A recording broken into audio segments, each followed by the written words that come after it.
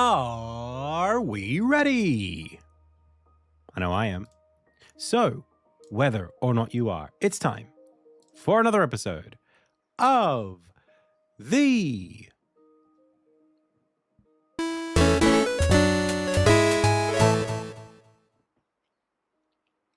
Indie Tales Game Dev live stream. Hey, my name is Adam. You are the Pixel Pals. I've already said the name of the show. So without further ado, it's time to go welcome everyone to the Friday edition of the stream. Today, we're working on more Insignia dev as we have been. I've been spending a lot of this morning, just enjoying the spoils of the algorithm. I uploaded a short yesterday featuring all the work that we did yesterday. And it did really well online. So I guess today what we could do is just kind of follow up on some of that work. We could finish the horse. I feel like I kind of have to now. As well as just doing some other things on Insignia. I'm in a pretty good mood, and I feel I've been sort of taking the morning off in terms of like not trying to just sit at my computer and do other things. So yeah, I'm in a pretty good mood. I want to say a big welcome straight off the top of the stream to everybody who's here in chat. Big thanks to Pickle Burger and Zarnak. How's it going? Also Davy Jones, welcome. Arth, welcome.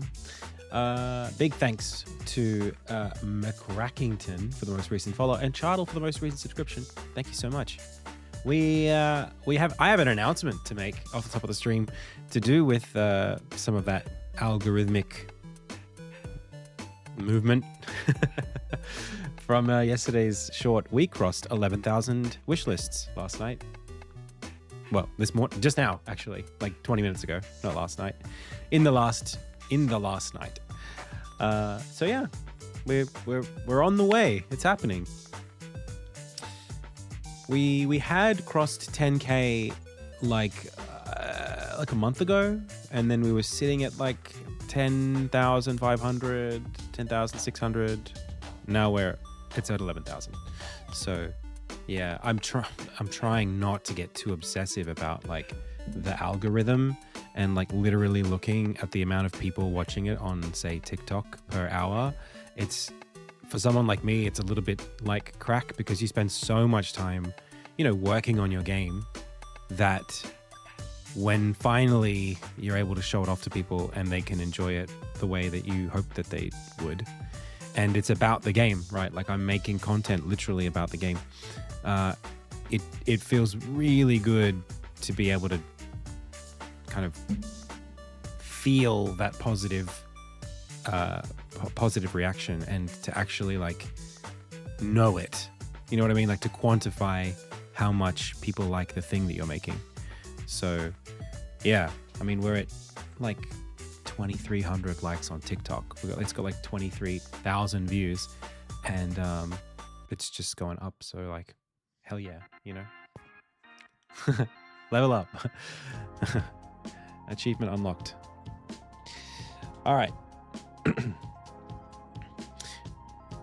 Like, I was sort of saying this yesterday. I don't remember how much I said it or how explicitly I made this point, but there's this like little spark in me that is interested in seeing if we can self-publish this game, because I did some number crunching about what it would take to successfully do that. If you want, we can even look at some of the numbers really quickly.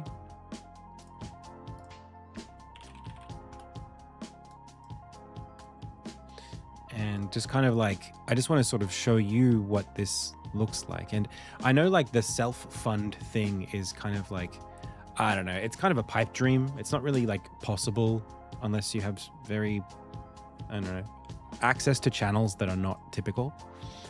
And I just want to, I guess, draw your attention to sort of like this number here, and then this number here, and then this number here. So this one, and this one, or even, I guess, like these three are the most important numbers on this thing. Okay. And it's the same numbers are here, and here. Same thing. Did I do those ones? Let's take that away. Not this one. This one.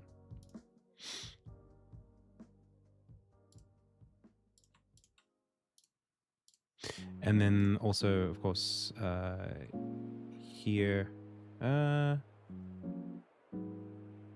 Well, let's use this one for this one. But I'm not. We'll see. So, kind of already breaking my thing, but we're talking about production budgets here. So maybe actually, this one should be the green one.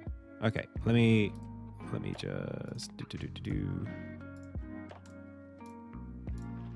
Okay, the point I'm trying to make is there is this like $1 million version of this game's production. If I want it to be, I could justify putting that much money in. I'm able to do that. That doesn't mean the game needs that much. It's just that like the game could support that, right? And considering that investment, if a publisher is creating this, if they're giving us this amount of money, well, they want to receive, like, that's their investment, right? $1.7 million. They want to receive like double that after recoup, right? So like they make all their money back here in this point, in this stage, and then they take some cut. And I think, you know, they might want a lot even after getting all their recoup, because I'm kind of asking for a lot. So like in this version, like, yeah, everything works out. Like they spend 1.7 million Australian dollars on me, or 1.2 million US. They get back, you know, millions too. And I make, you know, Up on Hill makes, it's $1.6 million. That would be great, right? Adam gets to buy a house at that amount. Not a great house, but a house in Australia, in Sydney, because houses are really expensive here. But we'd have to sell like 200,000 copies on Steam to make that. And that's 430,000, 500,000 copies across the internet to make that money. That's a lot of money. It's not unreasonable. It's not like it's not unfathomable. But if I go to like the research index, right, that number of like grossing at, what's that, 7 million, well, $4.9 million US, right? That's looking like this sort of range here. Yeah, 4.9 million US, right? So we're at Eastward. Insignia would have to be a bigger game than Eastward and be cross-platform to do well. Sea of Stars is right there, right? We're sort of competing with like the upper echelon of indie games, like ever at that point, right? There's only 19 games in my research index higher than Eastward, and one of them Stardew Valley. So it's crazy, right? It's a lot of people. Normally these games, I don't know many of these games that have publishers that were first-time developers. That's the real thing that I think I want to draw your attention to here. Like, it's not easy to get that kind of funding without a successful Kickstarter, without a previous game. Okay, so not impossible, but like, come on, we're like, this is like top. You know, these are games that would be competitive in the top indie games that were pixel art of all time. So, you know, very ambitious. There's a lower budget version where we only have to do 100,000 copies, right? And a budget of only $1 million.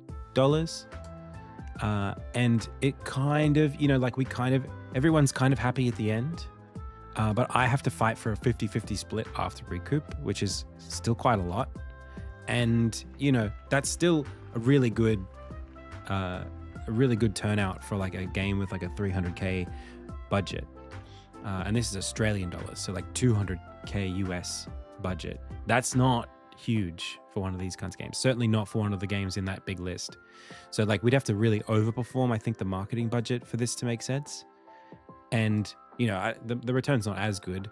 It's kind of like, if you're going to go with a publisher, why not spend all the money, right? At that point, it feels just like, well, spend it. You know, what they've got the money. If they can put in an extra if they can put in an extra 600K and get a game worth promoting the hell out of, why wouldn't they do that rather than invest less and make less? And then there's this third version where we just say, we don't need a publisher. We just do it ourselves. And this one kind of, I don't know, it's like way more reasonable. Like we have to sell 40K copies to make $1 million. 40K is not like, that's not crazy. That's 40,000 copies is, what was the gross on that one? $1 million? Okay, now we only have to do as well as like Chasm, right? Metal Unit is Felix's game. I know he's made more than this. This is just Steam, by the way. This isn't total revenue.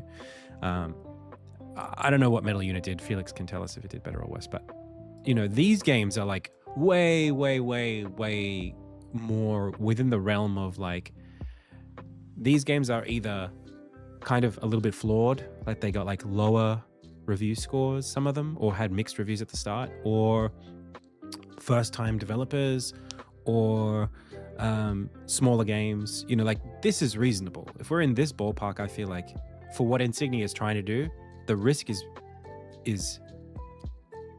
you know, it's like, oh, it's okay. You know, we could kind of make this work.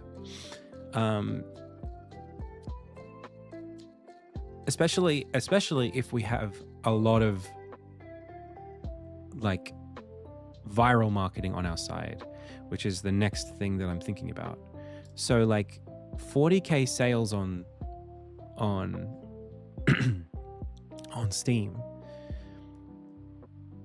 is, I think I was doing some number.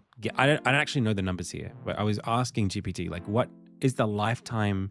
What's a typical lifetime sales on a game that has like 20K wish lists? And it was like, yeah, like about the same. Like you kind of make back eventually. I do stream on Friday. Yeah, not every Friday, not last Friday, but I do stream on Fridays. So like if we ask it like typical lifetime sales for a game based on wish lists.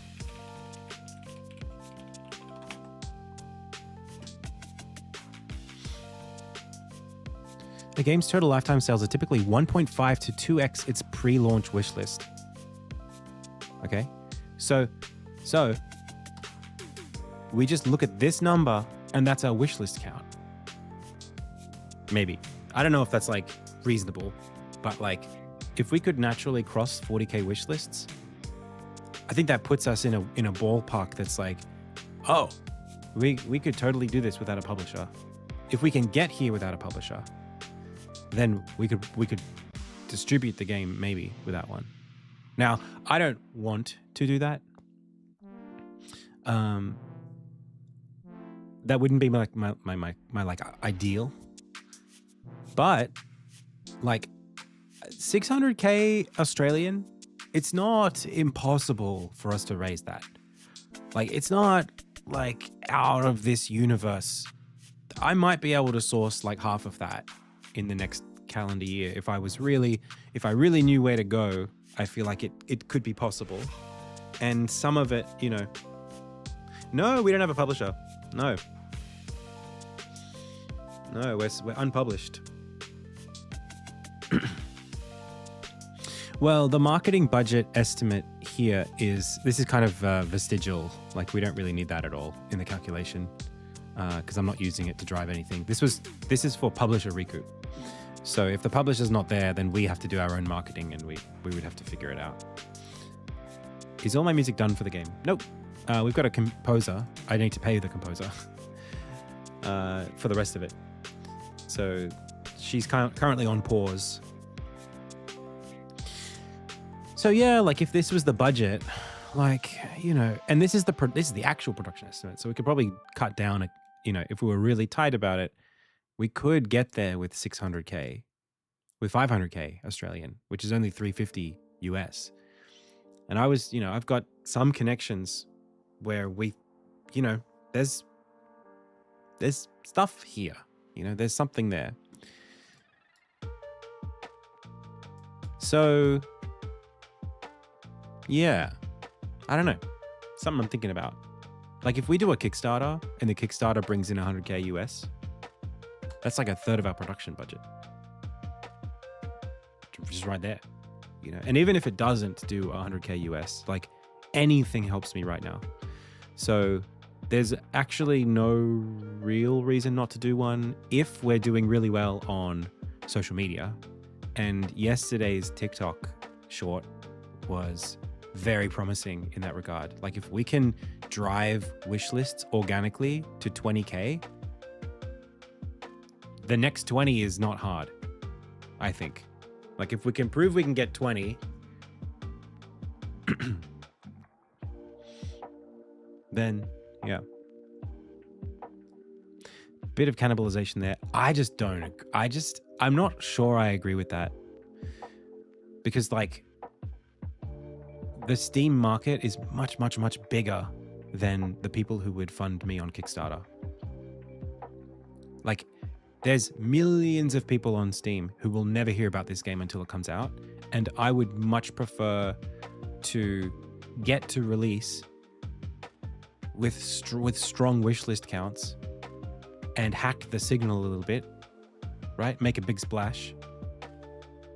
Who cares about how many copies we sell to get there? You know, it's not really comparable. Think about like the double dipping as well. Think about this. If this was all the money, right? This isn't copies, right? If you raise 100K and you have, say, 2,000 backers, that's 2,000 copies promised. So let's talk about that. So let's look, there's math here. Calculator. 2,000. So it's, what did we have? We had, let's say we needed 100K divided by 2,000.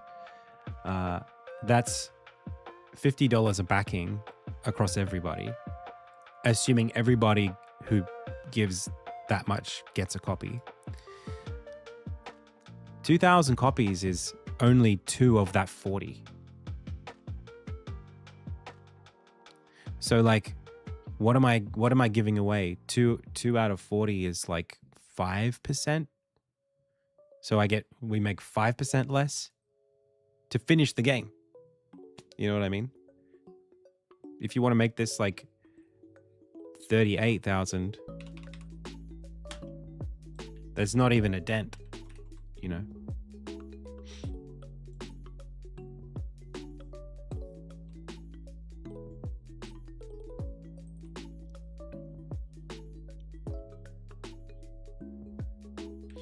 Yeah, I just think like the numbers aren't even worth considering at that point. Like it's not, to me, it's not a number that would make me not do it, for example. You know, like this number here just needs to be north of like, you know, 500K. At that point, I'm happy with whatever happens. If it's like 10K less or 20K less, because you got to remember, like there's so much of this down upstream where the numbers get cut by taxes and Steam taking some and that like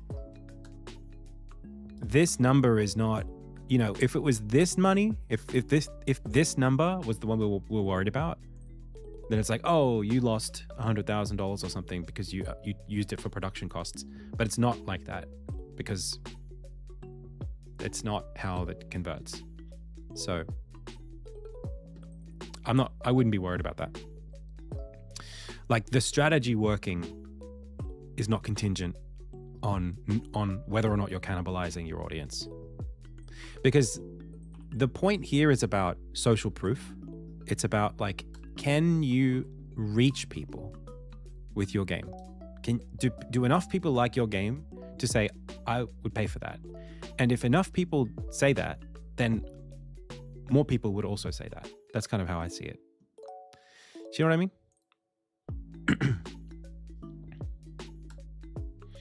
Like they're different markets, really. What would you do if you knew that your game got cracked?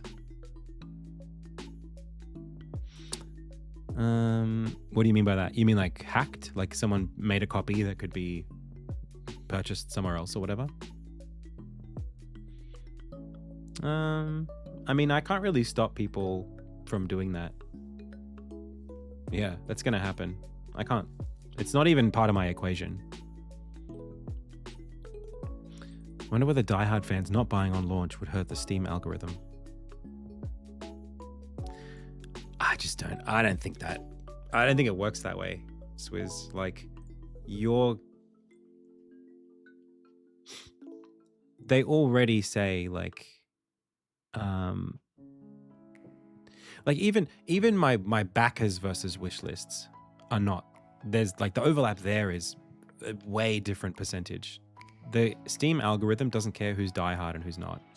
So if of the Steam wish lists, 2,000 of the 20 or 40,000 wish lists that we have already got the game. Okay, so now we actually have 38k wish lists instead of 40. That's what we're talking about. That's the level of impact that it would have.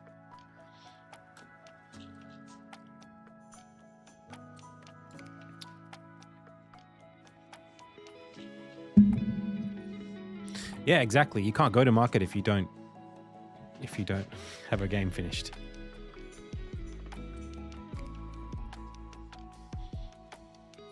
Yeah, you're right.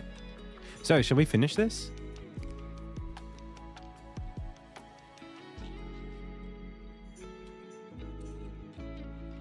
No, it's all good. I wouldn't take it as criticism.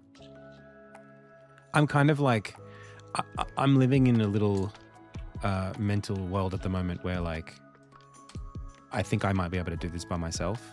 And the emotional lift that's given me has really,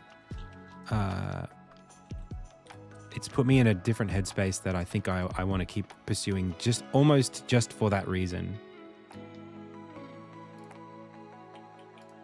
Like, just the sense of like, oh, actually, we might be able to do this.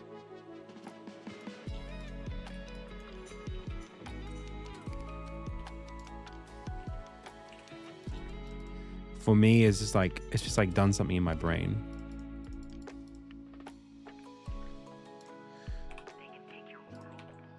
Because do you know what's funny? And I guess there's something circular about this too. If you can do it on your own, because publishers are so cagey these days. If you can do it on your own, then a publisher can't. That's kind of what they're already looking for, right? The publishers are already asking, do you have wish lists? And then we'll publish you. Well, if I already have wish lists, why do I need you? So if I already have the wish lists and I can just get the production funding, what do I need to do? Yes, I am capable of bringing it over the finishing line. Yeah. If we get 90% of the way there, I can get the last 10% on my own.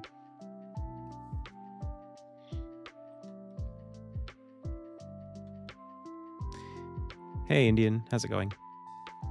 Big name recognition. Yeah, big name recognition, but like they have to be worth more than they cost.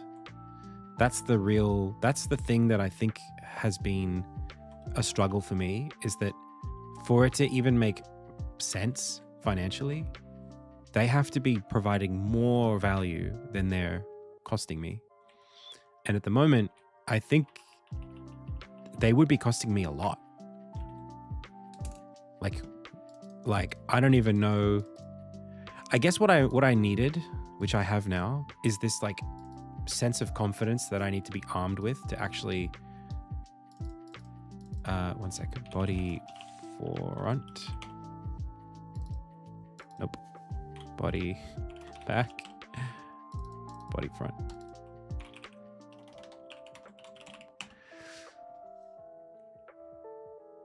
Yeah, I mean, that's literally the point of what I was just showing you guys, is it's not really like they need to prove to me that they can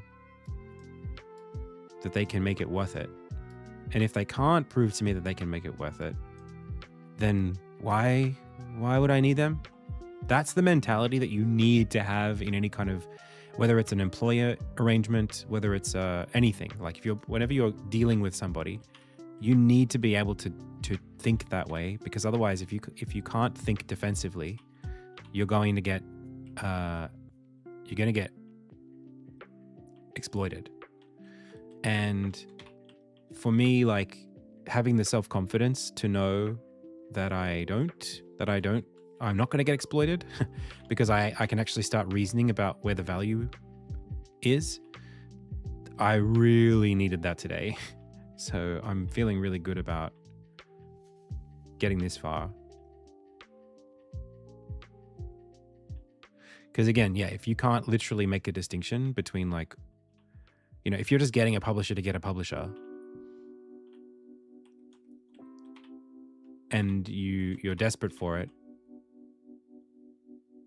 you might get one, but you might not get a good one, or one that's got your interests at heart. So being able to say, actually, I have a pathway where I don't necessarily need you, very, very, very, very, very valuable for me. Or like, if I do need you, this is how I need you. It's only going to work if you can do this for me.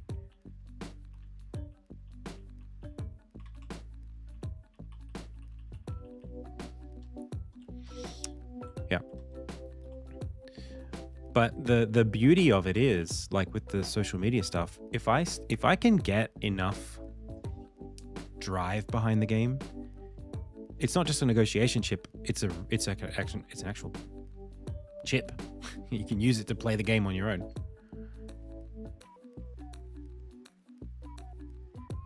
See, as in say. Adam, c'est Eunice. Adam, it's Eunice.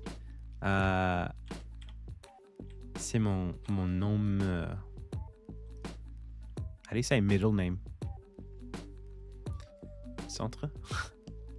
It's my middle name. Ça c'est fini. C.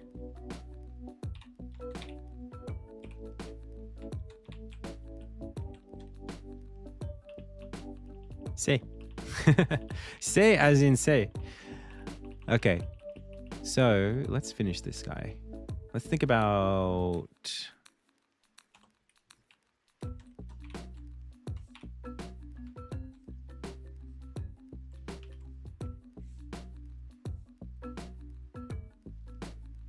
do that.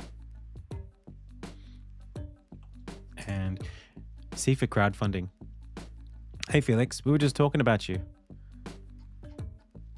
Can I get you to, would you be able to validate some numbers? You summoned him. You did. I mean, I don't need you to, please don't feel like this is a request for you to share any kind of sales numbers for your game. But I want to validate some relationships here. Just some like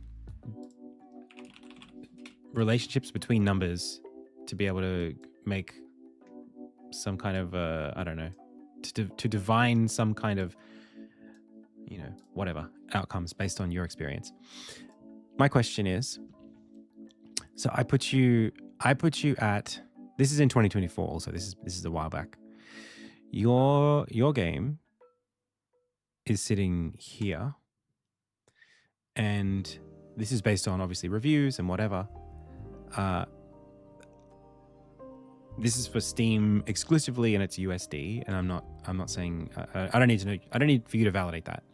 But my question is, did you find that your wish list count by, and not end of lifetime, but now, I would say is like almost end of lifetime for your game. Does your wish list count? How did that kind of translate to your sales count? Was it like about the same after like 2 or 3 years? Was it like a fifth? Was it 2 times? How did you find your wish list count converted, I guess? Cool.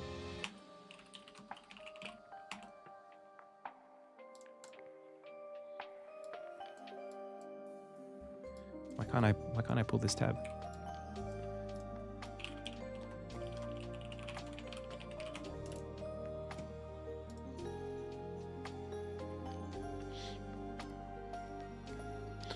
Bro, I need to get my like.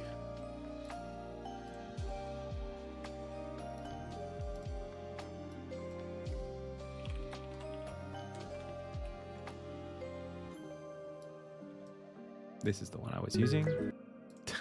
let's mute this one today. Okay. Theater mode is what I want. And I just want to see I want to see the extent to which, yeah, the muscles aren't really, the silhouette is not super affected by the muscles at this point up here.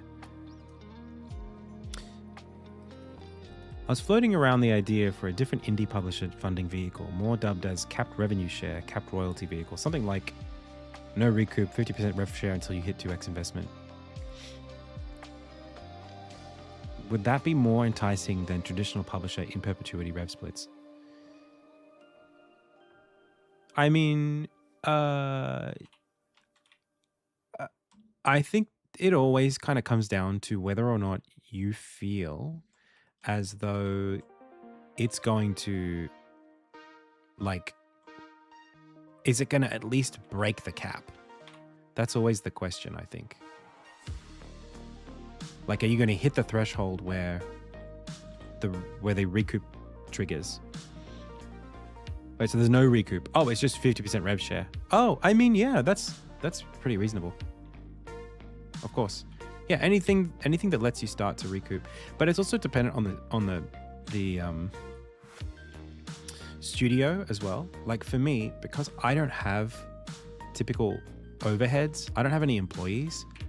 There's nothing about my situation where I have to like cover studio costs immediately after release, right? So that would be, for example, something that a studio that's working on a game, they would want some assurance that, like, you know, on day one, what happens to us? You know, do we get to keep the lights on? We can't wait a year for the profits to come through because we need that money. Whereas like I don't really care about that. I could sit for a year and just pay myself a small salary and wait for the money to come in. That's no big deal for me.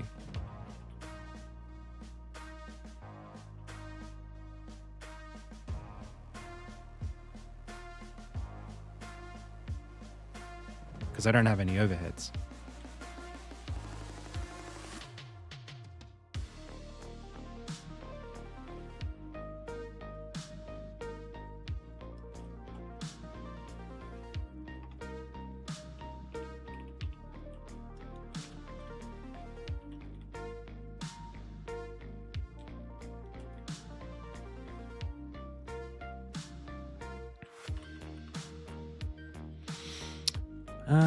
Sorry, off topic. Is there other forms of art that you also like doing beside pixel art? Yeah, of course.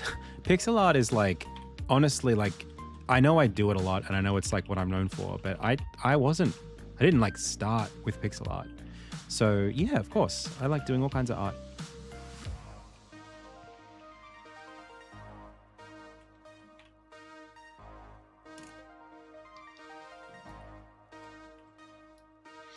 I've been really trying to get into oil painting. Not that like in the last little while. The problem is I don't get to do any of this stuff. It's not that I don't like it. It's that like I'm so busy that I can never justify the time to actually spend on any other art form. I also like love music and was very passionate about music for many years before I started game dev. And again, literally because of game dev, I can't spend the time making music that I want to. So it's actually fallen far behind where I've grown with my with my visual art skills. There was a time when I was like exclusively making music. Like when I was like 15, 16, I did way more music than art, than like visual art. Like I would like play guitar multiple hours a day for ages. My lifetime wishlist conversion is 36%. So for every wishlist that your game has ever had, 36% of those have become sales. Is that correct? That's good to know.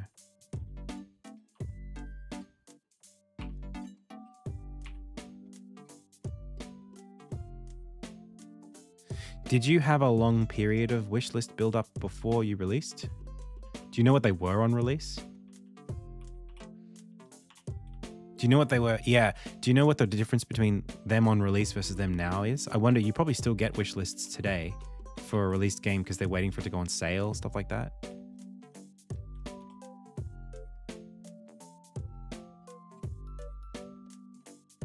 I wonder if we can factor out that noise.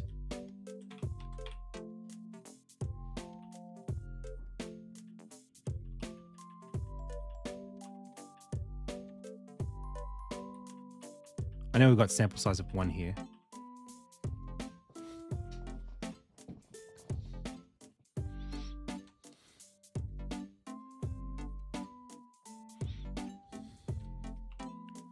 This is fun. I love doing, I've become very interested in, like, I guess, data science in the last few years, obviously, when your life is dependent on one literal calculation paying off.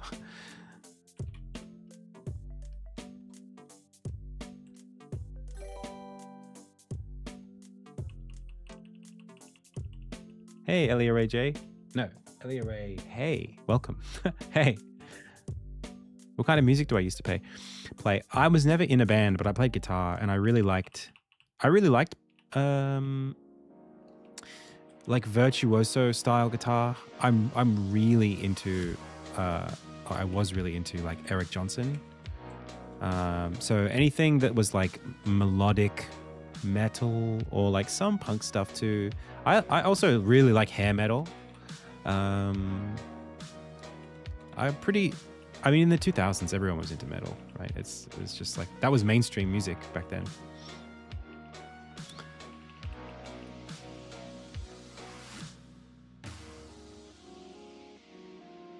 Not like math rock.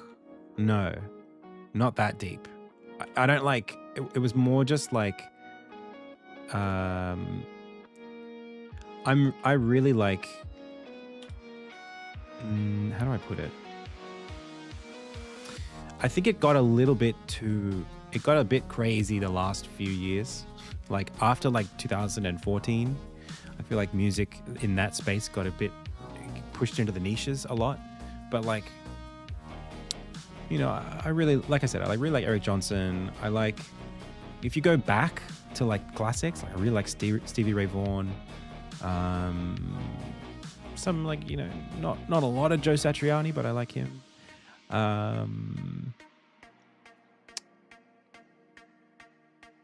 Not like Malmsteen level. Like I don't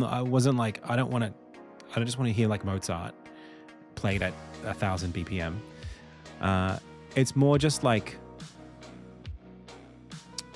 yeah. I mean, I even liked, you know, like All That Remains had some good stuff. A little bit of like Avenged Sevenfold. If you're going into the metal stuff. I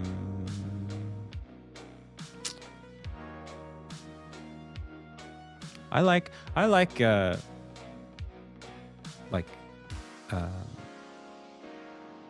Ozzy Osbourne stuff, Black Sabbath. That's pretty cool. What do I really like? Of course, like everyone likes AC/DC and whatever. I liked. I thought Steel Panther was really cool at the time. Like as a bit of fun. And you know the band. I think the band is called.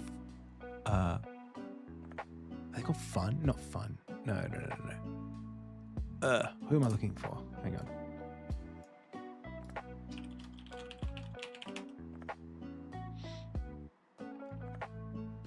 Extreme. I liked Extreme for a little bit. I just like music that kind of has a lot of confidence behind it.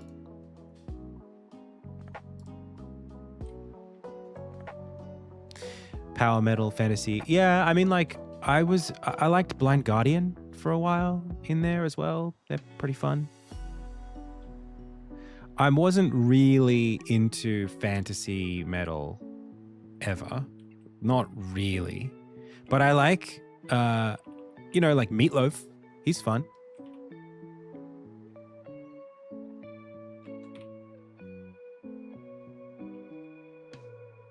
You know, like there was a time when like music was just inherently theatrical.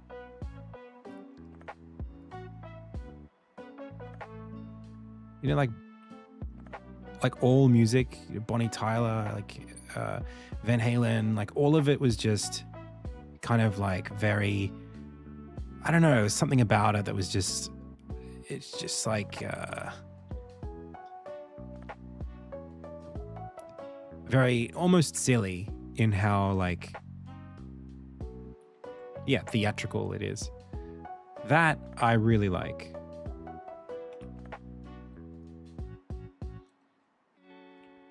So sweaty. I bet he was sweaty. He's called Meatloaf.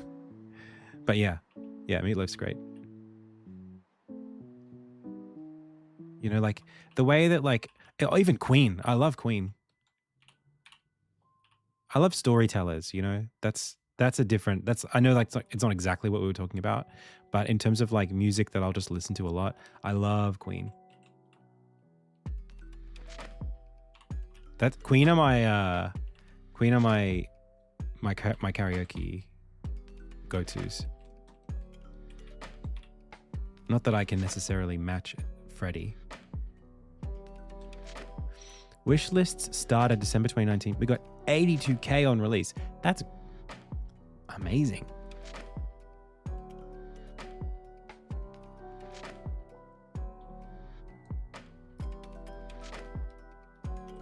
I wasn't aware of your game. Literally. I didn't know you hit those numbers. That's huge.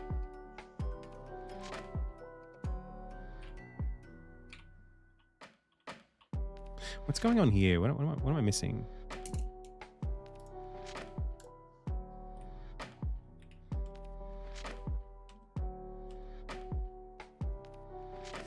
It's kind of like this here, this shape. I need to make sure I'm not missing that one.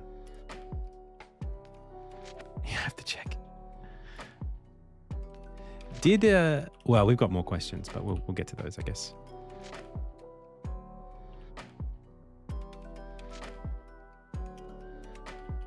I hope you don't mind me asking all these questions, by the way.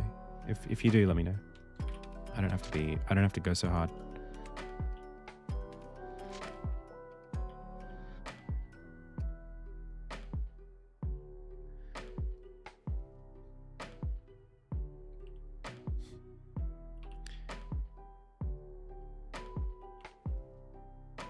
I'd love to just like interview you. I'd love to just ask you about all this stuff. 22 wish lists today on Metal Unit? That's crazy. That's nuts. Have you done anything else with it since it came out? Have you done like DLC or anything like that?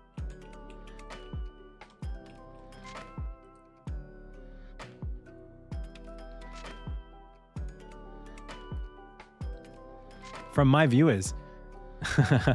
Well, that's got to be worth something, huh? We got to get some commission for that.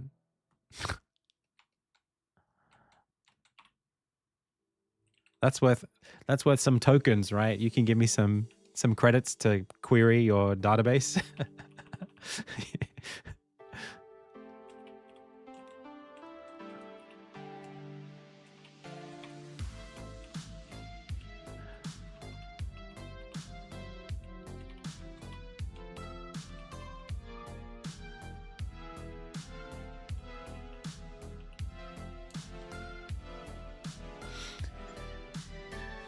Few events post-launch. So my question to you is, lifetime sales on that 80K. Do you have? Did you cross 80,000 sales?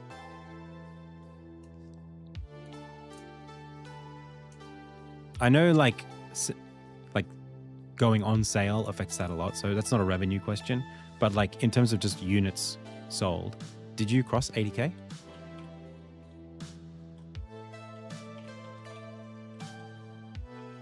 lifetime sales on release on launch day wish lists.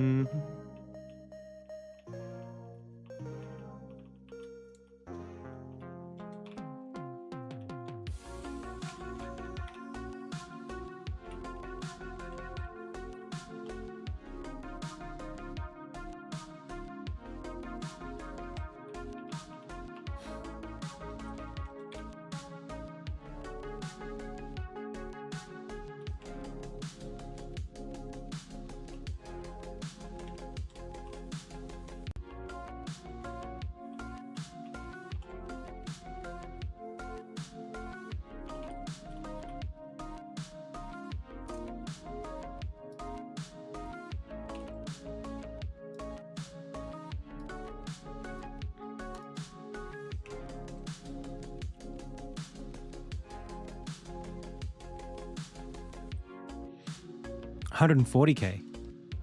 So actually, you almost 2x'd your day one wishlist count. That's fantastic. That's good news.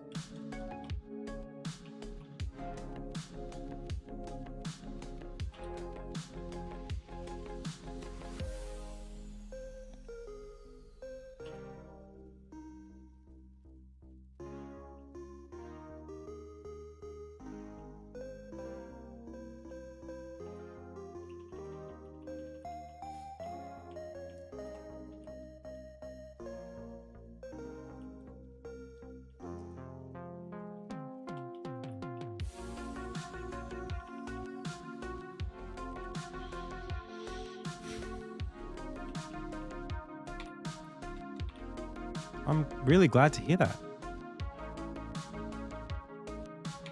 That's such a no one talks about that. That's such a good thing to hear.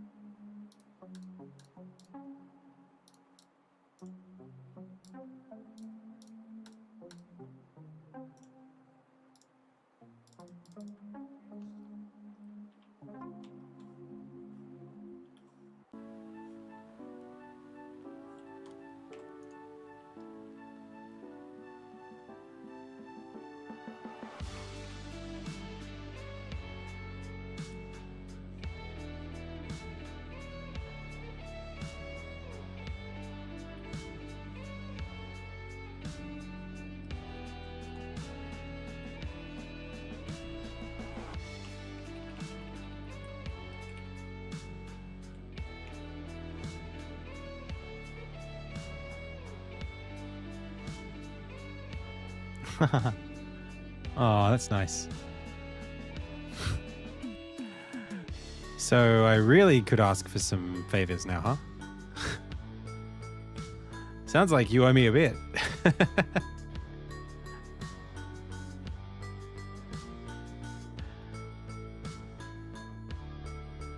Sounds like some of those sales are my sales.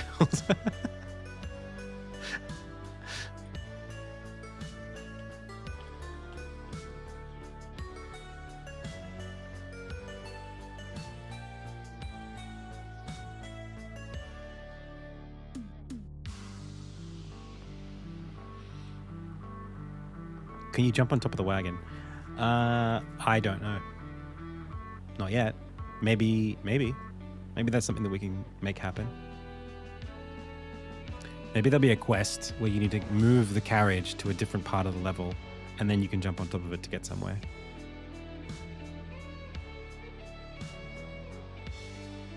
That'll be fun. So, these horses, I wanted the...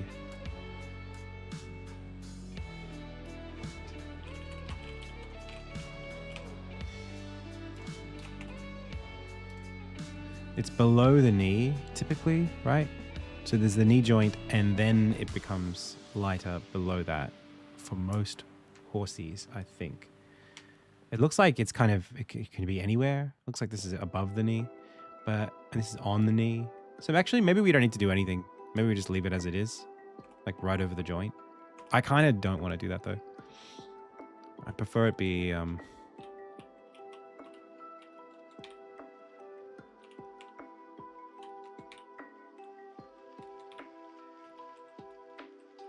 better.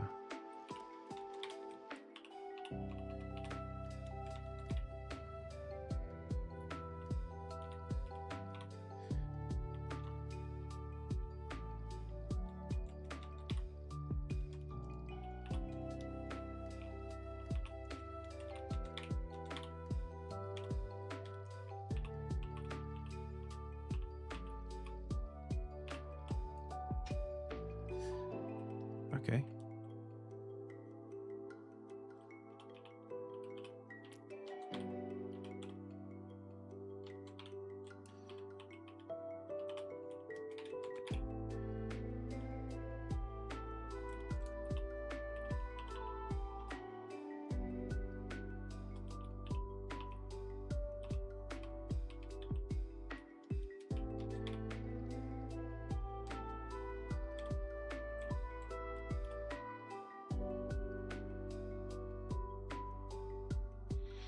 Very nice. I think that's quite serviceable. So now let's take this, and we want to go this, like this, and then I want to go click on this layer, and then I want to go dink like that, and then it's beneath the knee joint that I want it. So there, or wrist, I suppose is the better way to describe it. No, it's a knee. It's a knee.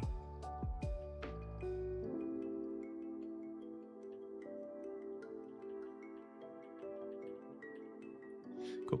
And then same here. This is the wrist.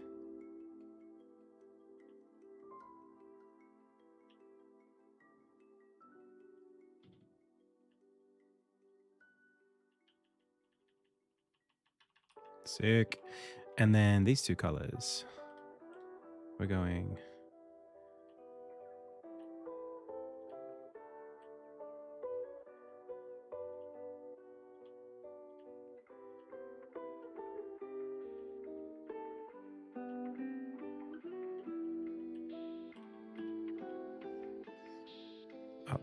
up. And then same thing here.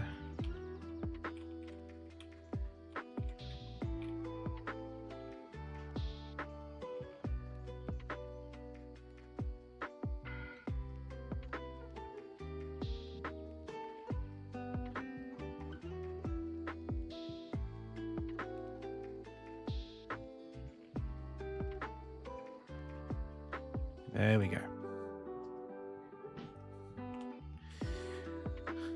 Genuinely, the secret can give is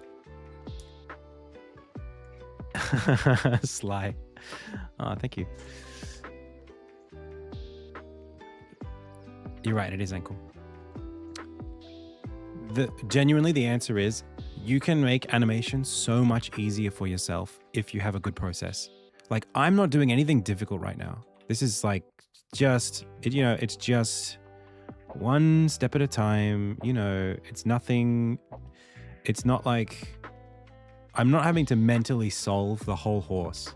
You know what I mean? Every frame. I'm just looking at this ankle here and being like, what should that be?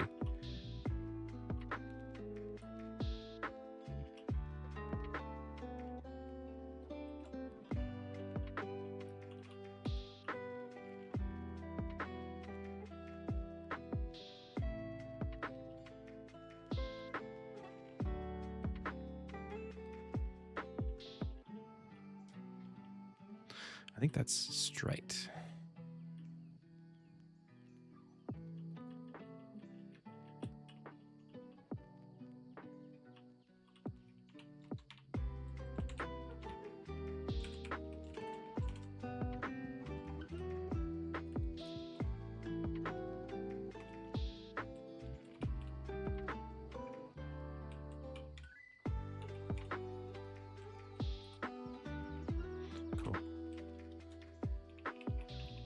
Where do the knobbly knees come from? What am I missing here? They're kind of not really a feature. It's sort of just like adding a little bit extra here.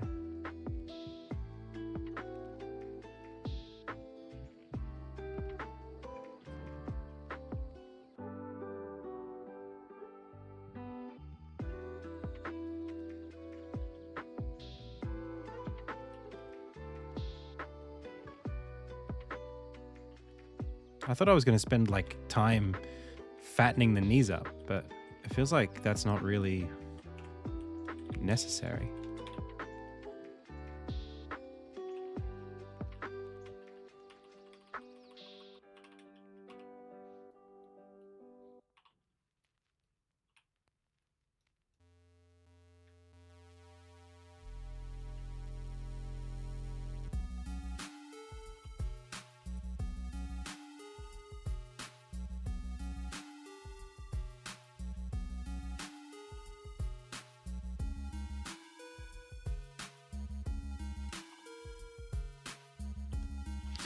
So, final question, Felix. Were you happy? I mean, I can't imagine, because you had a publisher, right? You had Neo Wiz? If my memory serves.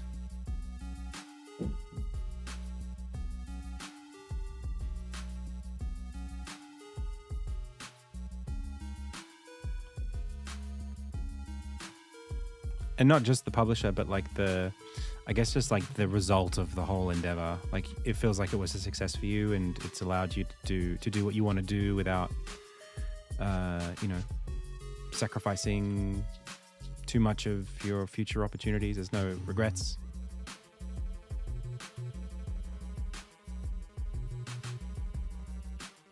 I guess you'd be working with them again if that's the case. I suppose you'd want to.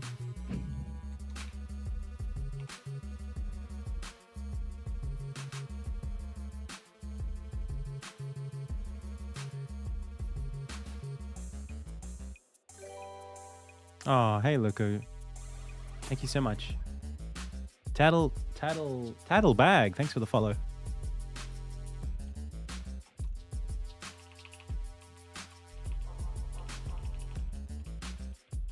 I think we went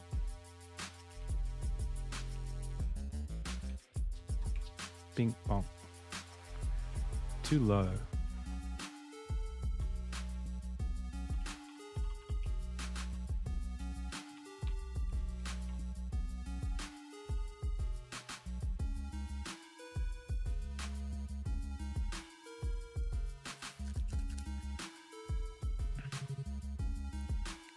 I'm so happy for you, dude.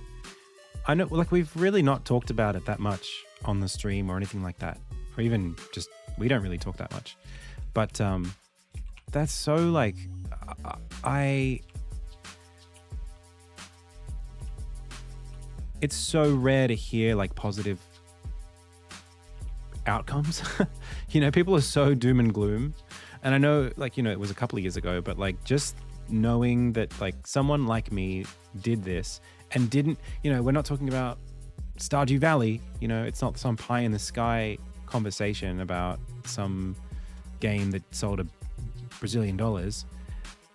It's like, you made the game you wanted to make at the size you wanted to make, and it worked out for you.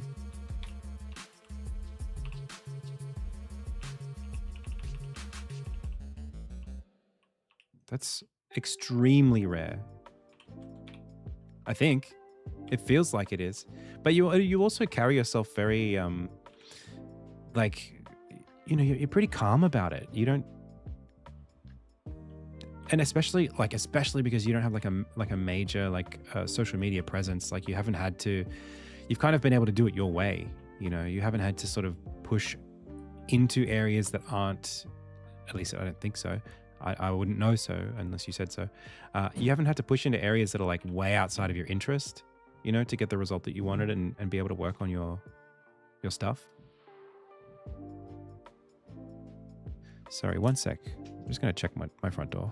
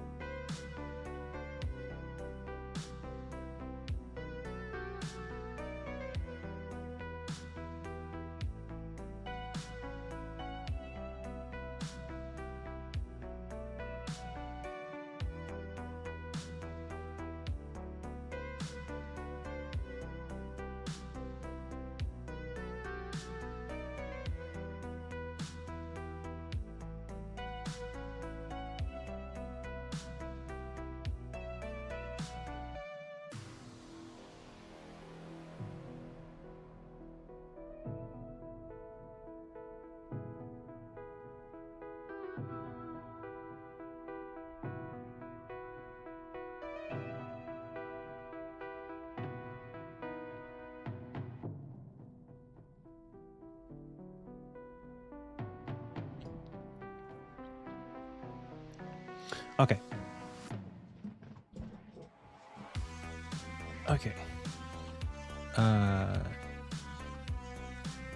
Hey, Evan. How's it going?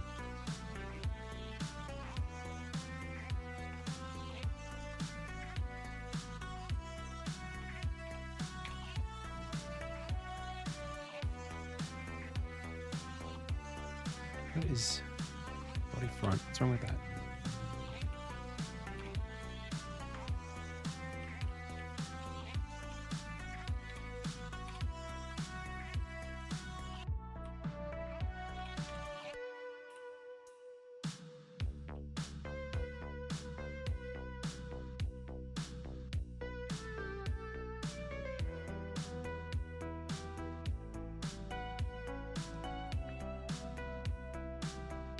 Dude, I did not have a strategy for that belly.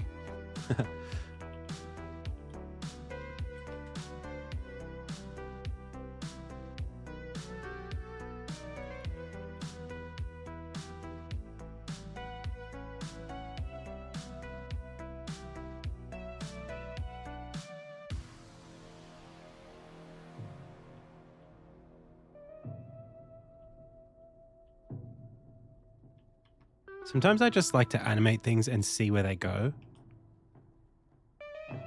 In this case, it's not really going where I wanted it to. I actually think I probably don't need to give so much attention to this part of the body.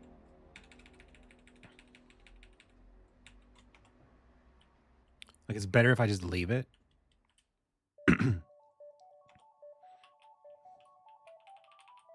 And then I'll just heal all of these little weird seams until it's nice and smooth.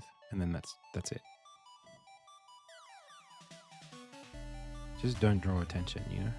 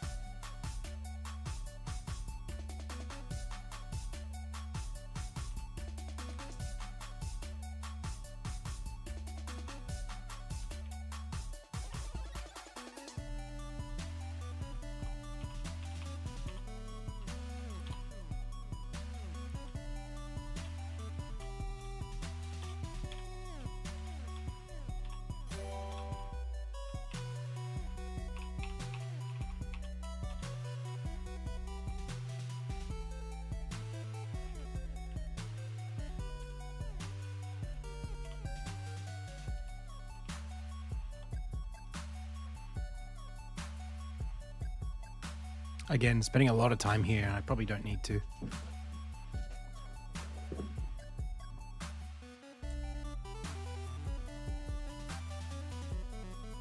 No need to apologize.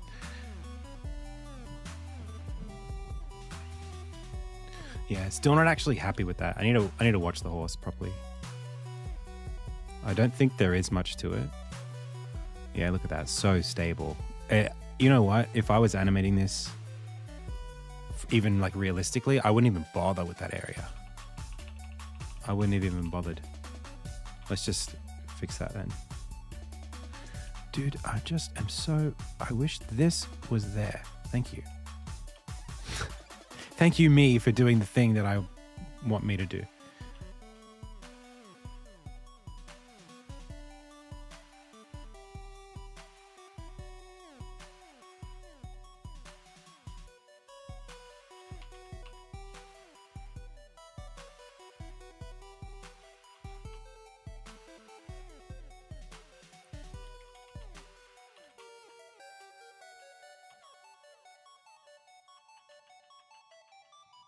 It's fine. I'm fixating. Let's move on.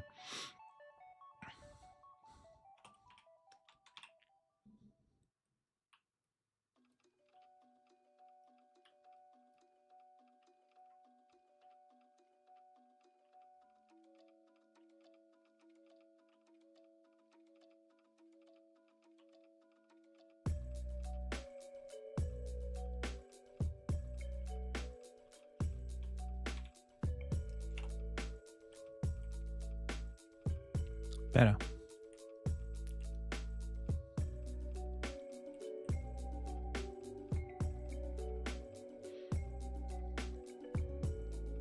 We'll get to the tail. We'll get to that.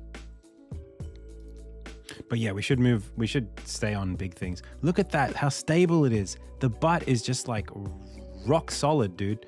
I would have for sure made this sway back and forth. Even, maybe I'll just do this on the frames where the leg comes back. I'll just lift this a little bit. Just to feel like there's some musculature.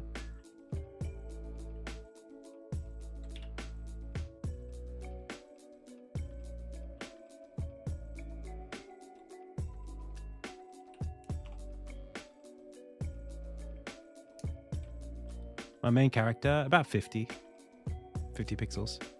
About 67 pixels.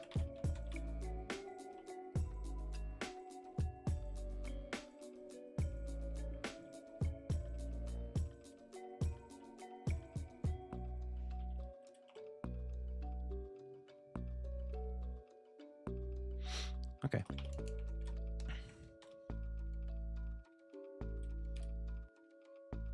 Oh, I don't have a head facing this way. Okay, well, let's do it.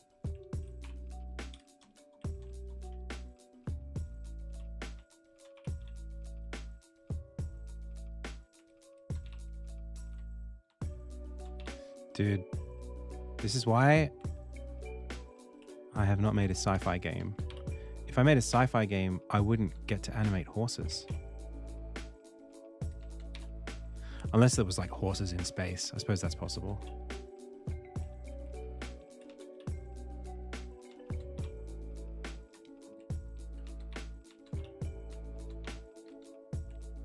But that would just be a bike, right? You wouldn't even bother.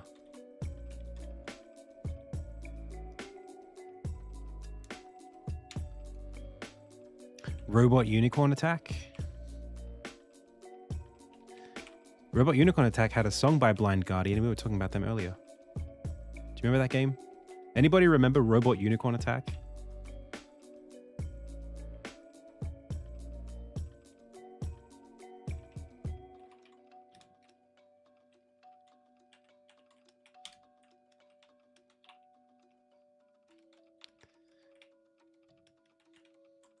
Was it Dead to the World? We're dead to the world. All the same, take me away.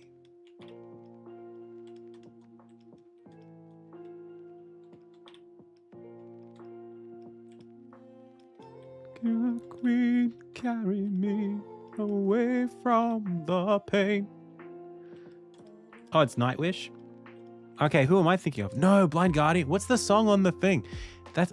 See, you know I listen to these bands because I mix them up.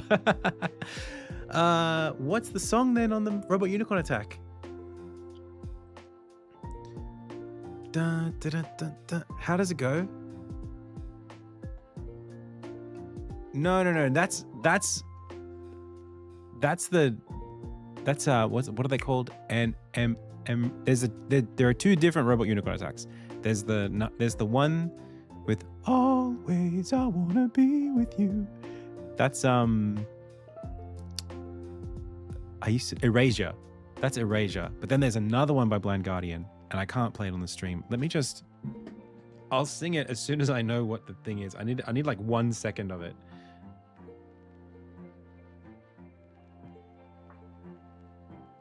Even the name of the song.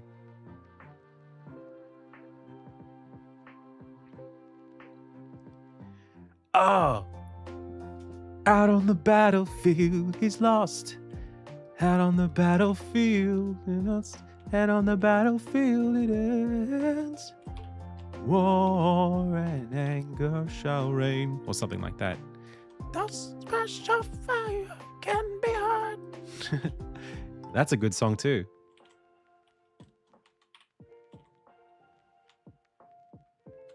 Dude, that sounds so much like that Nightwish song. That sounds so similar.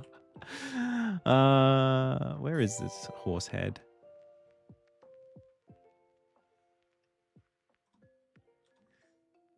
Out on the battlefield.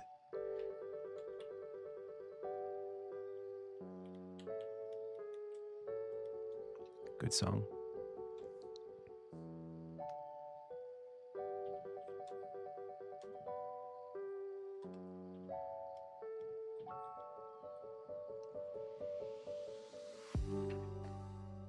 Is that right, Ashcon?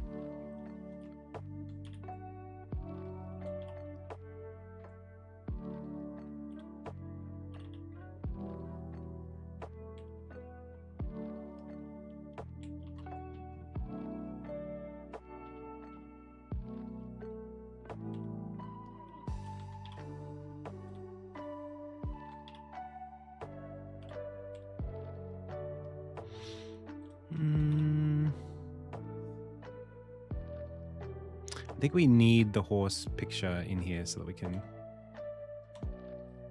keep him in our hearts while we draw. I'm not immune to making mistakes. They do happen.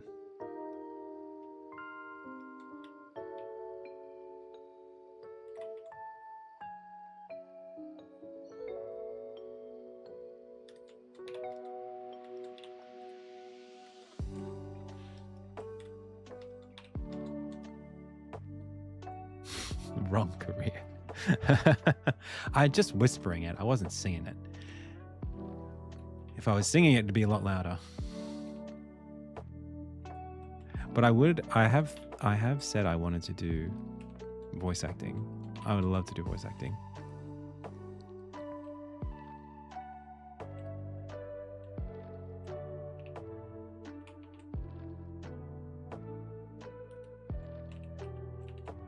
I might even do a little bit of this. Eyebrows is maybe a bit much. But I really want to give that... Oh, I guess we've got the hair, right? We could just do this. You know what? We could give the horse Armin's hair. A little bit of spiky. Gandalf singing Nightwish. Oh, don't tempt me. Don't tempt me, Frodo.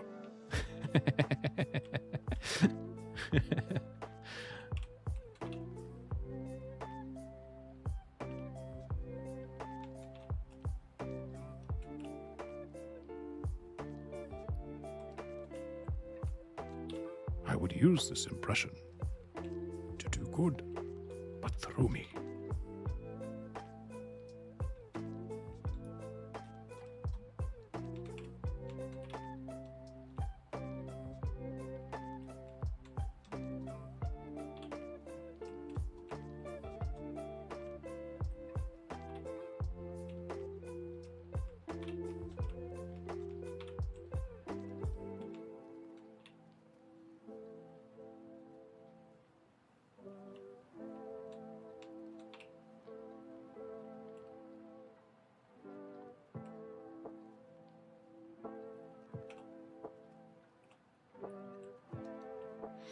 A little too fun here.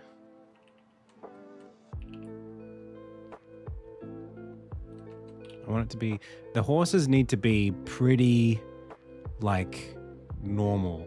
They can't really be horses that could be considered, like, fantasy, you know, speaking horses. They have to be pretty much just what they are. So I want them to look, for the most part, unremarkable. Otherwise, people will be like, is this an enslaved peoples?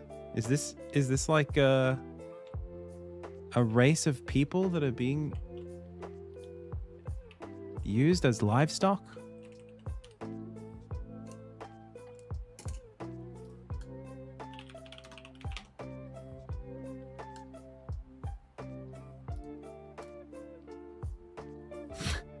That's the reaction.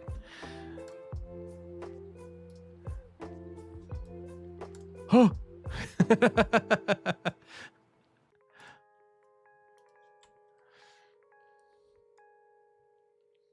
Why is there a Goofy and a Pluto? Well, that's the thing. We live in a universe where there are monkeys and humans. Does anyone think about that? If evolution's real, why do monkeys still exist?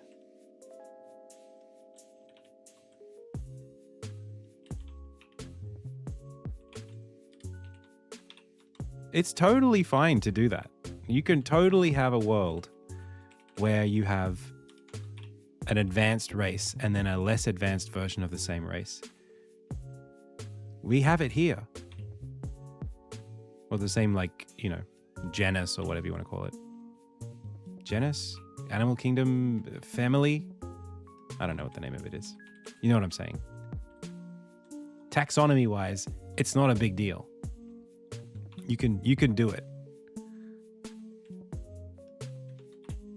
What I think is weird is when, like, I mean, in the animal kingdom, this happens a lot too. Like eating, like an animal preying on basically the same animal that's just less advanced.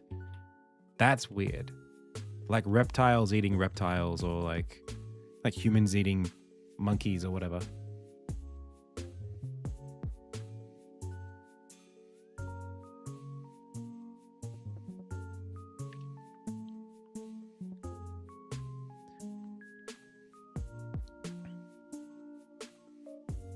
Well, you know what I mean. I mean, we the consensus here is pretty straightforward. But like a gorilla, for example, like there are gorillas in this world. There are domesticated chimpanzees, and they look a lot like us. To a horse, a chimpanzee and a human would be pretty similar in the wild.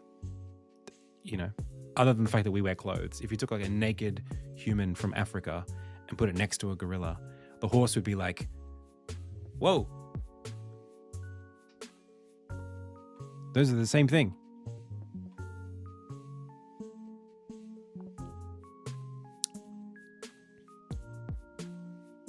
Like, is it, oh, we are domesticated.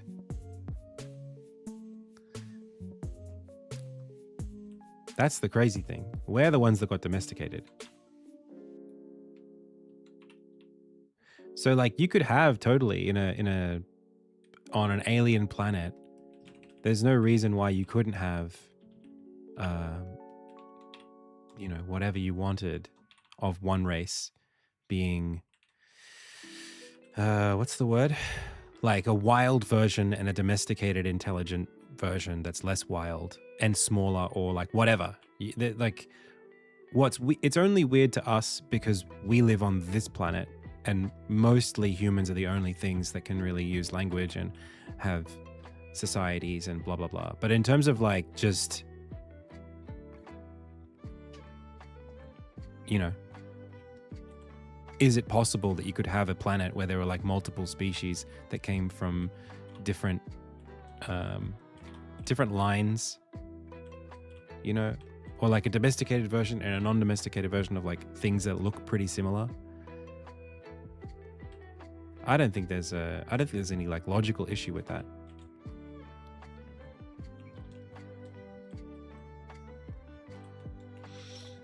It's probably rare because the competition might make it like kind of infeasible to have them exist at the same time.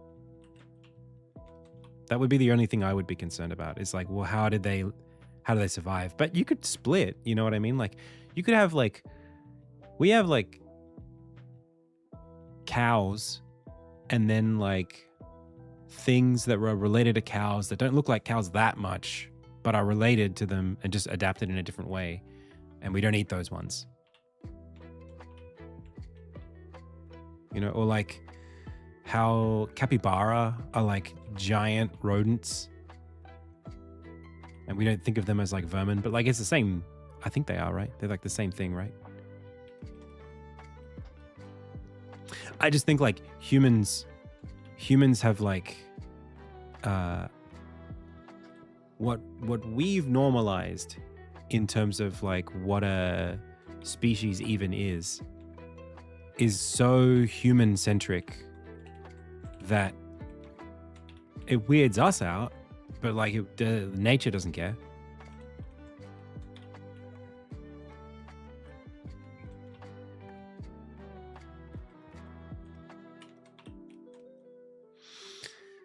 Okay. How'd you pick your color palette? Just over time. I just kept working, and then I kept shifting the colors until they've sat in a place that I liked them at.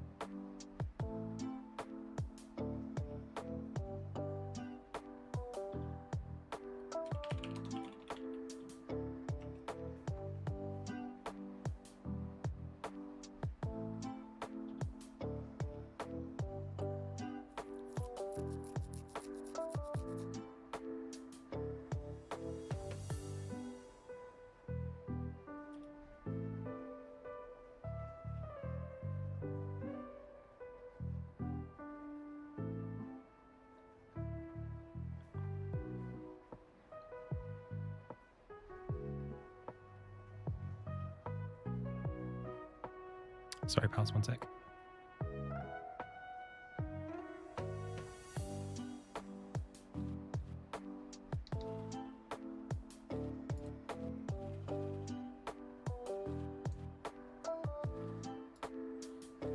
Okay.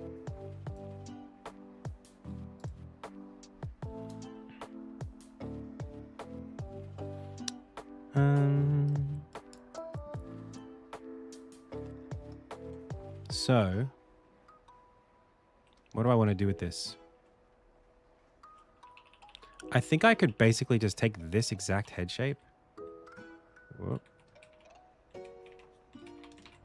Copy paste it a bunch of times. Am I happy with it though? I'm sort of not quite happy with it and I don't know why.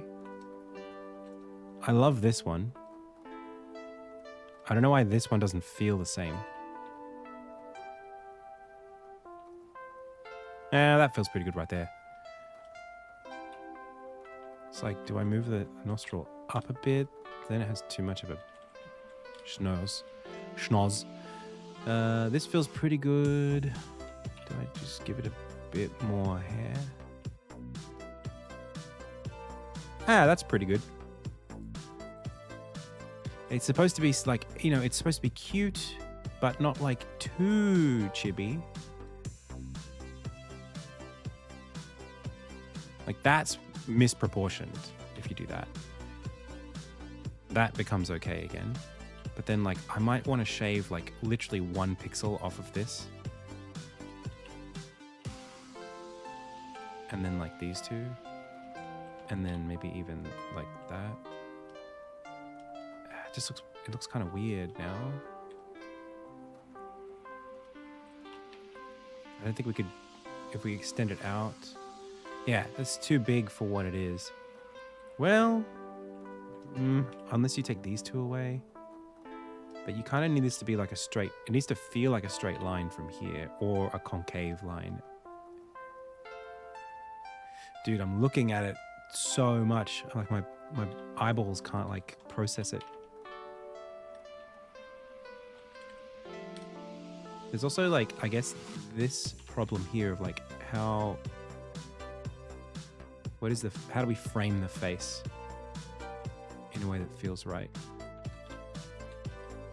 think if we do that, we're okay. But it's expressing this, you can't really see it here, hang on. This little part here, right? I see a horse as like 2 circles. Yeah? It's like top, bottom, and then you join these two, and then you join these two like that. It's like imagine a car from the movie Minority Report, right? This is how you draw a horse. Start with a car from Minority Report driving downhill, okay, away from us. Okay, you take that car from Minority Report, and then you erase the back half so that you just have this shape. Okay, then with this shape, you can give it an ear, maybe another ear. You could put an eye on there. You put a little nostril. Now you have a horse. That's kind of how I think about it.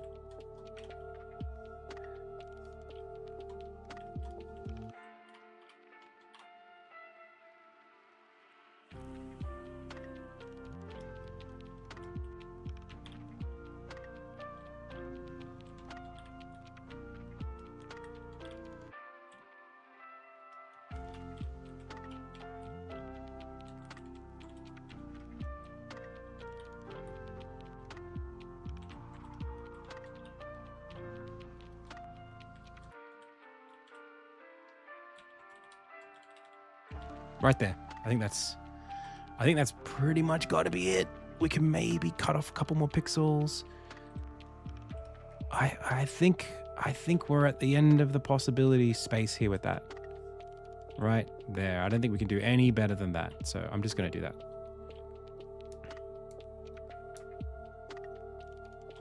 Do you think you'll make another game after Insignia? Yeah, sure, why not? Why would I stop?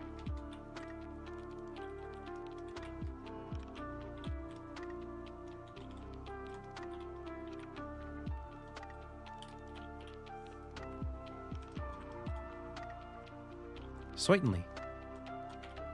It might not be like another pixel art game.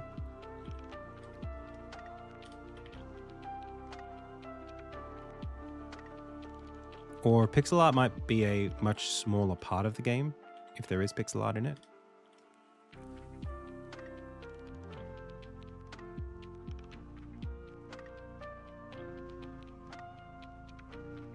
If I somehow get roped into making another pixel art game, exactly like Insignia, that will surprise me.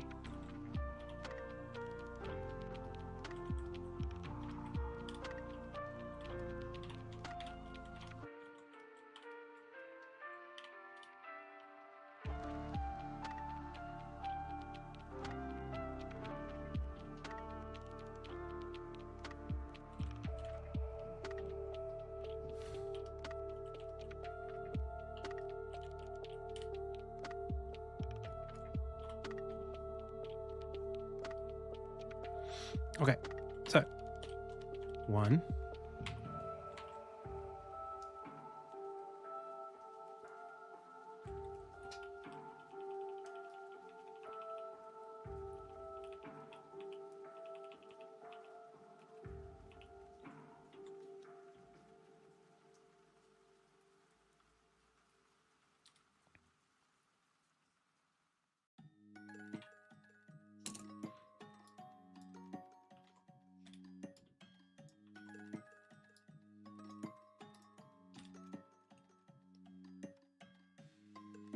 Maybe we should be anchoring it by the top. I can't really tell what I should be doing. I'm just going to use the bottom and work from there.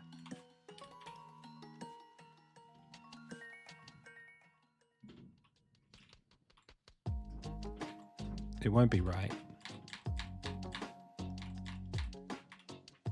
And I'm just going to literally move every bit until all the bits fit. And then I'll replace half of them with the down looking version once I've drawn that one.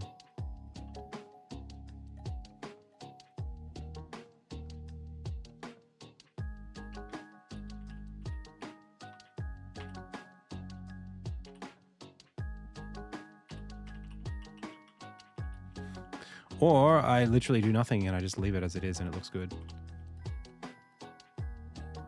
Nah, it doesn't look good.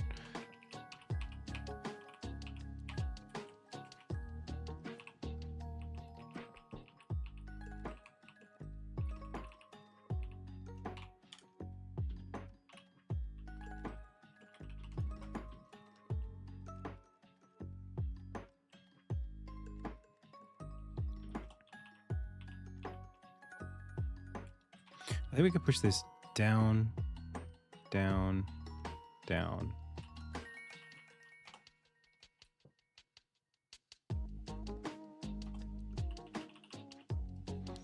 And then this frame here is the one I want to replace. So I want it to kind of be looking a little more down.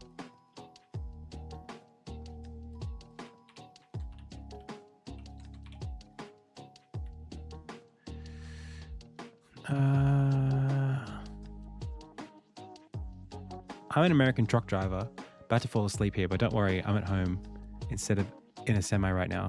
It's been a long day of vibe coding. Well, I'm glad you're safe.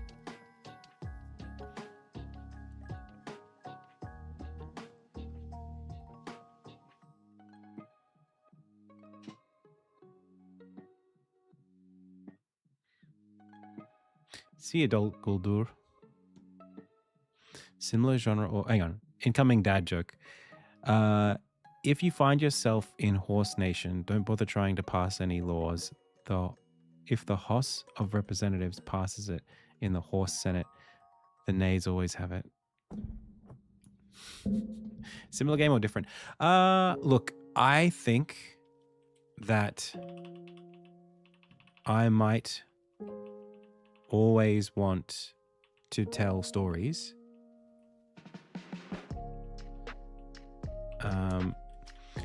That's just, I think that'll always be there for me, and to build worlds.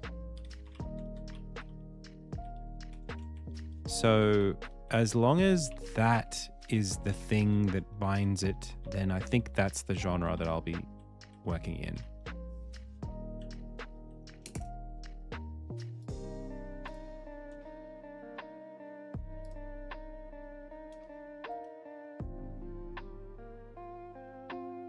Hey, Distron. Yeah, I just feel like I would love to work on something maybe after this that's kind of less of a literal story. Maybe something that's more of like a parable, something more parabolic, you know? It goes down and comes back up at the end. No, like something that's a bit more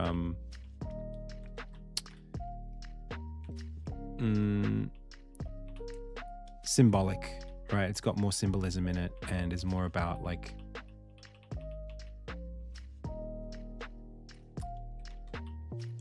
that Shadow of the Colossus style storytelling.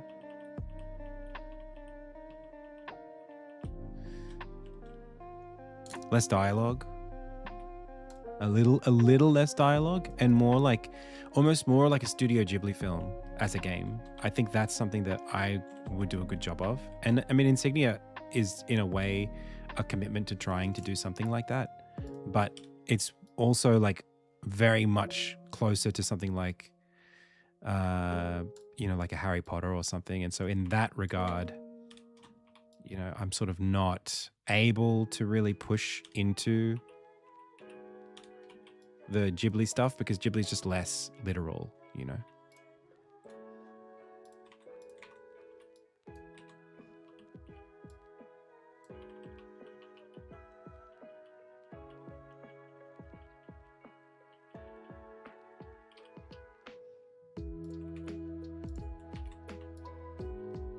Something about like just showing rather than telling, I think would be really valuable for me.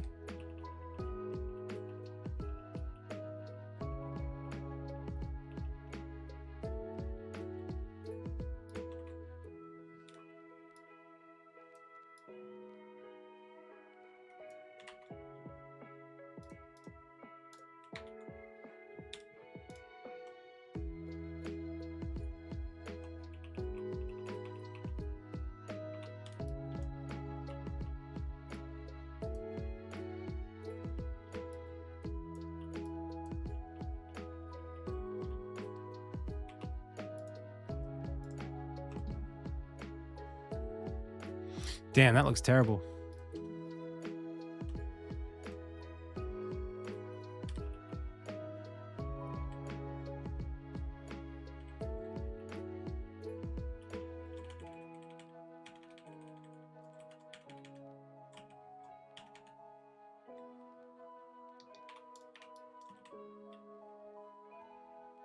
Just put this away somewhere no one can see it.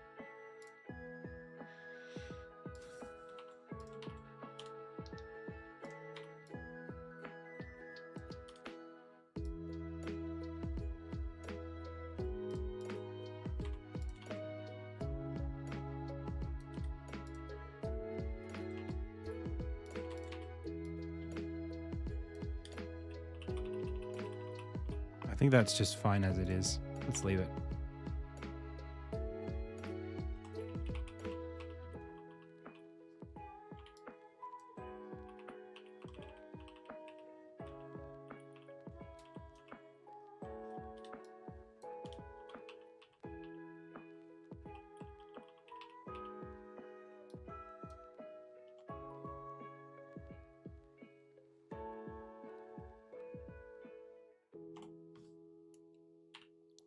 I have not played Gris or Neighbor.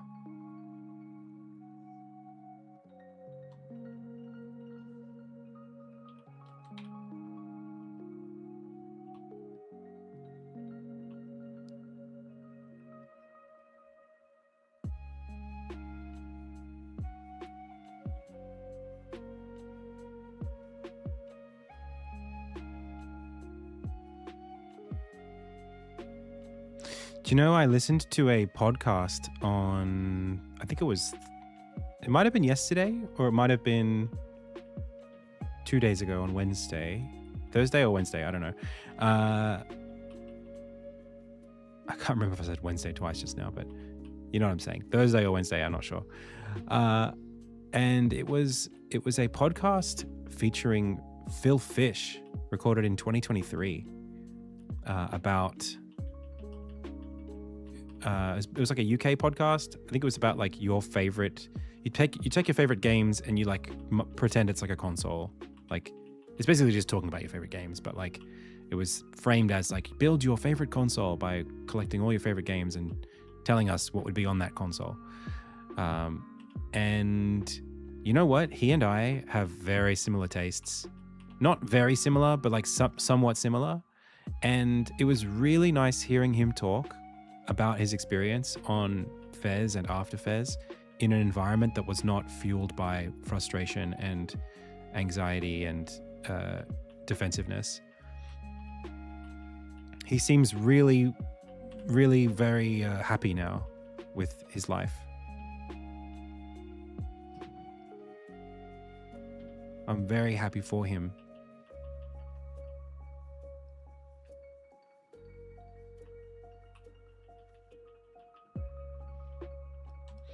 I mean, he's done with games. I think he's doing something interactive, more like interactive art, I think, next. Or film or something. I don't know what he's doing. But he didn't really say. But the fact that he was like able to talk about Fez just like comfortably was really cool. Because in the past, you know, I can't really blame. I would never blame him for being upset about it and not wanting to talk about it, because it was pretty sad how that all ended. Apparently, though, he was never going to make Fez 2. Like, that was never really going to happen. Mostly because he, like, was already burning out. Like, it was... Fez 2 was like, if everyone wants to, I guess I'll have to. But it wasn't like, I definitely want to make this, and then this one journalist has upset me, so now it goes away. That's kind of how he framed it. There was like a big blow up on Twitter. I don't know if you guys know this story, but like when Fez came out, it was this, you know, incredible hit culture success, like one of the best indie games of all time, in my opinion, still. And it was one of the first big ones. And it, I mean, he was the, you know, one of the stars of Indie Game the movie, so it was like a big deal. And there was this point, he was on a panel at like a GDC style event. It might have been GDC, like a year or two after Fez came out, where there was like a Q&A moment at the end of this panel. And there was a Japanese gentleman who said, like, what do you think of Japanese games? That was like the question. Like, and he was like, they suck. And, you know, he's clearly a guy who's opinionated or whatever. But like, that's just what he said. He's like, they suck. You know, and then he went on to give like a much more like measured answer about how Japanese games that he grew up playing had more vision or whatever. He made some, you know, longer answer. But the first thing he said was, they suck. Which at the time they kind of did suck. Just putting it out there. There was like I feel like Capcom is a good example of a studio that was suffering the way that, and like Capcom and Atlas, a few of them were like suffering the way that he was describing, which is just out of touch with audiences, I think. And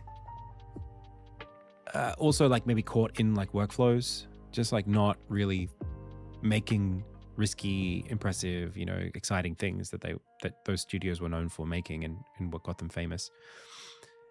And he got torn apart for saying that on Twitter. I think this is just the internet being the internet, but it was really like a lot for anyone, right? But like for someone with an ego, I think it would have probably been very hard to understand. I mean, this is like early days of internet fame. So like, it's hard. Like these days, I feel like everyone understands that like, you're just going to get shit on sometimes. It just happens. But I think this was kind of before that was something that everybody knew. You know, it's sort of like, oh, if everyone hates you on the internet, it's because it's you. You're the problem. Rather than like, you just have to take it in stride, like deal with it. Like getting cancelled was like not even a thing yet. It was like just becoming a thing. So I think he took it really poorly. And I think that's just also his like personality type is he just is a bit thinner skinned. And most artists, I imagine, would be. I'm pretty thin-skinned, you know. I take things really personally because you spend a lot of your energy putting yourself in front of people. You know, you put your work, you put yourself into your work, and you hope people appreciate it. Anyway, he then got into this like big blow up with this journalist called Jonathan Beer, who kind of took, I can't remember if it was like straight after or what. I can't remember what the context was, but this guy, they had this like Twitter drama between the two of them, and apparently I can't remember what it was about, but I remember there was like this article covering the conflict or the argument that was called like Beer Battered Fish.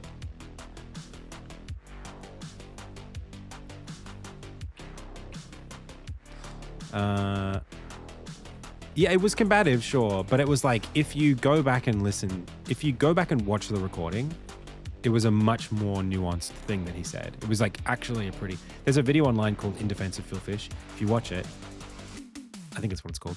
Let me go find it for you.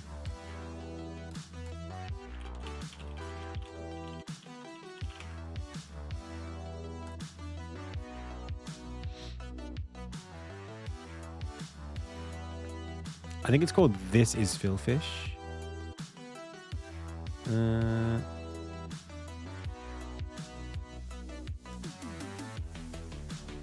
This is Phil Fish. Maybe it's this one.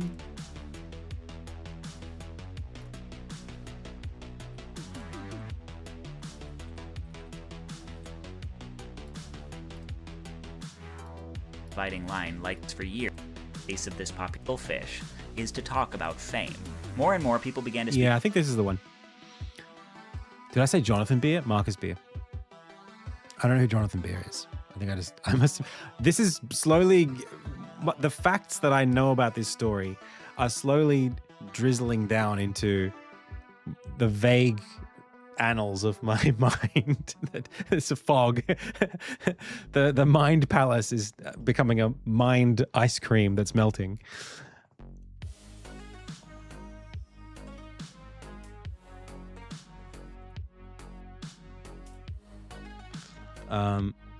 Point is, like, it was like at the time it was something that felt like a baby having a big blow up, you know, just like taking their ball and going home. Wah, you can't hack it, you know, too thin skinned, and your game's like whatever. Looking back on it, apparently it feels like it was just never, like, he wasn't gonna make that game. Like, it was just not gonna happen. And he was tired, and apparently he, like, you know, they had been spending like all-nighters, multiple nights a week working on Fez to release it.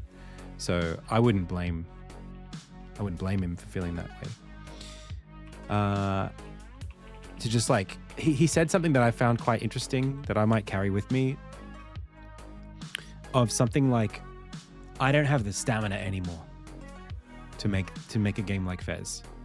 Like, I just don't have the attitude to just throw 8 years of my life away on a game and live in that for that time. And I feel the same way, actually. After Insignia comes out, it's kind of unlikely that I'll have like the wherewithal to just go, yep, let's jump into another 10 years. You know, like, that's crazy.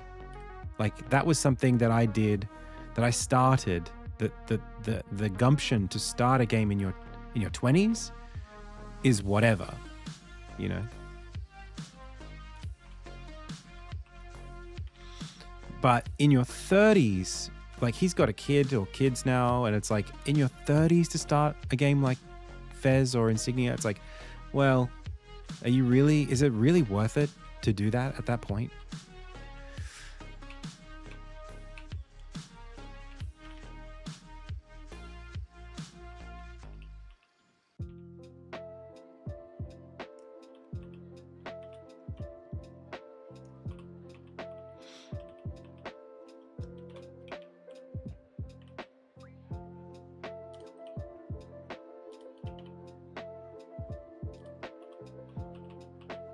This is really hard to animate. I actually have no idea how I should animate it. I think I'll just do it like by hand and see what happens.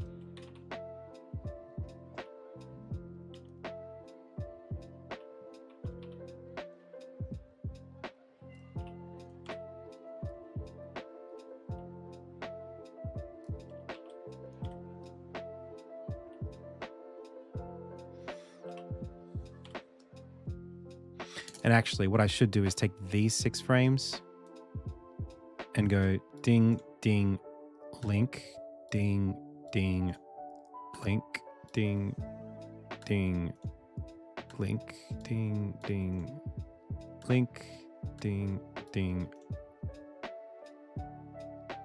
link. Wait a second. What about this one? 1, 2, 3, 4, 5, 6, 7, 8, 9, 10, 11, 12. How did I screw this up? 1, 2. Oh, I skipped one. Ding, ding. Link. Ding, ding. Link, ding, ding. Link, ding, ding. Link. Okay. So now I only have to draw 6.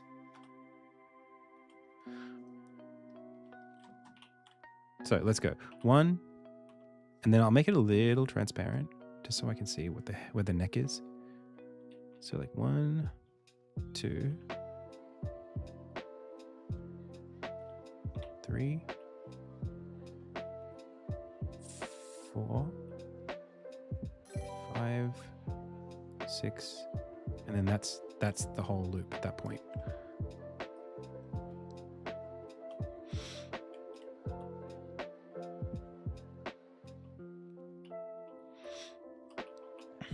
So if we start from frame 1 and then draw something that we like, I think from there I should just work with it. So let's go like exactly this, right? So I take this, I go down. This is really hard to do, man.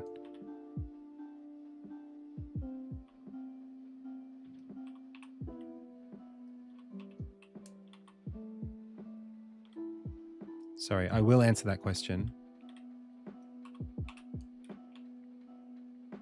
It started with "Do you think?" But I'm just in the middle of something.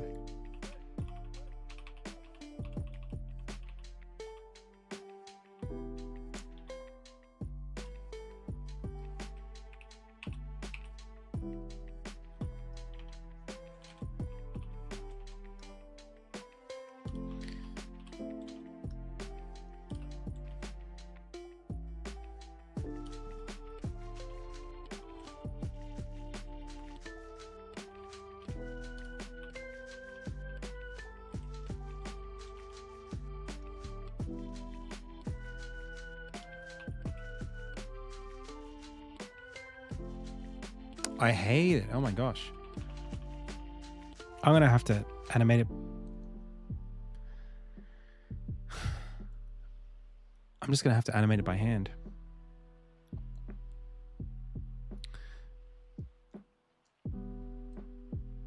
I went to GDC for the first time this year, and I was having the time of my life meeting so many cool people, but everyone said it sucked this year.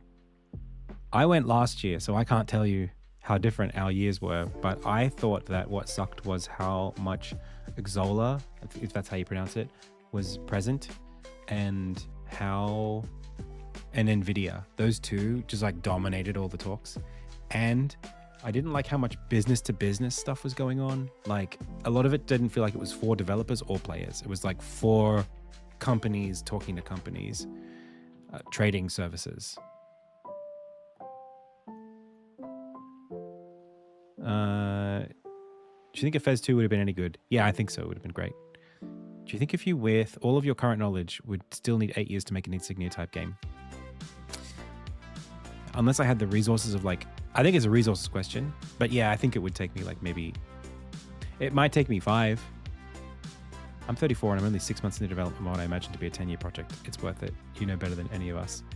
I mean, only if you feel okay with that. I just think after doing it, you might not feel okay with it.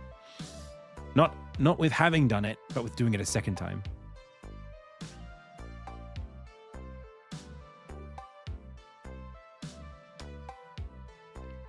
About genres, lately I've been wanting to make an Oregon Trail.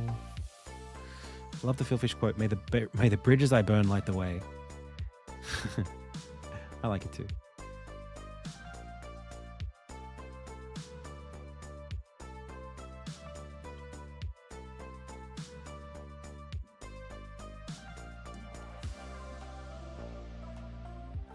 Yeah, making a second Insignia petrifies me. Oh, you know what it is? It's that the horse is also not linked the same way. 1, 2, 3, 4, 5, 6. So 6 and 1, I think, or is it 7 and 1? Yeah. Link you two. Link you two. I should have done this the other way. Oh no, this is maybe the right way. The neck should also have been like this. Stupid mistakes. But that looks better.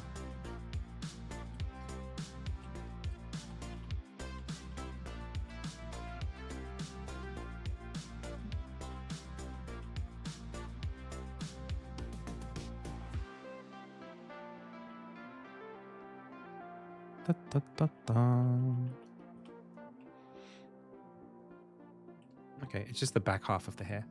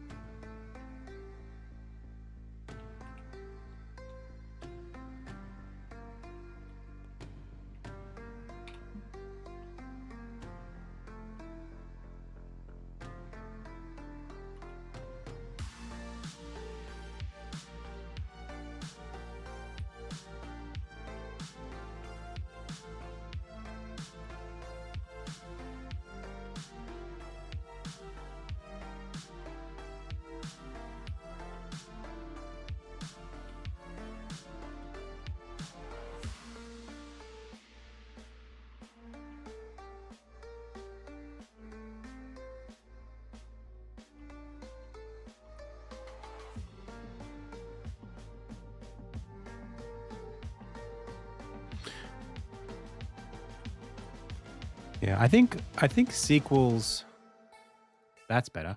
I think sequels in general are like, it's not that they're a bad idea. In fact, they're probably a good idea in the grand scheme of like business. Like if you've already proven an idea, there's probably a point where like, well, you might as well keep cashing in on that thing, you know?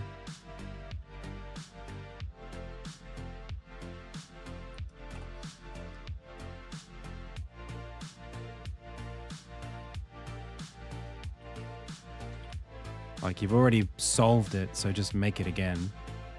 Most businesses, you know, they only start making money when they solve what they're trying to solve. So if you already back out after you've just solved it once, it's like, well, aren't you gonna be profitable now? Don't you want to spend some time knowing what you're doing? All that institutional knowledge that you've created?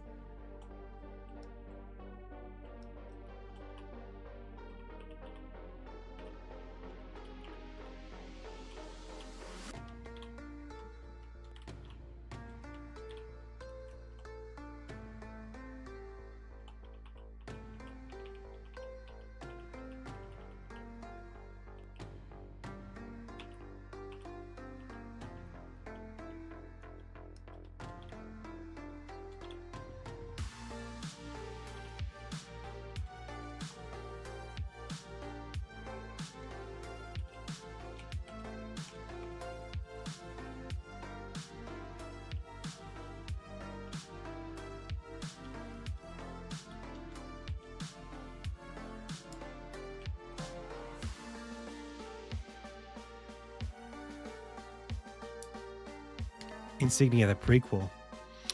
I mean, the prequel of Insignia, if I was to do it, would be like a very, it would be a very, very far back prequel. It would be like a 500 years ago prequel. It wouldn't be like a prequel of the immediate events of Insignia. Because they're just not that interesting.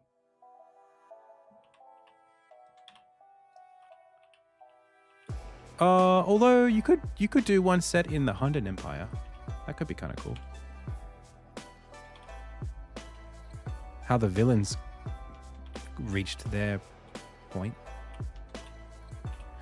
That would be a very Halo Reach style prequel. Played Halo Reach. Great game, by the way.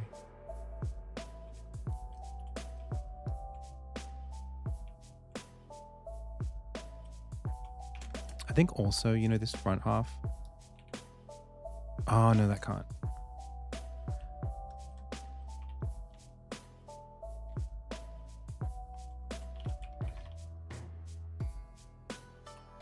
I kind of want it to be like up to just there.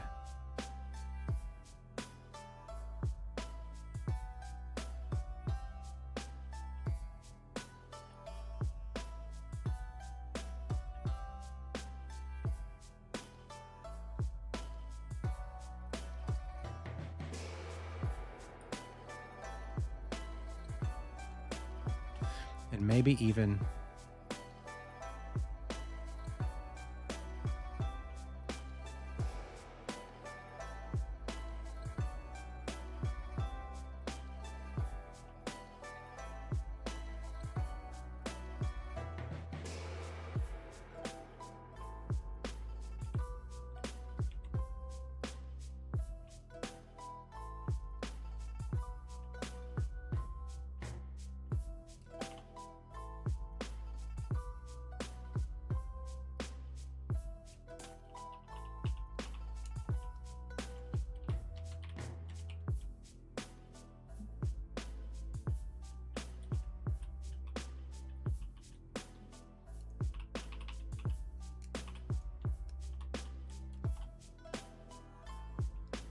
okay.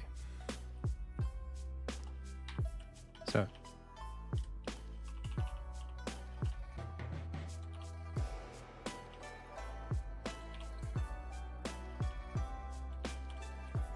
dude, so much tidying. Things take a long time, don't they?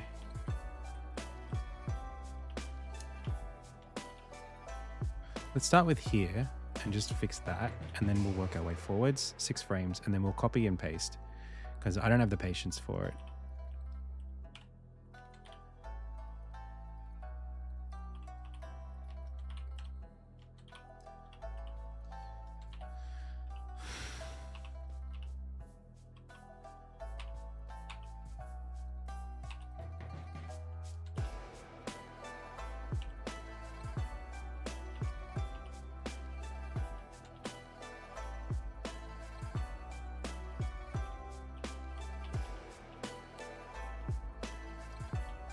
Like that's frame 6 right there.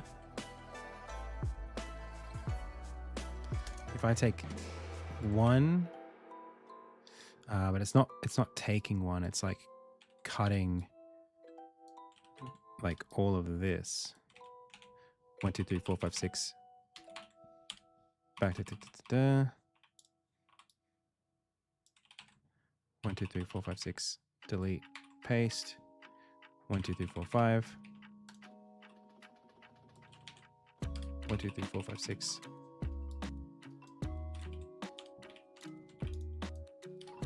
1, 2, 3, 4, 5. 1, 2, 3. Oh, 1, 2, 3, 4, 5, 6. 1, 2, 3, 4, 5.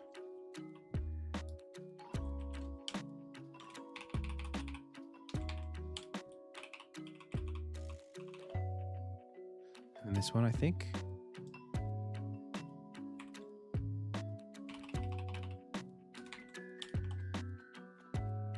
There we go.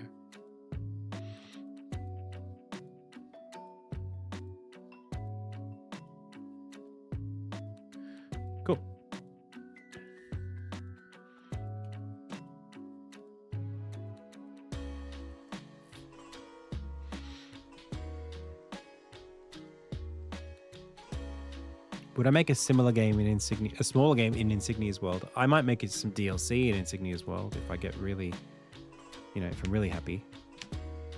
But I think I might not have the energy for it.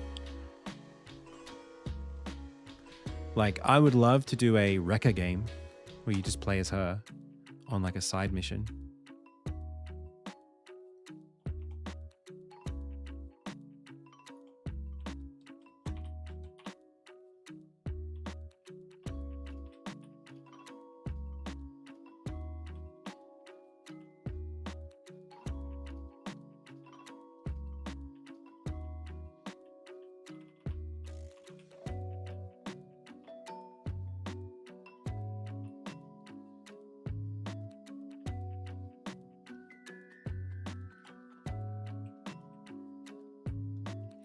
Bro, I can't stand when this happens.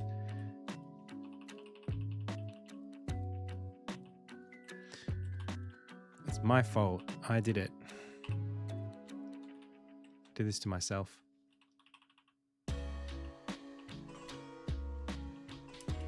Like, this can just be here plus 1 pixel. This is the kind of thing where, like, too many small changes are actually detrimental. Like, it doesn't help. Because it's supposed to be stable. So to see all these pixels kind of like moving all the time makes it seem like you kind of got something wrong.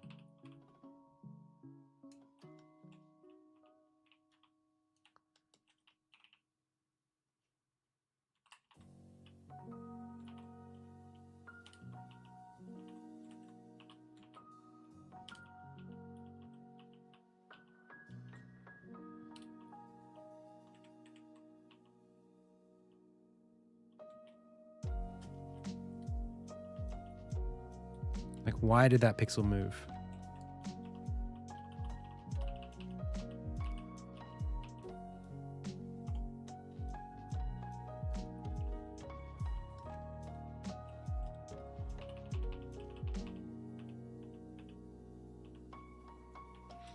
I also feel like maybe people also will have had enough. I don't know. The thing is, when Insignia comes out, all hypothetical, of course, all theoretical, of course, all academic, I think people, I mean, it'll be new to them, but it will be old to me.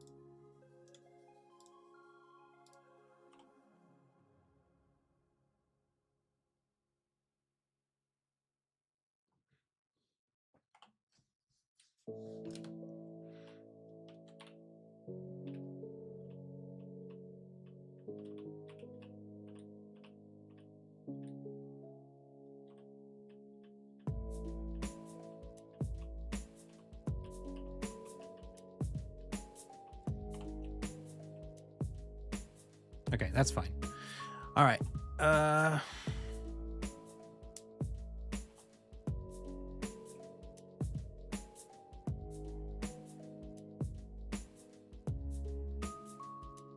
We don't have a saddle yet of any kind.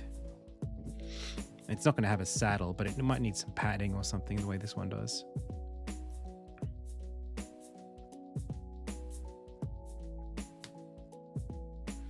On frame 11, there are 2 dark pixels. What are we looking at? These 2? They're okay. What are you worried about them for?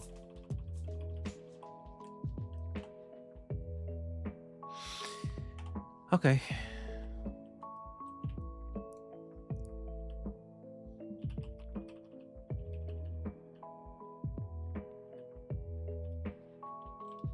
Let's animate these little guys.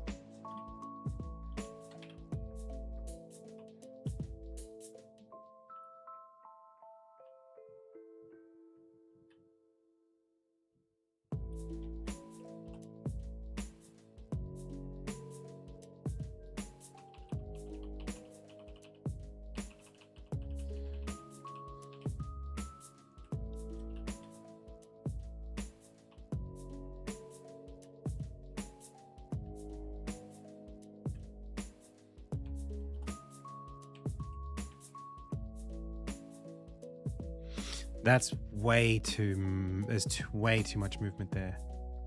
Well, that one's all right.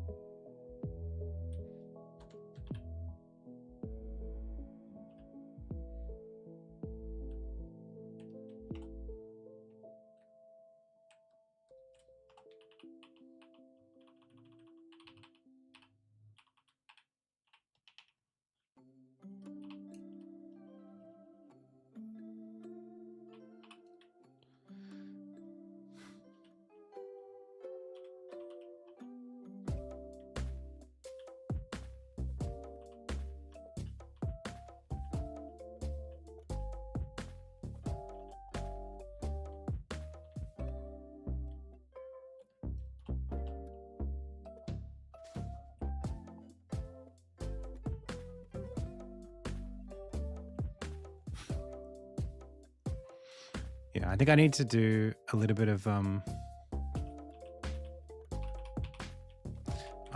I just need a bit more primary motion at the top to justify the secondary motion. And then keep this delayed.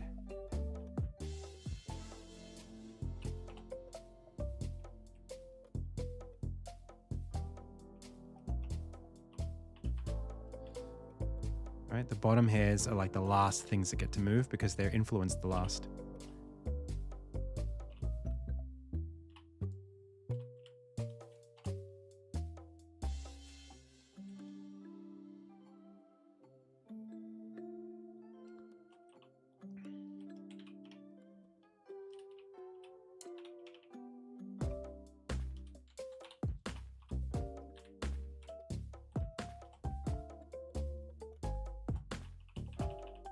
And then to make that movement possible,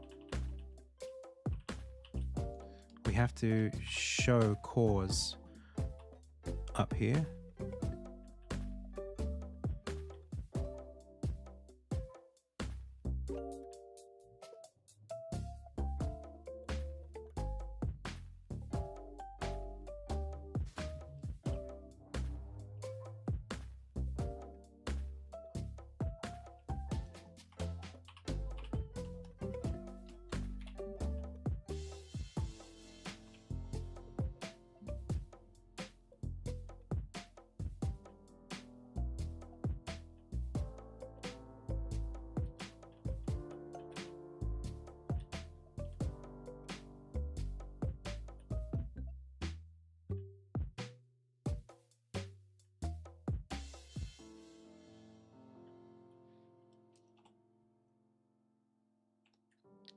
See, if it starts wobbling above, by the time you can like track the movement down the tail, that little pivot away there, I think works really well. Even towards does pretty well too.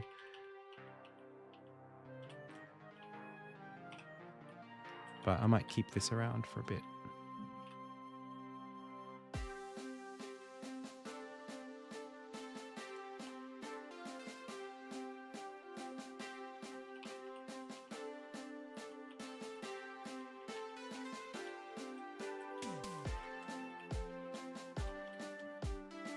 And then this shouldn't spring back quite so quickly.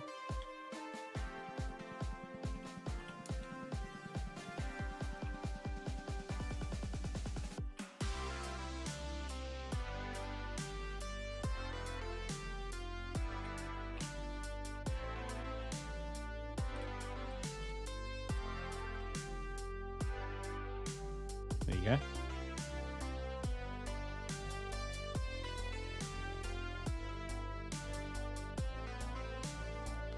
I probably should have done it this way from the beginning, because now I think I can justify pulling this back this way. So like, this probably shouldn't really be coming back until the next frame.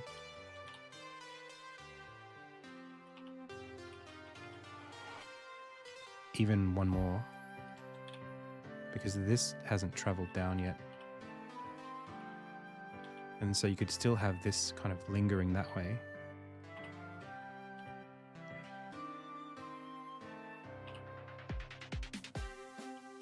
And then more like this.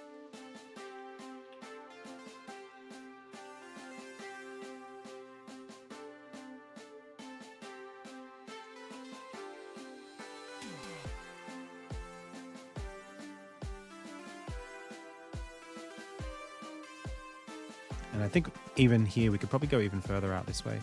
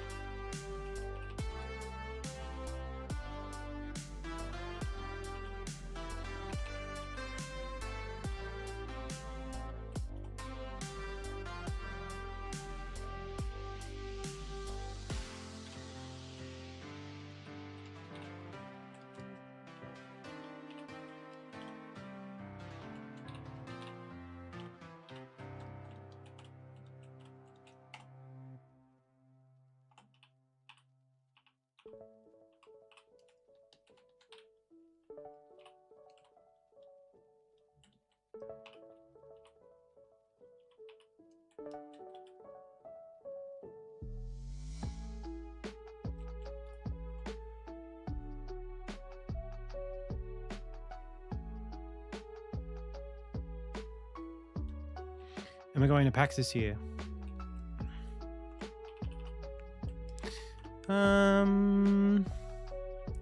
Not sure.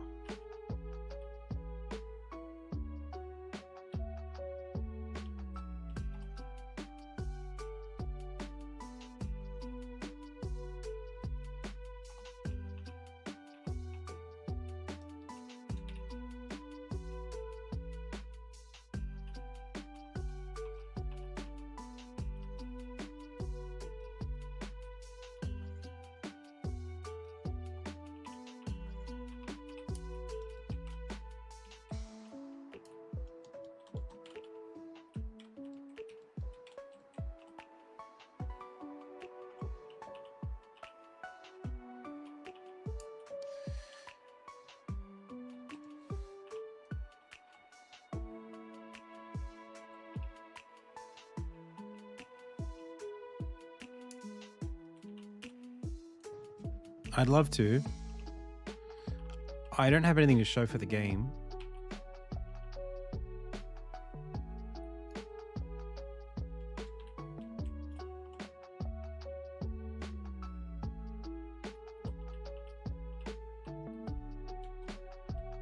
I'd love to be there just to be there, but I also have some important business to attend to here at home.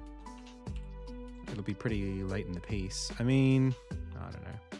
Maybe not like Melbourne International Games Week. Maybe just PAX. Just for the weekend or the Saturday or something.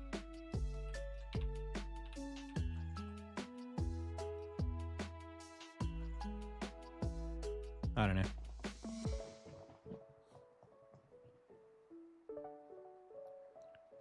Do you think the tail's kind of stealing the show a little bit here? It's kind of got too much motion, I think, to warrant how much it moves.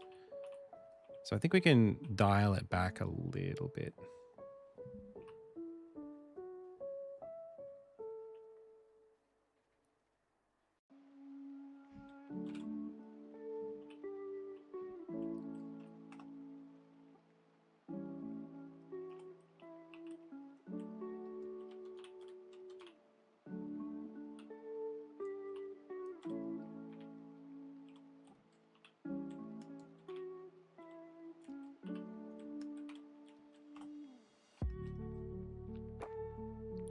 Like, I think that's way more reasonable. You know, it's just sort of like his legs brushing it. It's sort of doing that. It's not going like whoosh, whoosh, whoosh. It's not like, it's not a cat's tail where it's like got muscles in it. You know, it's just hair and it's only being moved by his butt way up here, you know?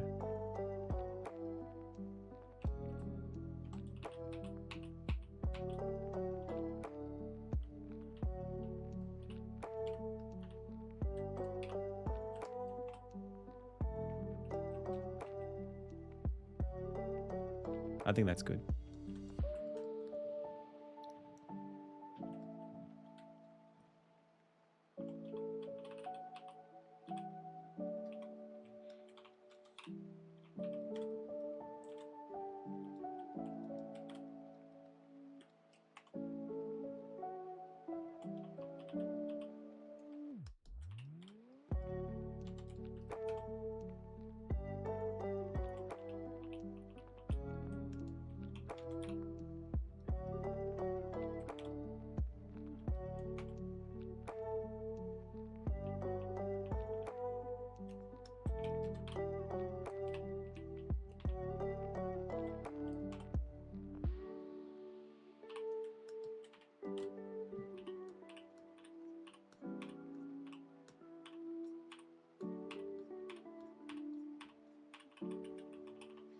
Cool.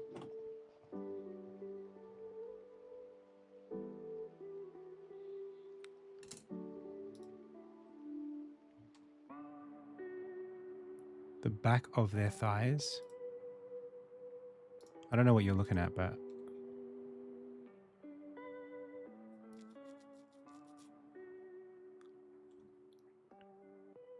I feel like if you didn't tie that up, that would go to the ankles.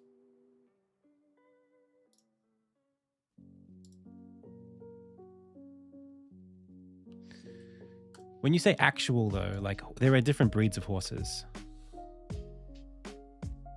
Like there's not just one kind of... Oh, you mean the inside of the tail? Ah, interesting.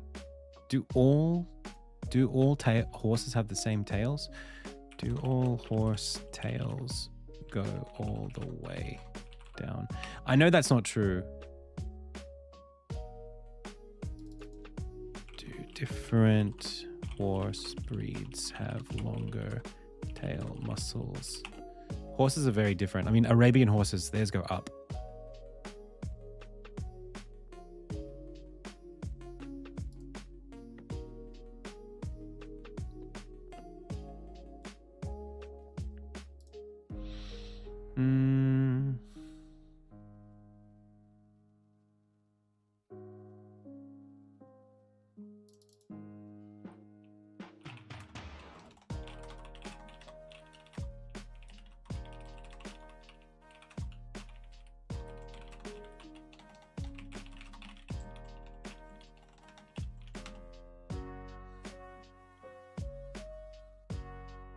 Anywhere between 12 and 20 inches, 30 to 50 centimeters, dependent entirely on the horse's size, breed, and genetics. Yeah, I think it's like, I think we're living in the world here of like plausible deniability. This is a fantasy world. This would be the bottom of the tail here. And like their ability to move that, it's part of their spine, you know? It's like, it's not, they're not as dexterous with it. If you look here, like it's really barely moving at all. I think I got it. I think I'm okay here.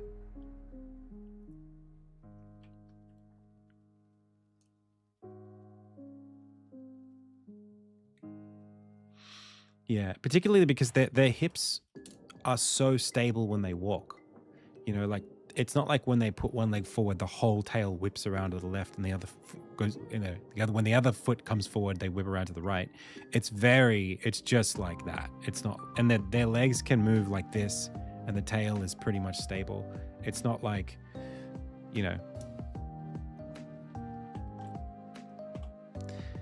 it's not like Lola Bunny.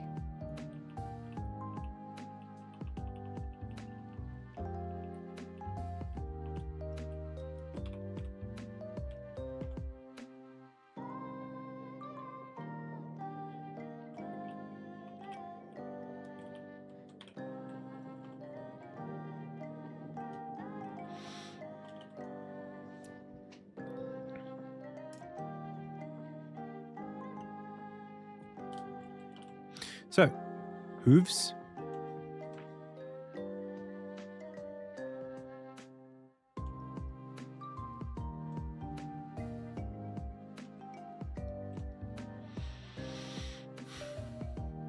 I should have done the head thing. I'll get to that later.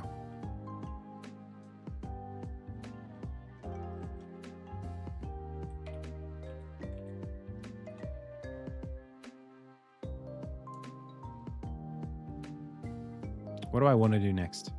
I guess I want to do hooves.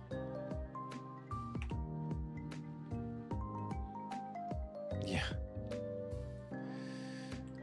I don't think this is right. I think instead I'll go like this. Is that how we want to do it?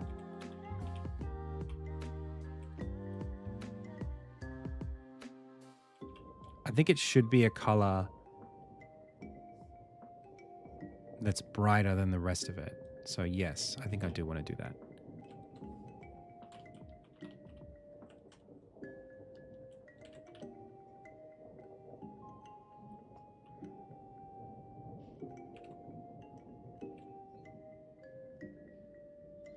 And maybe a little higher.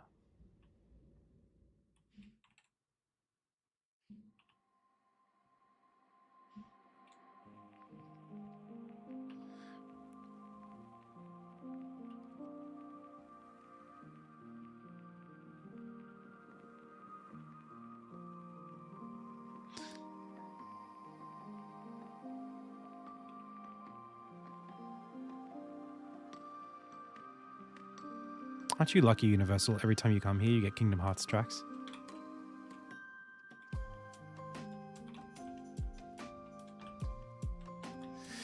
Yo, I was at a trivia at Queensland Games Festival on stage, and they asked a question. I would love to know how many of you get this question right without Googling it.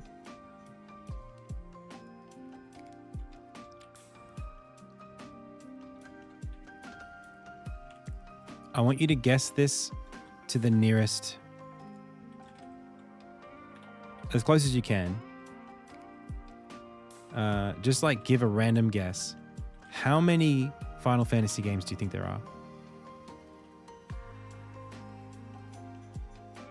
Like video games with the title Final Fantasy.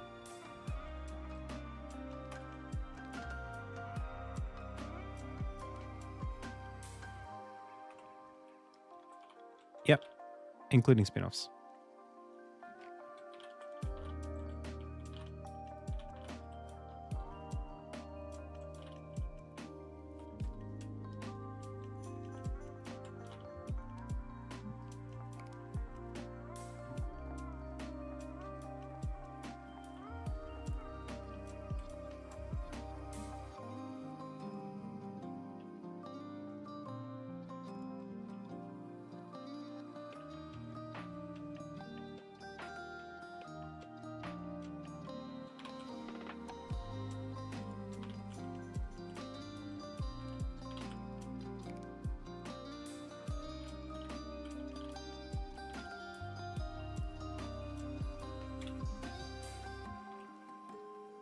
Yeah, like 125.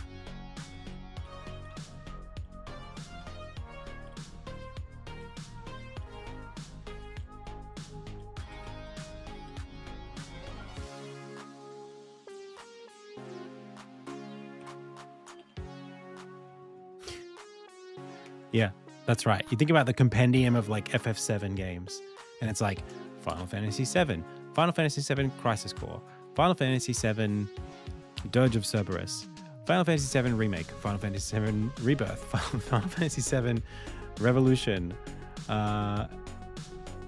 That's 6 that I could think of. There's more that there'd be like way more than that. You know, before Crisis, Ever Crisis, Final Fantasy Crystal Chronicles on the Wii, Final Fantasy 3. You know, like there are so many, and then like Brave Exvius. What about like Dissidia? Is that Dissidia Final Fantasy? All the Dissidia games?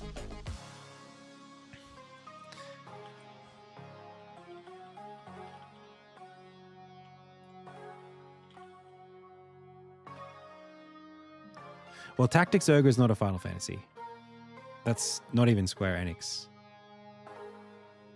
But Final Fantasy Tactics is, and Tactics Advance, and Tactics Advance 2, and Final Fantasy Tactics War of the Lions, and Final Fantasy Tactics... there's another... They redid it recently, right? I don't know what it's called.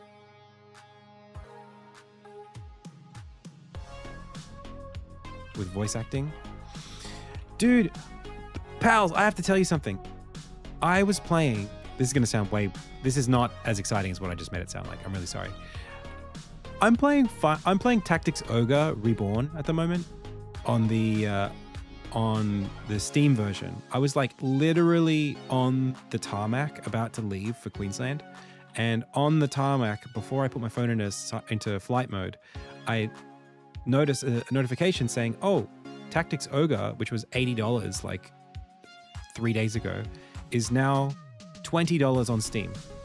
It's on your wish list. Do you want it?" I'm like, "Yes, I want it. Give me right now."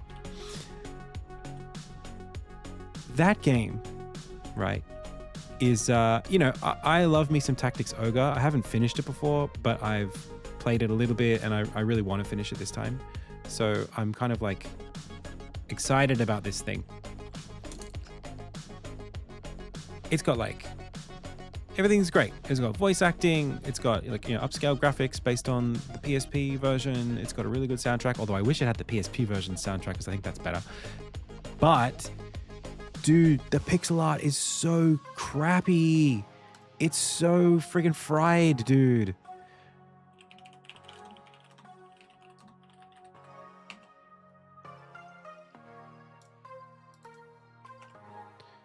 It sucks. I don't know what they did. They upscaled everything.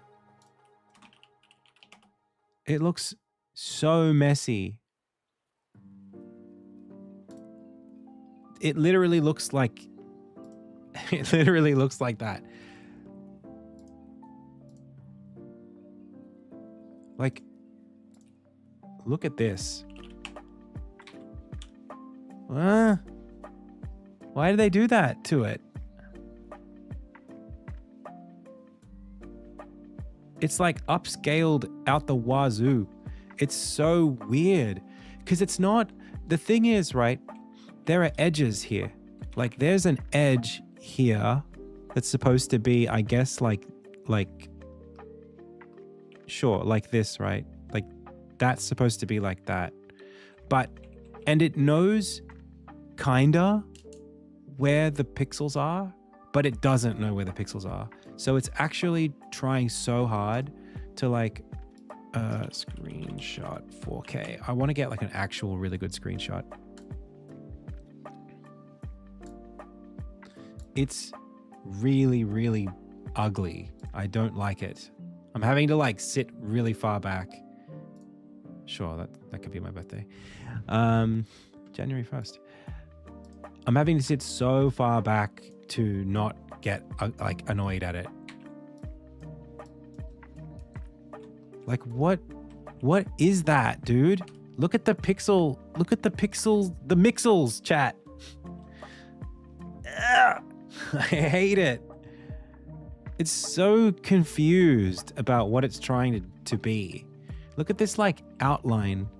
It's like, what is this smooth line? going all the way around this guy. What is that? Why is it doing that?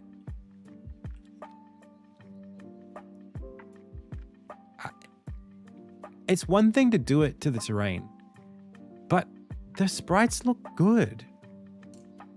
I don't understand why. The first thing I thought to myself, this is the crazy thing. The first thing I thought to myself was, is my TV upscaling this? And I went to my TV and it actually was upscaling it. I was like, okay, I'll turn that off. And I was like, but it still doesn't look right. So, oh, there must be an in-game filter. There must be something that I can turn off to get the unfiltered graphics. They baked the filter into the graphics. There is no way to get the original graphics. This is what the sprites are in the game. I couldn't believe it. And there's no mod to return it to what it was. I couldn't believe it. No option? Crazy.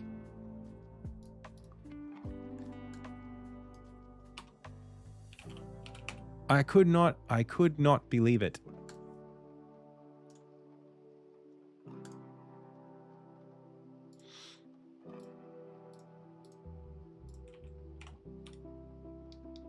Look at how good this looks, man.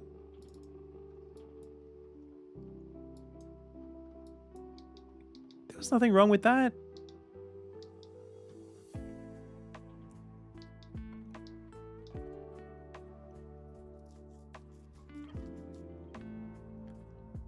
Like it would be fine. You would be fine to, I mean, like, I like, you know, some of the little like foggy stuff, the depth of field blur, like it's fine.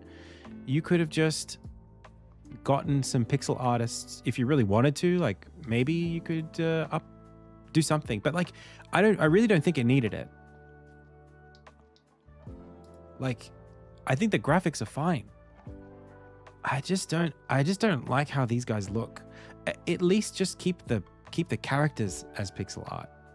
I don't know. Maybe there's something I missed, but I don't like it. Like, you could relight relight the art, you know. None of these characters are looking forward. Let me get you a version that's got them looking forward.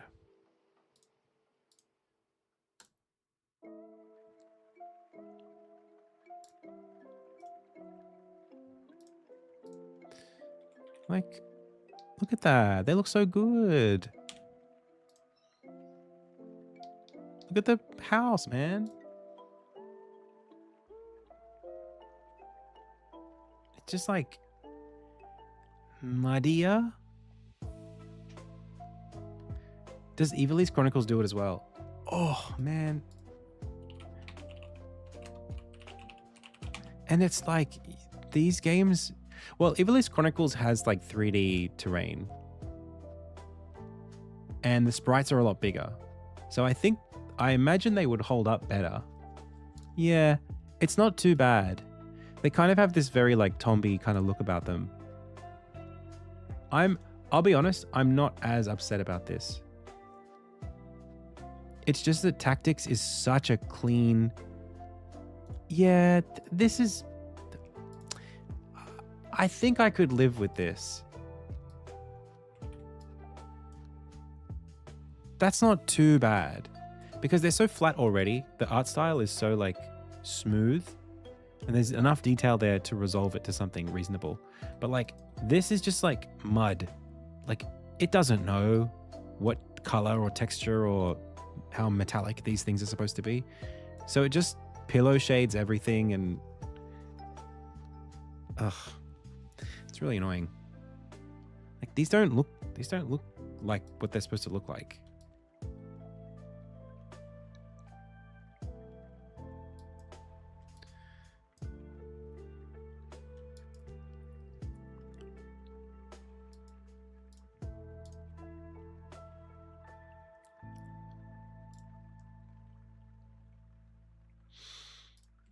I also think Tactics Ogre has...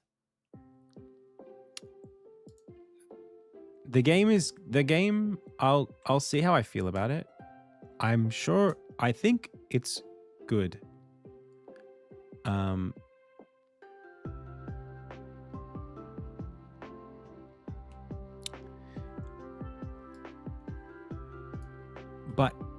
It's very slow. There are so many characters on field.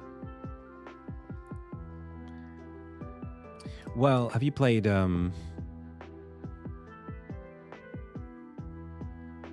Vagrant Story?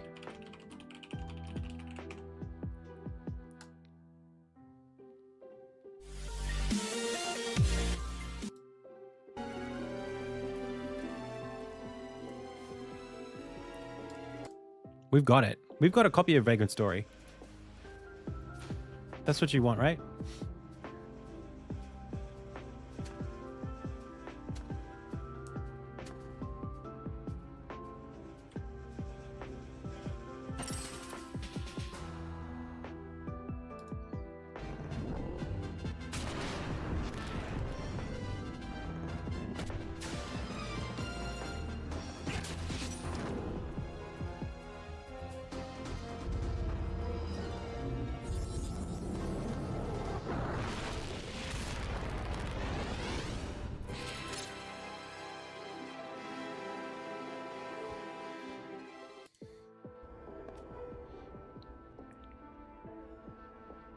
Morning, Mr. D-Boy.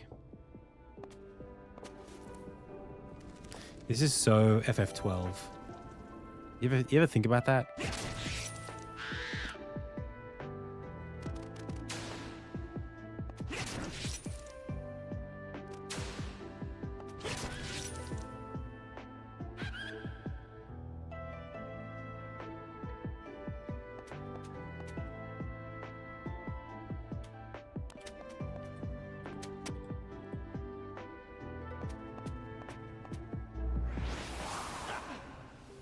What?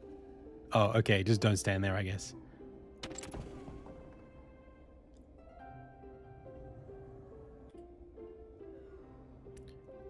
Parliament's watchdogs.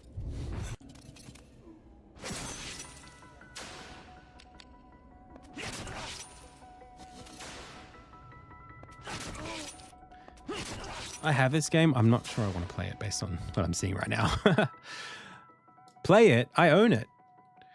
Okay.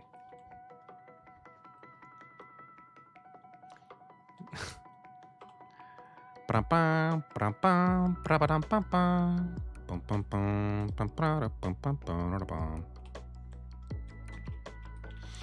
think this here, I want to do a little bit of this.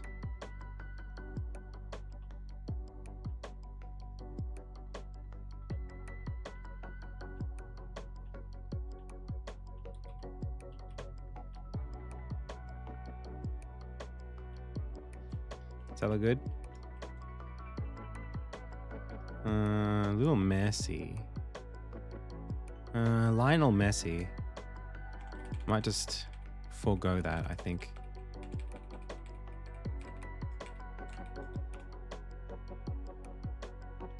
Okay. This is a sprite. It might have a Linux version.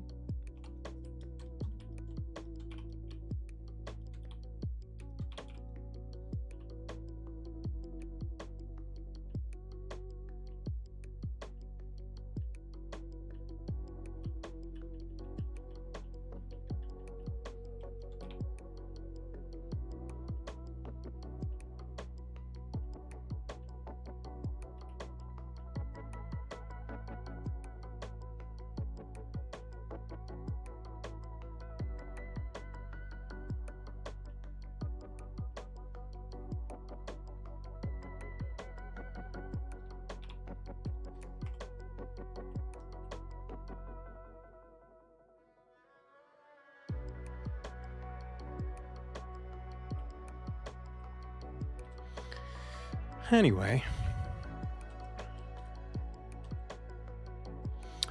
so harness time.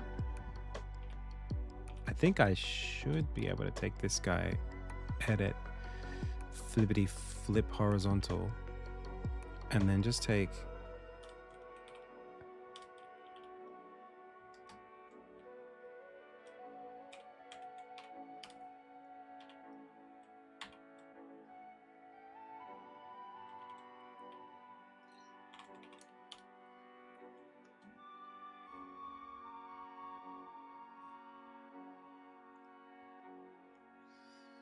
Link cells. Link system.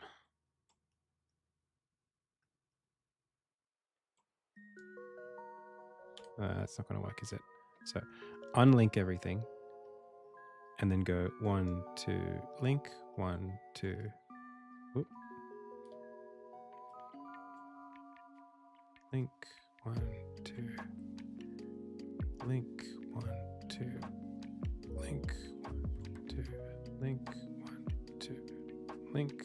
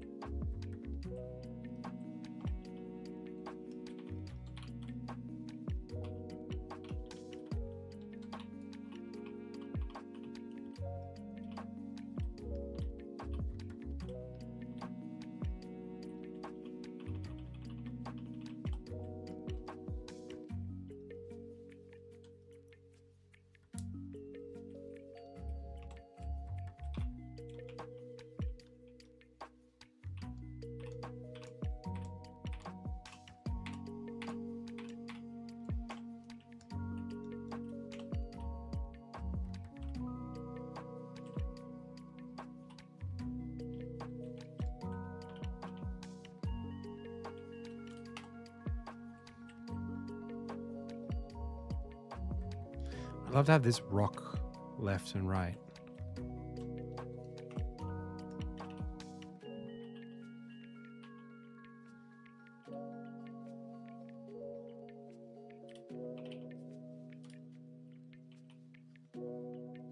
Ooh, in which case it can't do the copy paste thing. Okay, we'll just unlink everything then.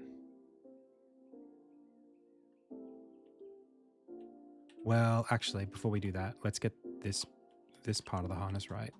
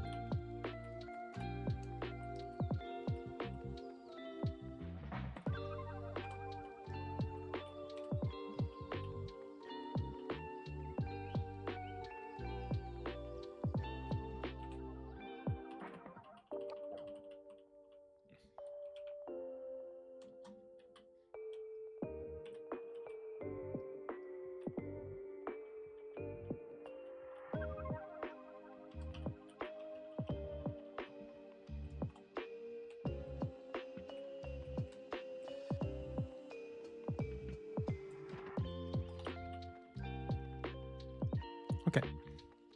Now we unlink all of them. I take this part of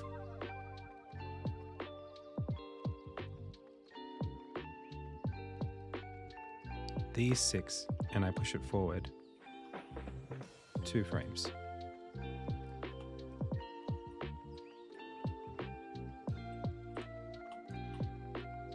And then I do the same thing. I take this part of these 6 frames and I pull it back. And then I take this one and move it back one. Fix it. Fix, fix, fix, fix, fix. And then pull this one here and push it back this way and fix it.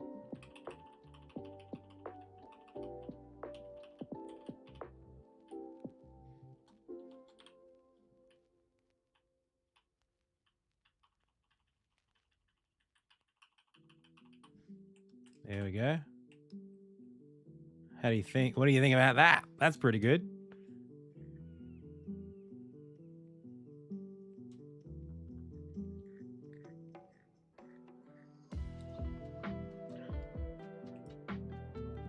Now we just need this part.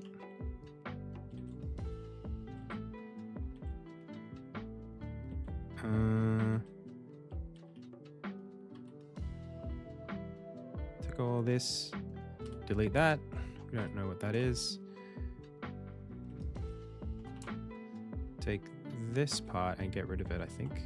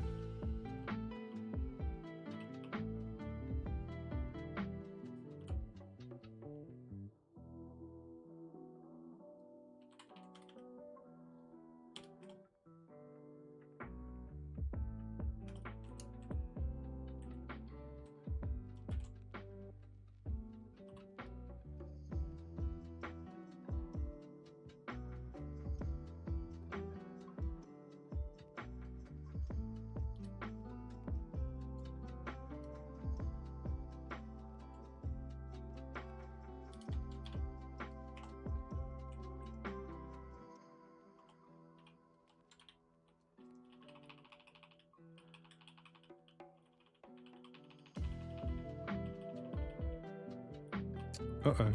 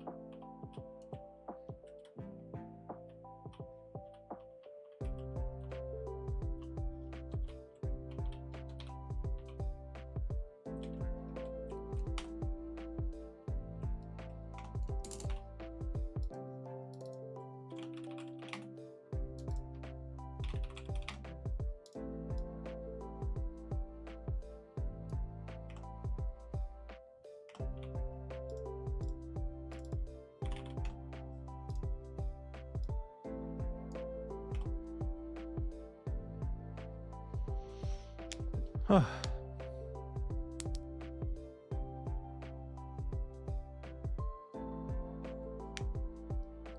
And I do want the harness on the head, so we're gonna figure that out.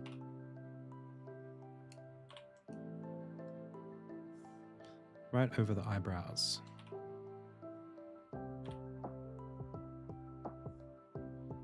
To where though? To behind the head. Could just do that.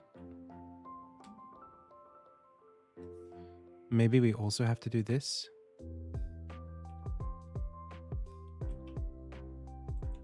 If I just do those 2 lines, what do you reckon? Is that good enough? Or do you think I have to also go across this way?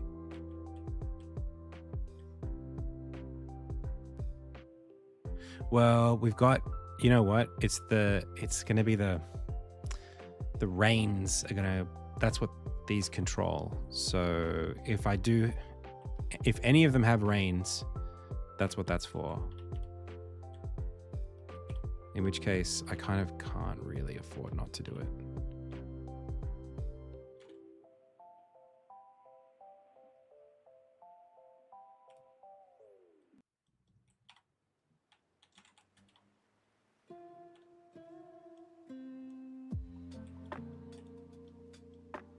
I think that's fine. I think it looks good.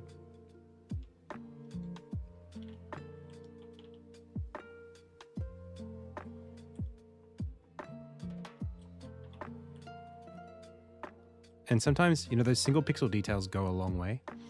We could even, if we want to be really cool,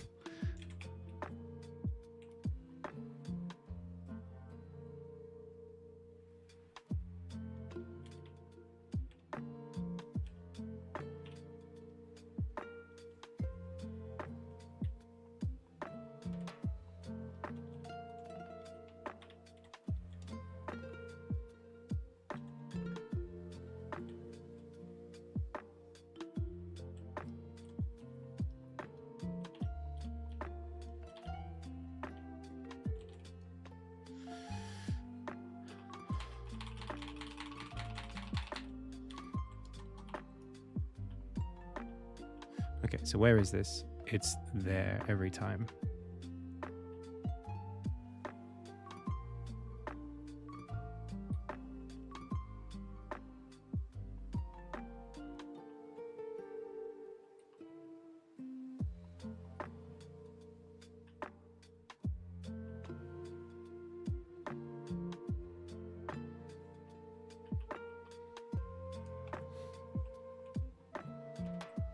Nice.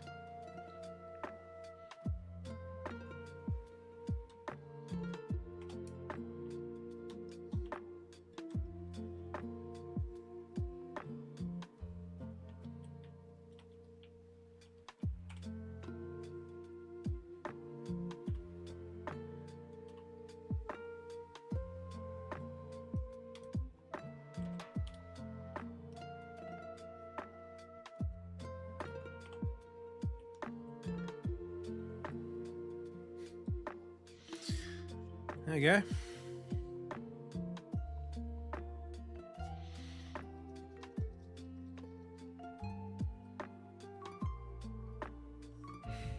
Now,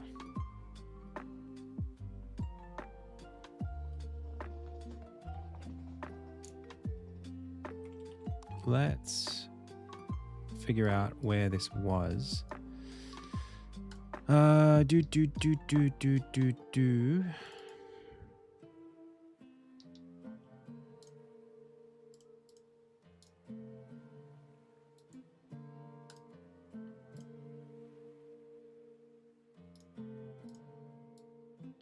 284, 148.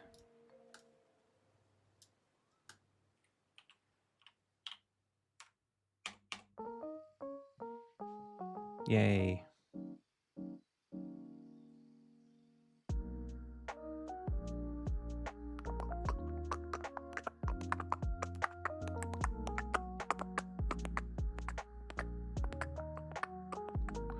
Probably could do a little more with this crease right here, but I might be okay with just as it is.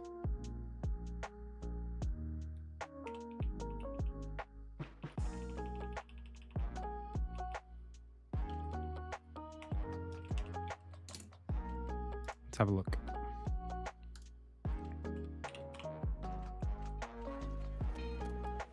Yay.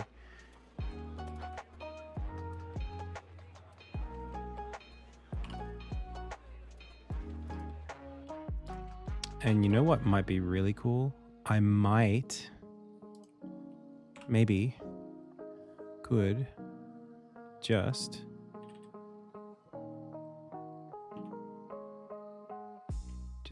bake a shadow in here.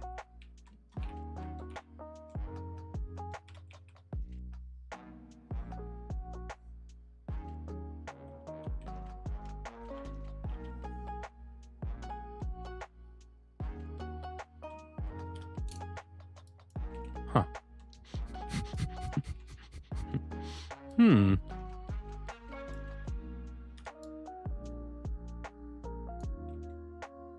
It would be... oh, God. I guess I could take all of this and go down, down, down.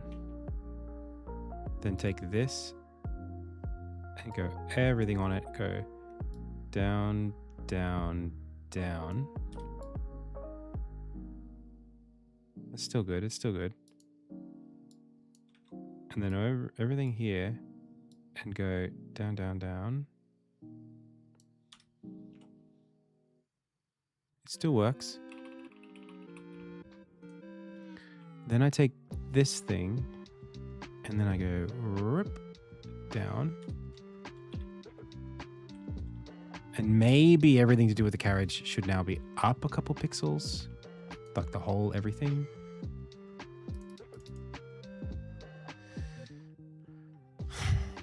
I really have to start fragmenting this out into different... look at how many layers I've got right now.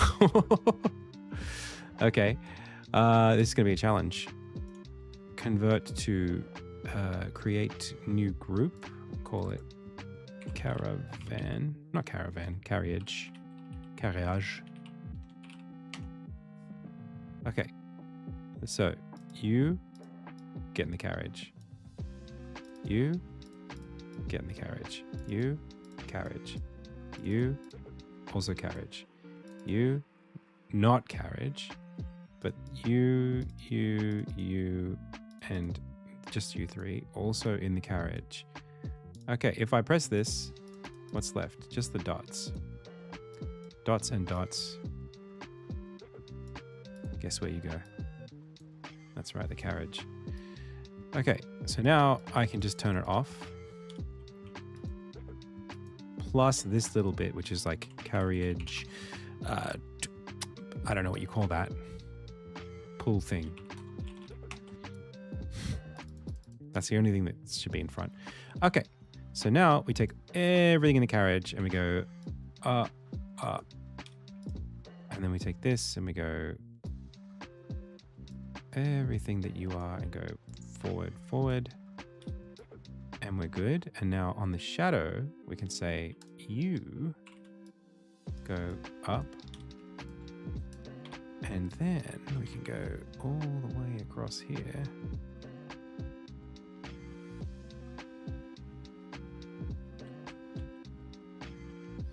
Very good.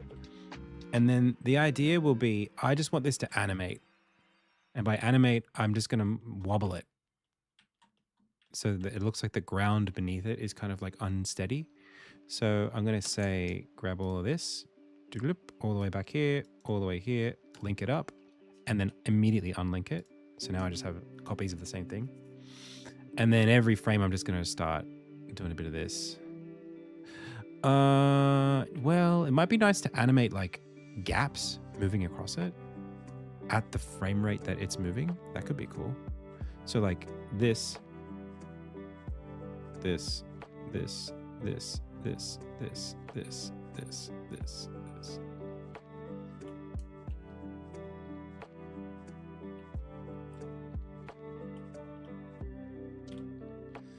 There would be a way better way to do what I'm doing right now.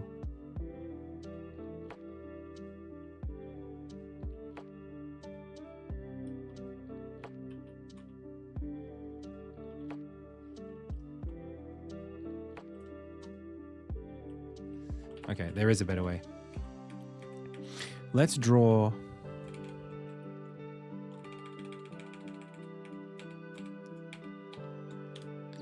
a white ground texture that's just a bunch of noise.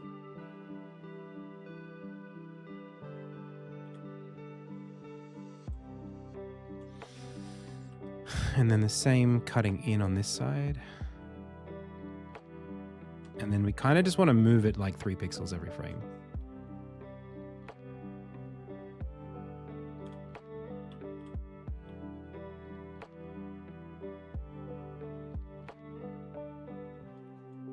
And it kind of needs to be actually double the length. Or just run it all the way across.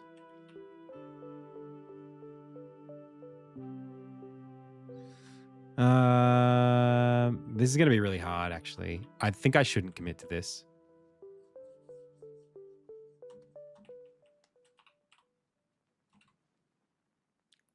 It's not that it's not doable. It's just probably not worth it.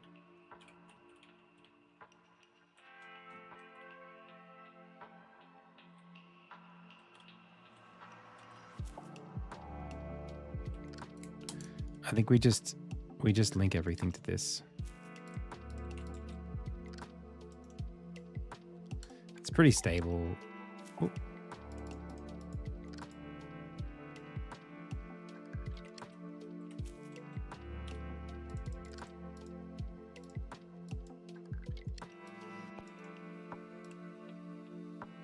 Oh, okay.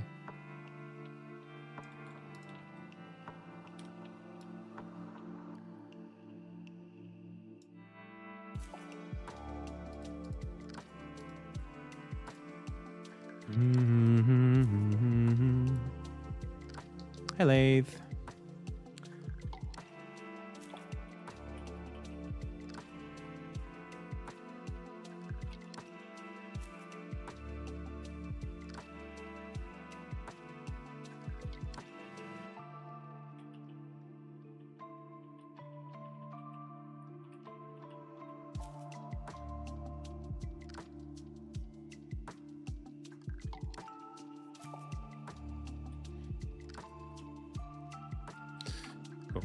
I think that's probably all we need to do, really.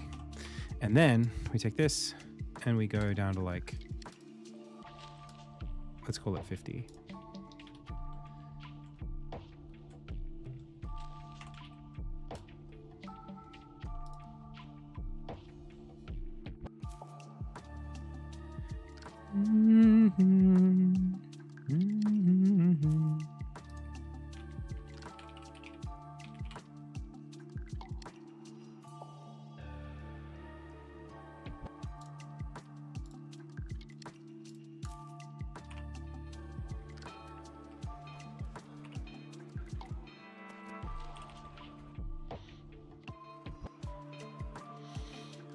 That's pretty good.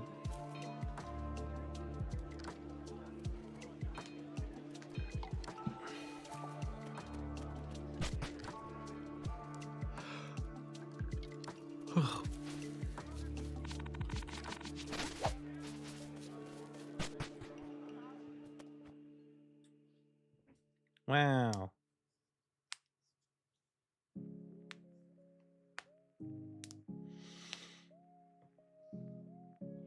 That's like the most animated thing in my whole game right now.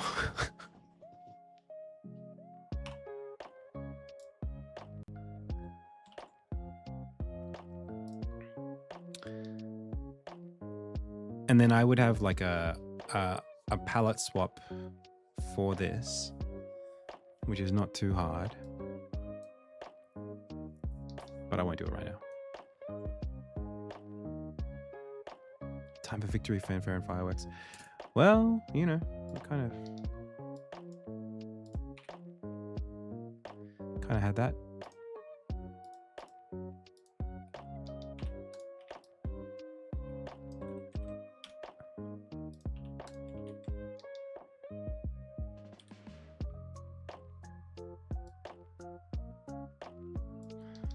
The hooves of Whoville.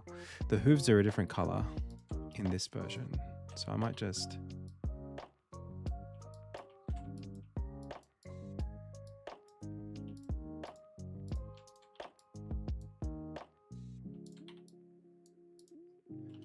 Cool. Boom, boom, boom. You can go away. I don't know what you are. The old head, I think. This is just all blue.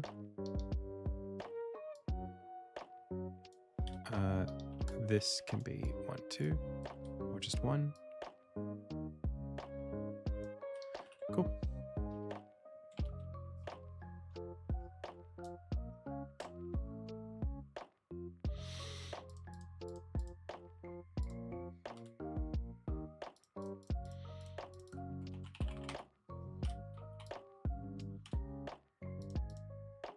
I don't know what this is. Oh, the prototype head. I can go.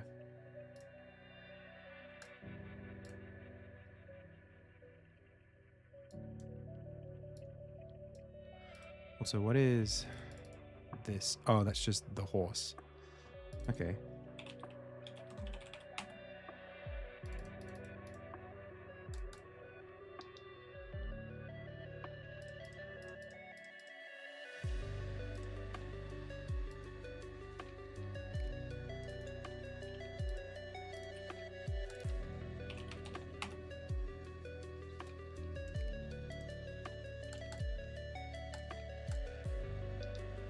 Cool.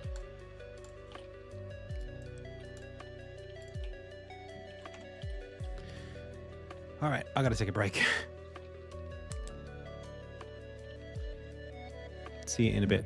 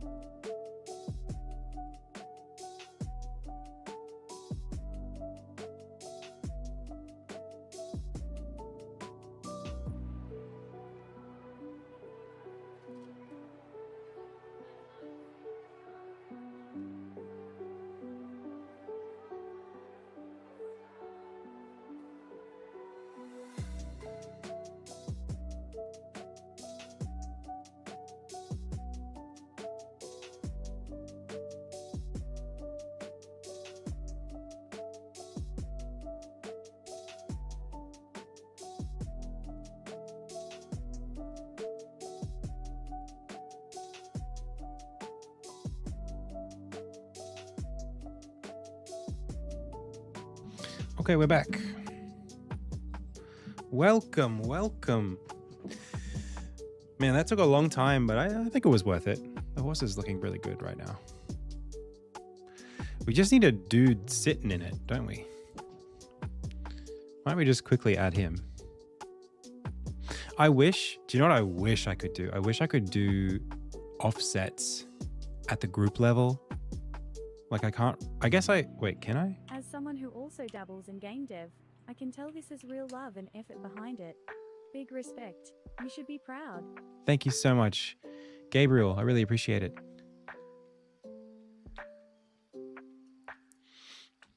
Yeah, I wish I could just like do this whole... I mean, I know I can kind of. If I turn off this, I think I can... Yeah. Oh, maybe that's okay then. Maybe I could just be like... Do. Yeah, okay, we'll do that. We'll do that. But well, not the wheels though, huh?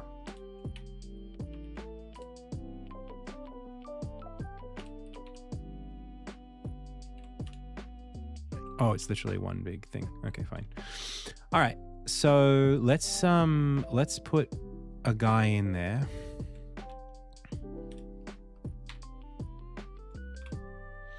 And it just can be whatever for now. It doesn't have to be interesting or realistic, or it's just a dude sitting down, slumped over, head like that.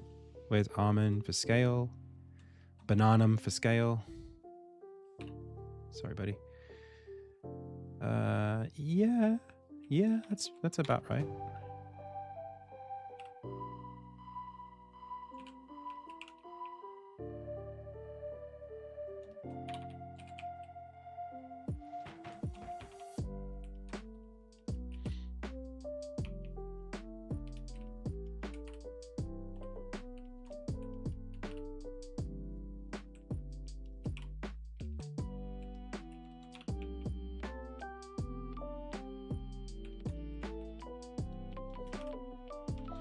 Needs to be kind of miserable.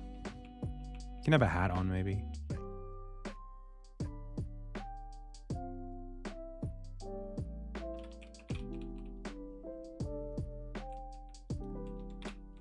I almost don't even want to see his face. That's very Gandalf riding into the Shire. The road goes ever on and on. Any excuse, huh? Any excuse to do the accent. Down from the door where it began.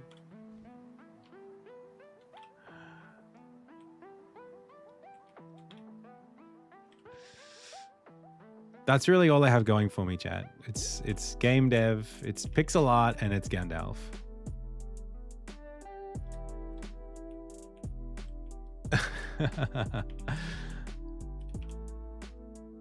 Oh, you're too kind. Yes, feed the ego.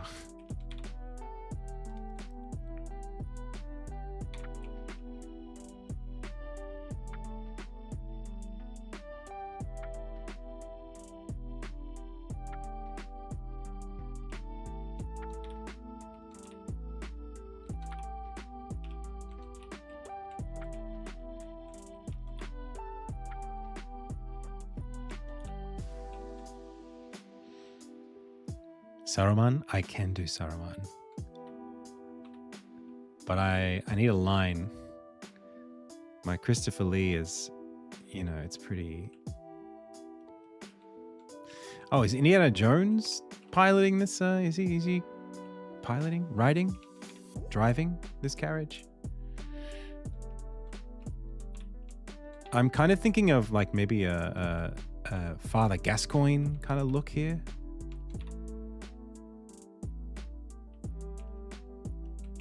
Maybe we make it pointier at the front.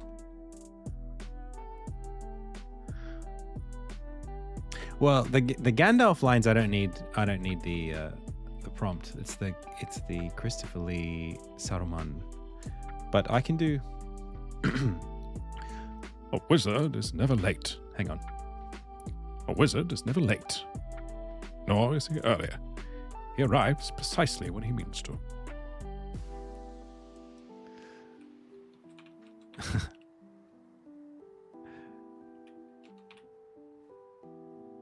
There's something like a...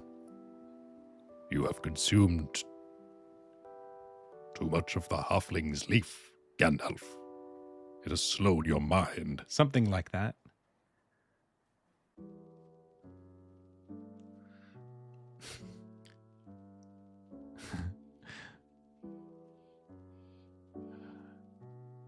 The hour is late, and Gandalf the Grey rides to Isengard for counsel.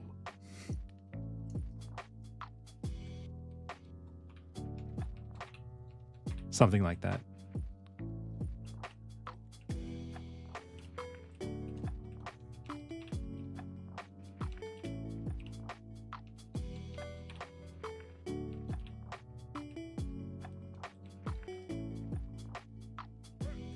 Do devlogs in that voice.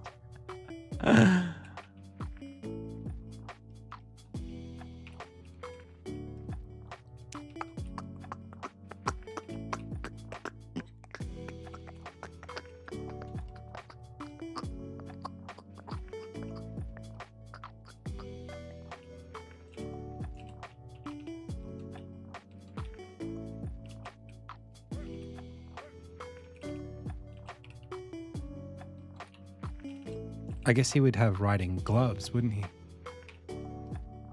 But just from...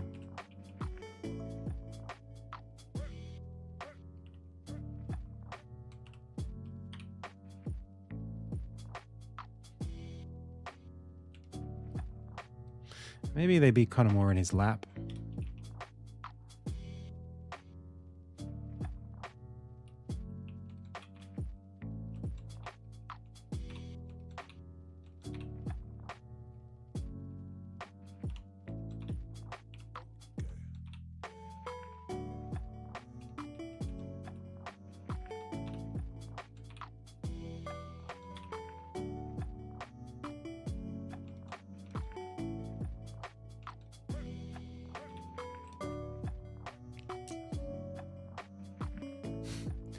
What about?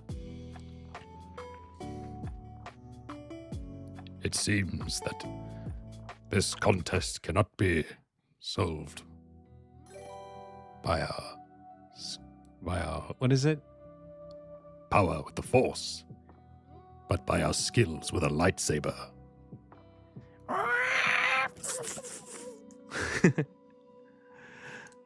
Hey, Grim, thanks for the raid.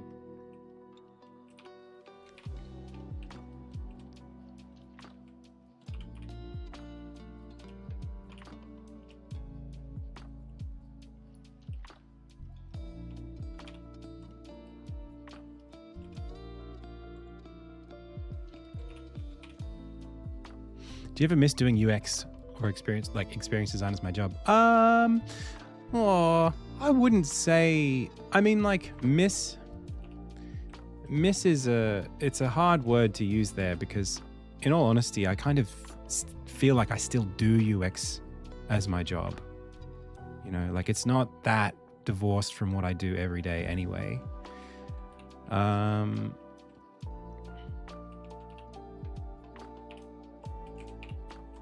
You know, game dev is a lot of it is UX.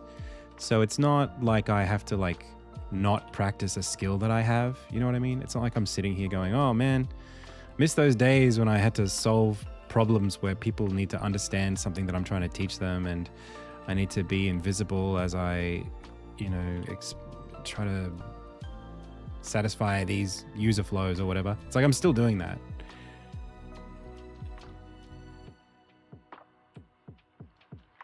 And not even just for UX for the game. It's like just for like onboarding things and like it feels like something I'm doing all the time.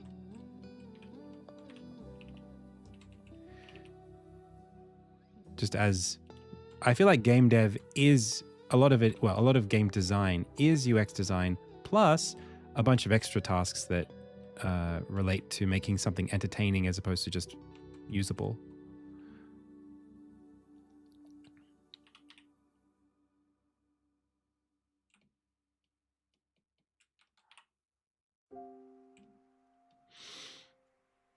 Can the boots maybe be green?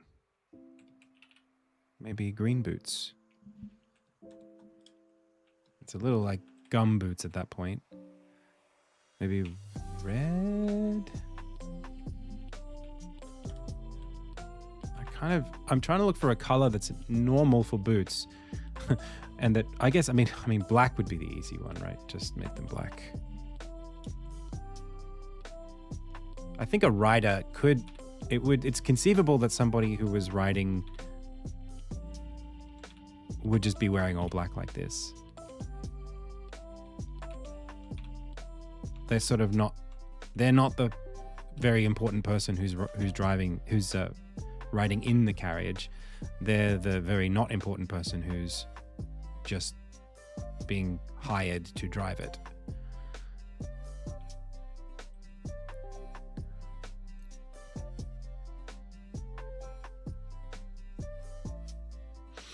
Nico Address says, what's your opinion on the new defer keyword that's coming in C29? I don't know what it does. Could you explain it?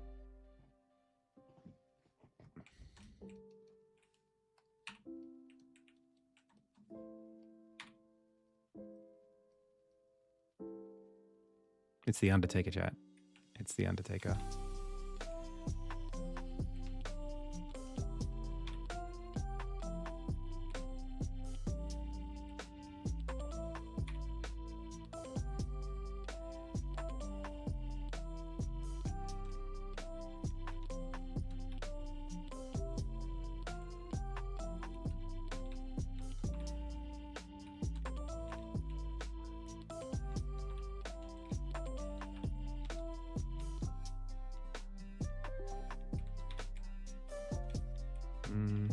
Why the long face, buddy?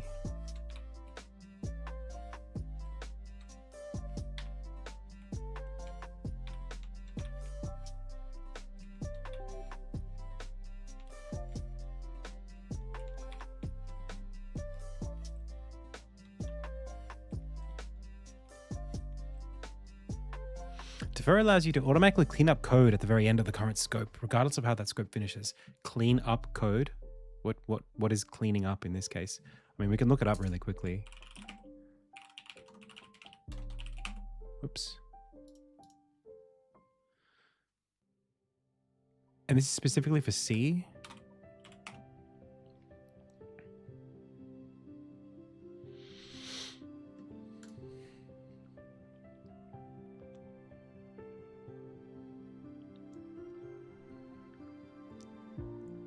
Last in, first out. So it's a queue. No, it's a stack.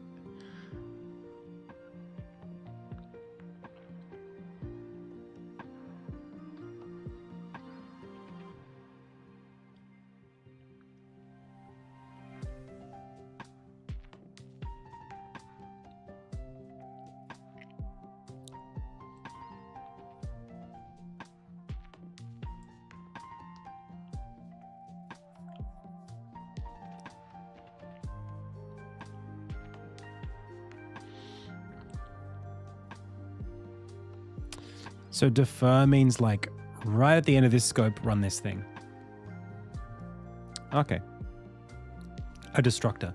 I see. So this is about, I mean, is this mostly for memory management stuff, or like why would I want to run? Why wouldn't I just have this code sitting at the bottom of the function?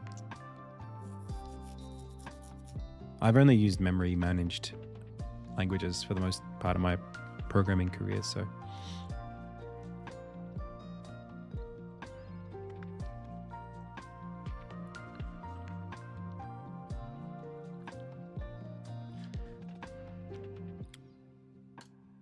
That seems reasonable. I don't have any strong opinions.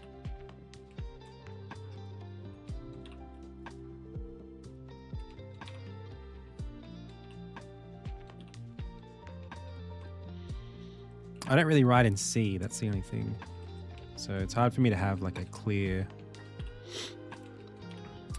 empathy for why it needs to exist. But if it's to give you more control over how the code runs, that sounds useful to me.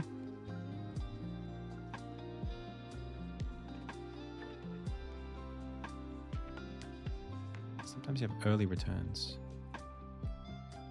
Is logging right at the end, yeah. That's pretty cool.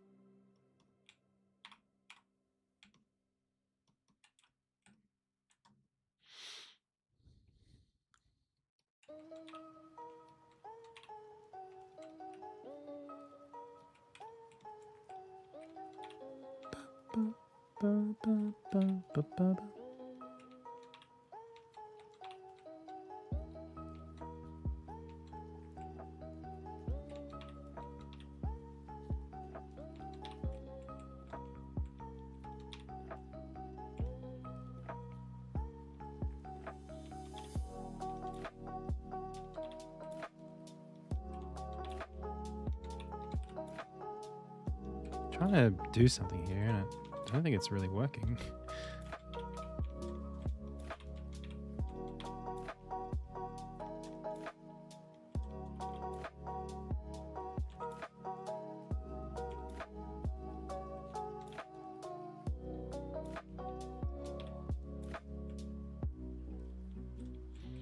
Well, now that it's all black, I might as well just get rid of these.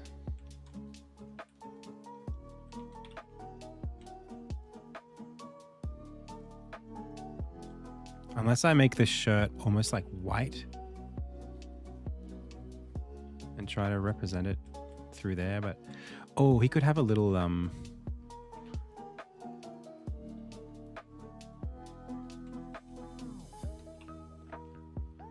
of these things.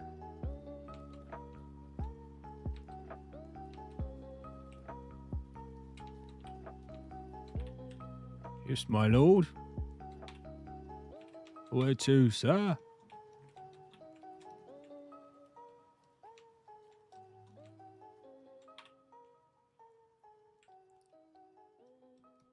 To the Lord's chambers, eh? What business have you there?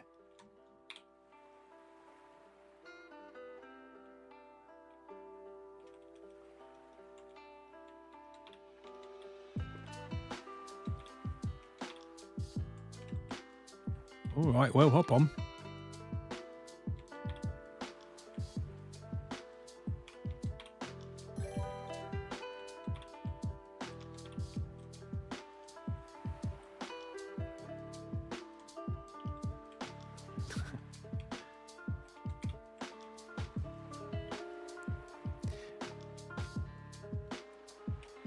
Yeah, I'm available. If anyone has any paid voice acting roles, I want to cut my teeth on it, so let's go. Hire me.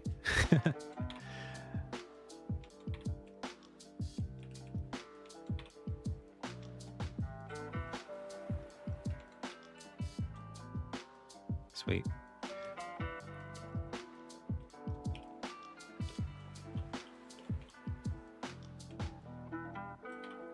Now, I think we just have to do that. No, well, we could do these little thingies. Is that too, like Amish? The little buckles on the...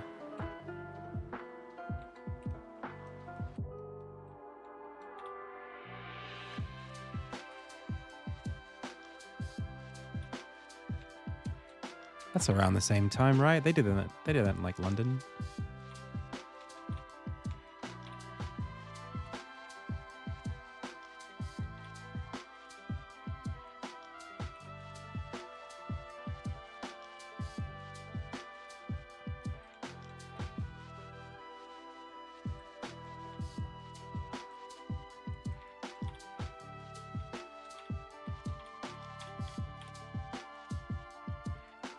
A little distracting though.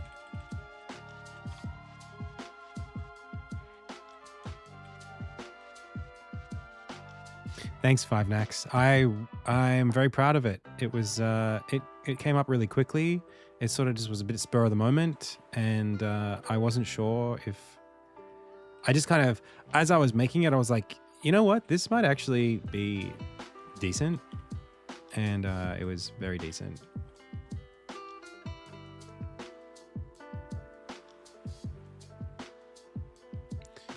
Yeah, dude.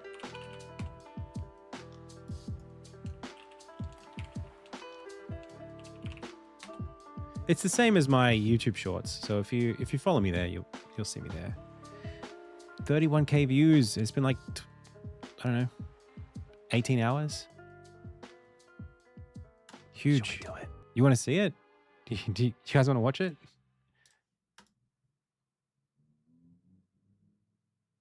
I don't know how to. Here's the volume. Do we animate it right now? This was literally yesterday.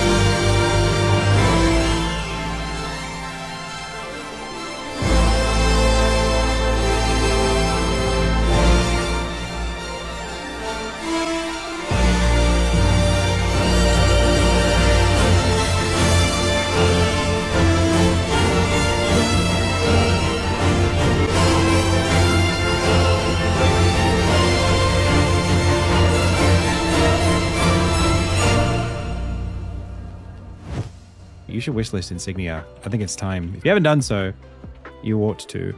Shall we do it? That's what I said yesterday. That was just yesterday's stream. That was just yesterday's stream plus a little bit extra. I started. It was so weird how it came together because I think it's really a very powerful way to market something. Like I think it was really cool. But I wasn't like thinking that way. I was just like, oh, I'll like do a time lapse of me doing the horse. And then I was like, oh, I really like that sound on TikTok where they use that thing and it goes dun, dun, dun, dun, and gets faster. And then like I got to like the 3/4 mark and I ran out of footage. And I'm like, okay, I've shown the horse in the town. I'll just show the rest of the town. And then I might as well show the rest of the game. And yeah, it turned out to be like a mini teaser. I think it's actually, you can feel free. I feel like I've coined something here that I'm okay if you do it too. The idea of the like stealth trailer. You start with something that's like very narrow in scope and you just, at the end, you just pitch the game. I think it's smart. I'm going to be doing that a lot more.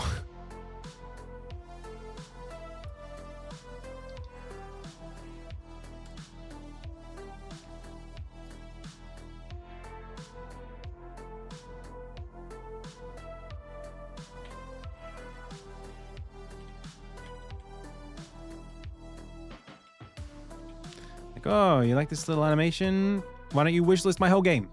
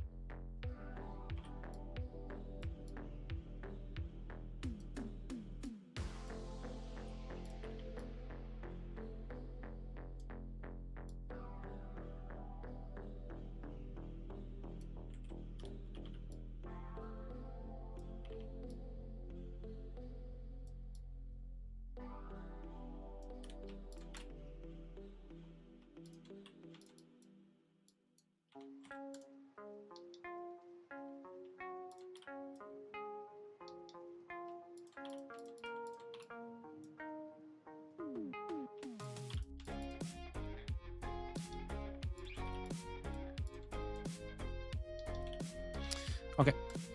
So, where is he? Here he is. 1, 2, 3, 4, 5, 6, 7, 8, 9, 10, 11, 12, 13, 14. And then we go boom, boom.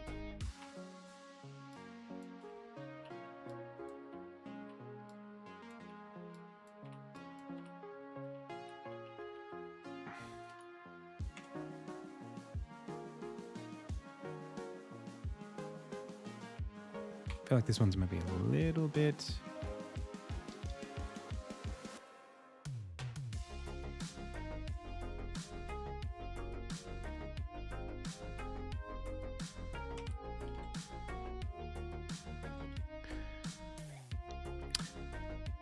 Thanks, Zach.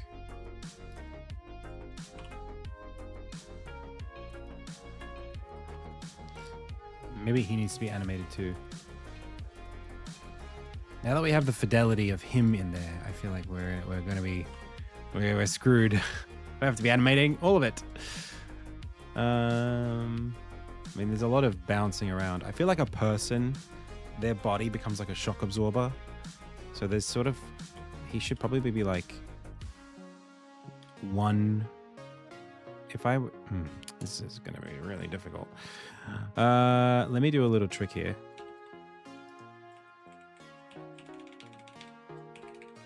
Okay, we're going to separate him out into layers.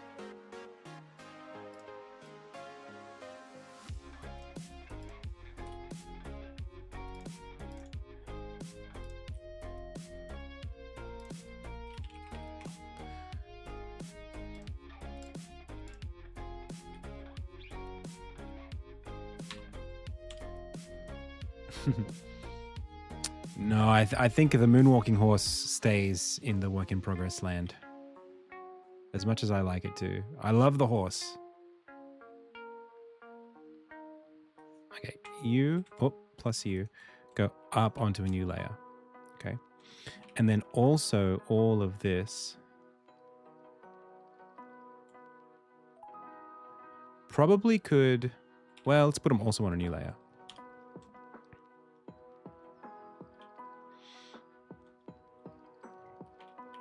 And then also the legs.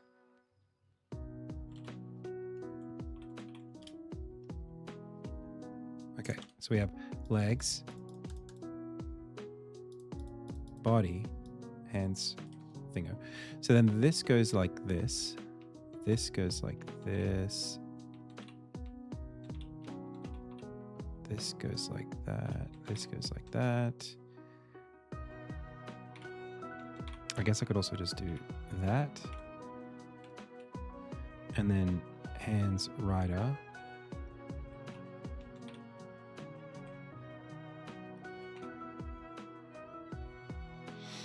Okay.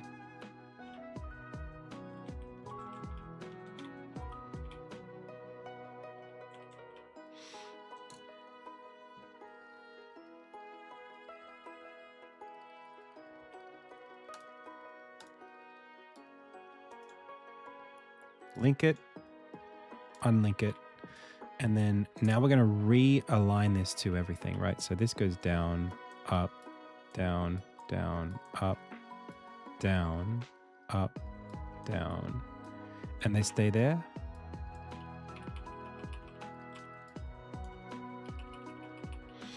Okay, and then we go link all of, nope, link all of that, unlink it, link all of that, unlink it. So that's more stable. But, and I think the hands could probably stay where they are. But maybe I'll just push these down a little bit.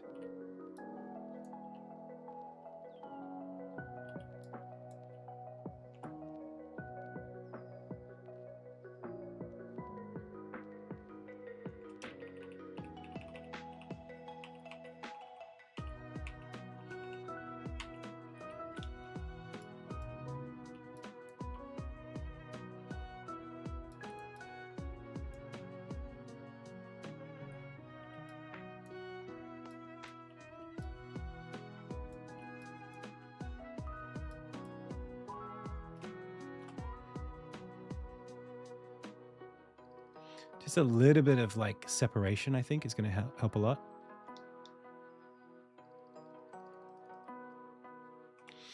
And then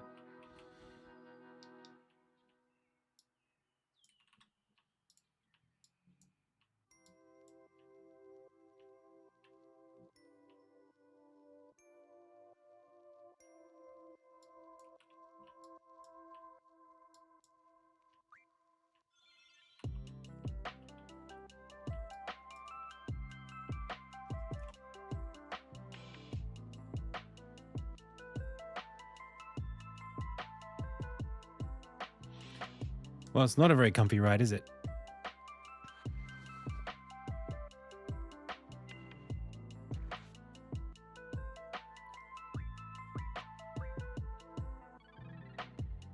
He's bouncing through the streets. It's not a very, it's not a very like walkable city, you know, or whatever. It's not like it's not a street. This is like dried kind of like dirt road. It's got tons of like, you know, it's not like a paved tiled road or anything like that. It's just like whatever. So I think if he's bouncing around, like, that's great.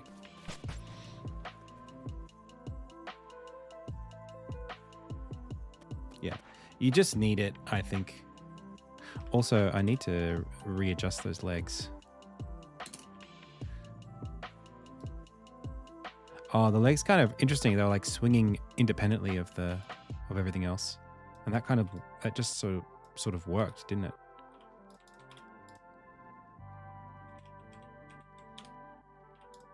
I think maybe just this up, and then all of this up, and then maybe, yeah, that's fine, and then.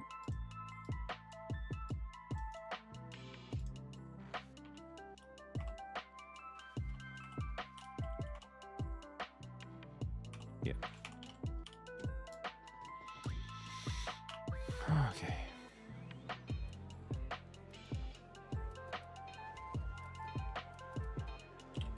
It's very hunched.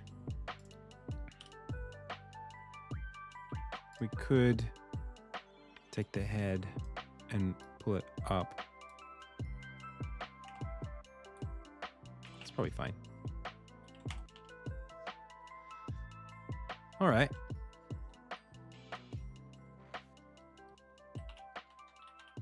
And then maybe like, should I have, it's too late now for that.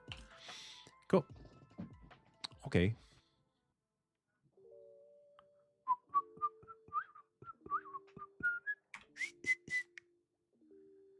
And then what did I do with, okay, that's all still there.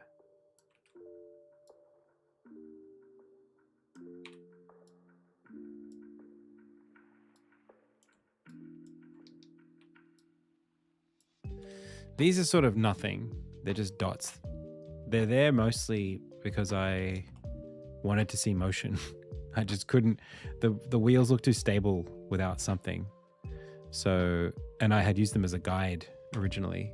So the idea of just like leaving them in was kind of a fun idea. I might still use them, maybe as like bolts or something. But I'll center them properly in the thing.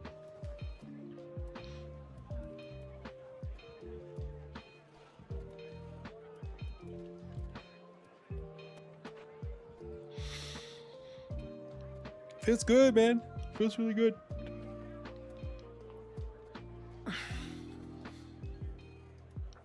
Imagine if I made it so that NPCs could get in. I won't do that.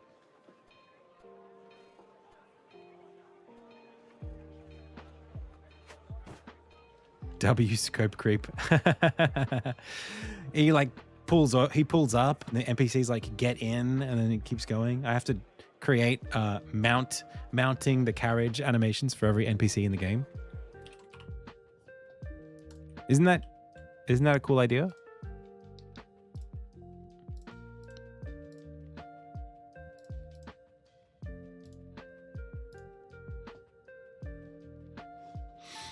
What's he sitting on? It is a bench. You can't really see it very well.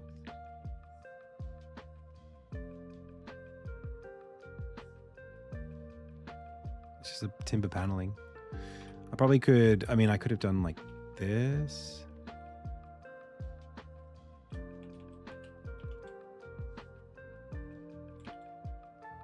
No. The red-headed guy, he's not sitting on anything, he's standing. This guy. Oh, the red-headed guy. Me. Armin. Us. Oh, he can just sit anywhere if you let him sit long enough, he'll just sit. Currently, he swings his legs, and that only really works in some scenes. Yeah. It's because other parts of the game are a bit different in how they're set up. So the floor in like this level, his legs will swing over the front.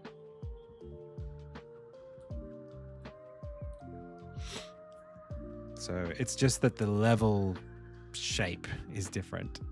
And I don't have an animation yet for him to sit down where his legs are, I guess like crossed is how I would do it. Maybe he should always cross his legs in the levels. See, like that makes sense there because he's swinging out over the level.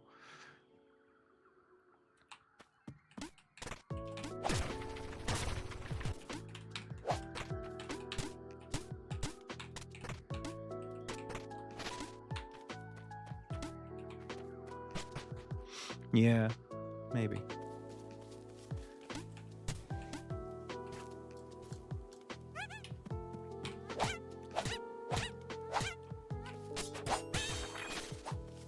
Excuse me. This guy was giving me some trouble yesterday recording him.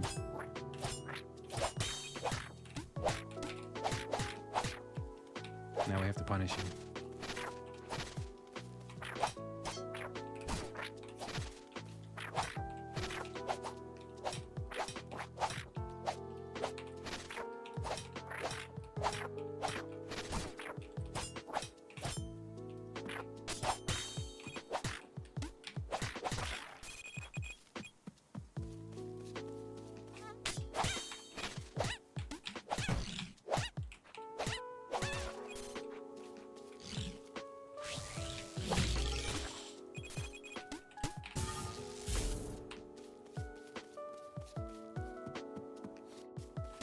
What is this? Some sort of insignia? Are you still playing this thing?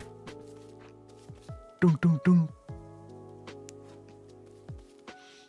Do I have merch for stuff in the game? No, not currently. Ouch.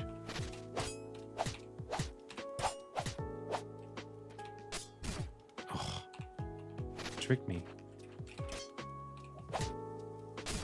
Oh.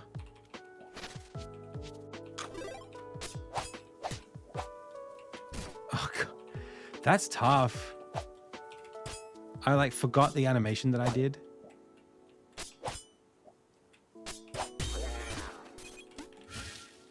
It really doesn't read like an under attack, which was the whole point, obviously.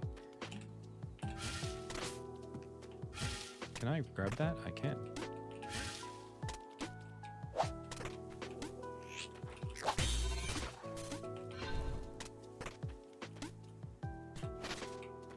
I'm starting to get excited about this game.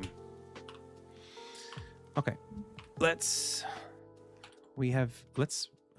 commit literally all of the work we did in the last 2 days, because I forgot that I had Git for a second there.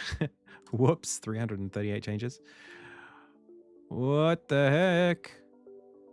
Hang on a second. Hang on. This probably doesn't need to be there. We can delete this. Okay, now it's only less. 39 changes. Okay, ads. Okay, update ads.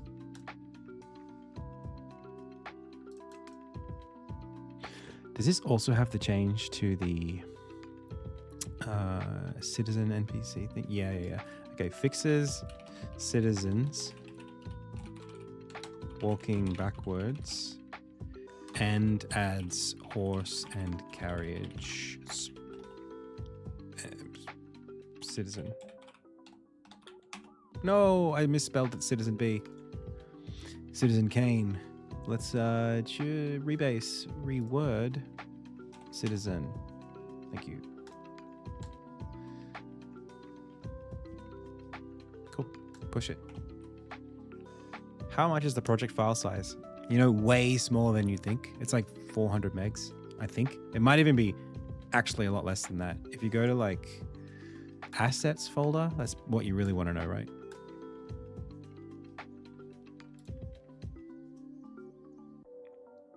Ooh, that's a gig. Okay. But it is a gig, but it's not actually a gig because the builds are way smaller. Hello. Hi, can you just check this looks right? Yeah. One sec. What am I checking? Those tickets. Oh, sure. Let me not show chat. Yeah, right? Just you and me? Yeah. Tomorrow? Yeah. What's the date on that?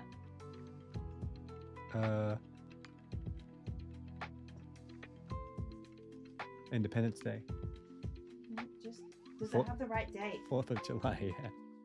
Wait, I don't think there is a day. You can look at it, but I don't think there is a day on the ticket. I think it's for both or either.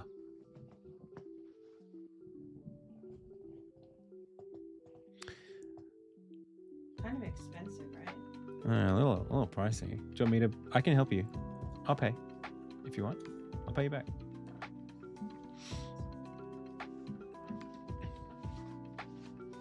Thank you for doing that, by the way. The effect of enemy death. Oh, also, hang on. Wait. One sec, chat.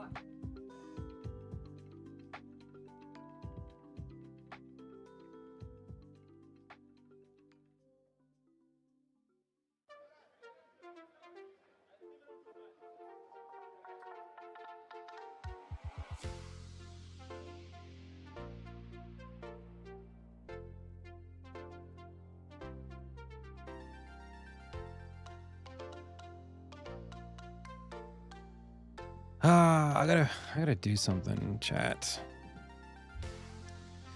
I gotta just take a second to write a message to someone because I embarrassed myself.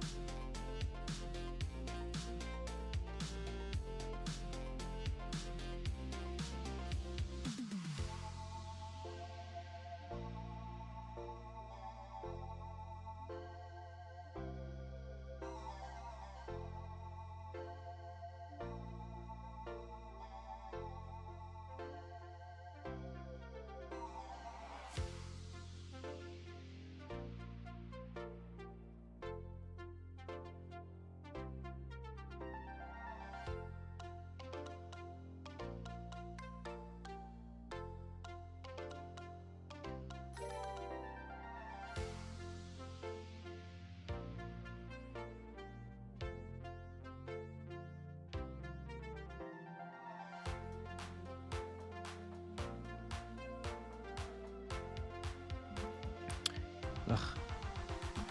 I told my friends I'd be online to help them with something. And I also made a dinner reservation for my wife and I to have dinner. So now I have double booked myself like in Egypt.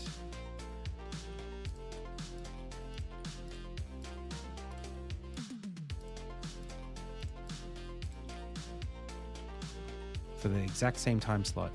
I guess I have to put on an elaborate... I guess I have to dress in drag and go between the two all night, hoping that nobody knows that I'm Mrs. Doubtfire.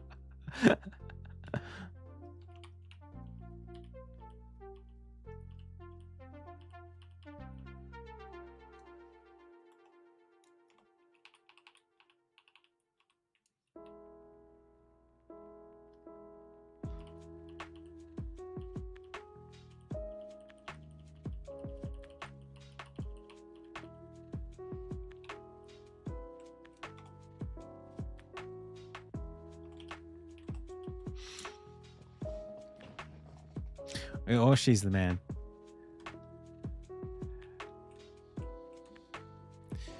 Wait, does she's the man do the exact same thing as Mrs. Doubtfire? Is it she goes as both? Oh my gosh, I never even friggin' noticed that. That's actually ridiculous.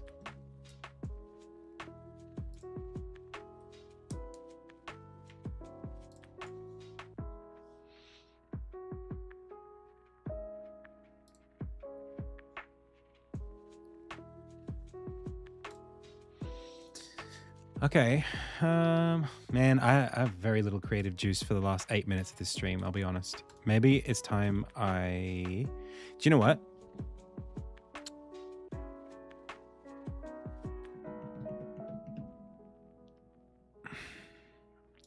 I can re-look at the flag shader. Dude, I'm very happy with this flag shader.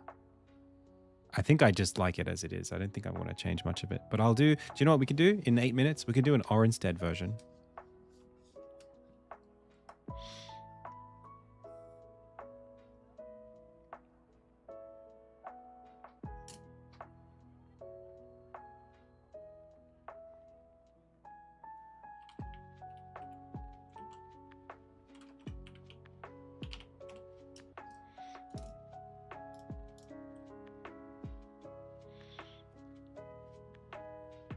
Well, we've kind of already got an Orinstead version, don't we?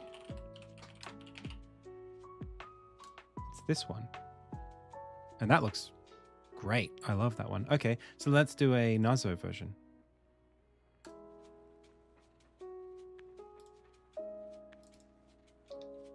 How big is this? 128 by 64? Perfect.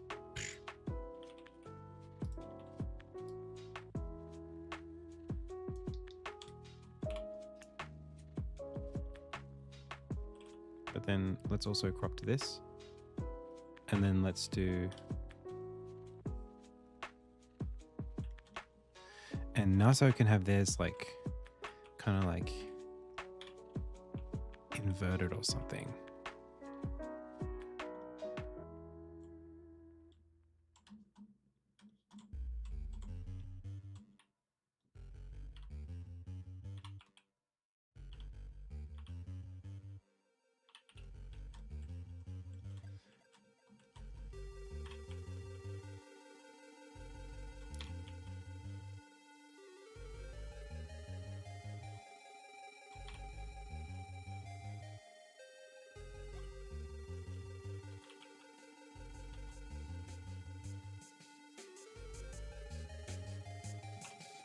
Maybe darker?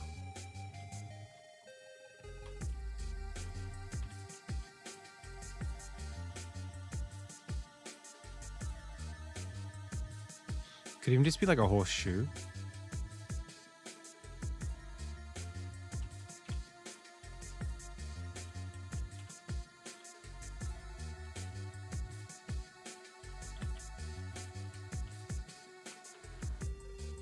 Because like they used to ride horses and now they don't, but the flag is old enough that you know, the flag has been there since before they used engines to get around.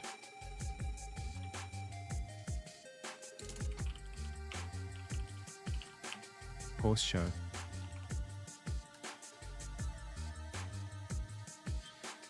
Kind of like the flare out a little bit, and then the rivets bits go here.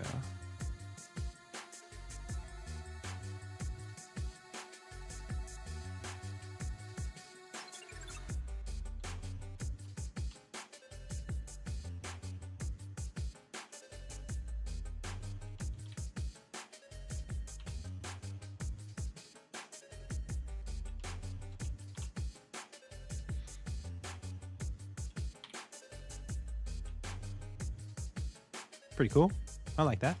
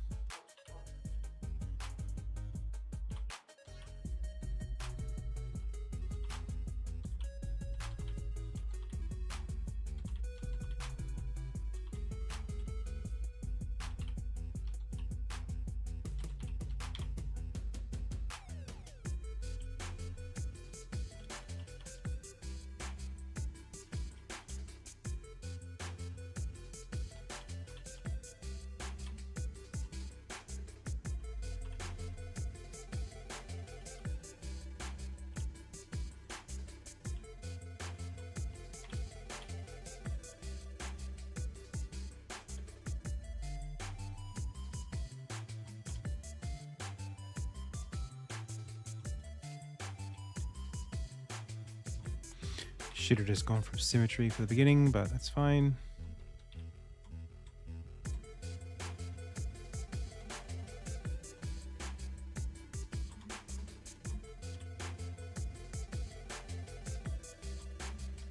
It kind of looked cool.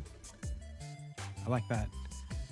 And then it looks like the horseshoe itself is not symmetrical, which is really hard for me to believe, but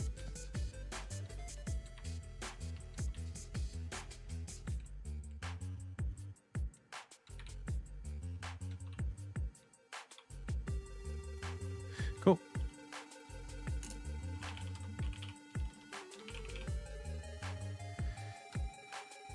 Sprites. Object. Nazo flag. Cool. So if I just like take this guy here, go to this oasis point,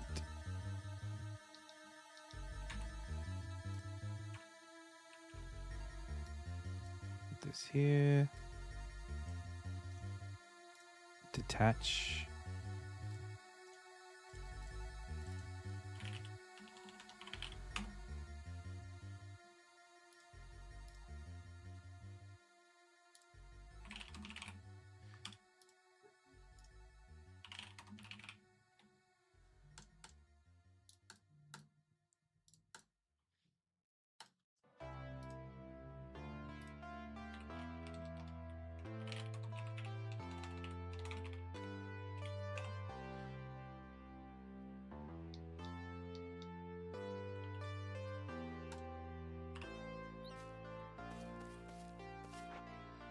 There you go.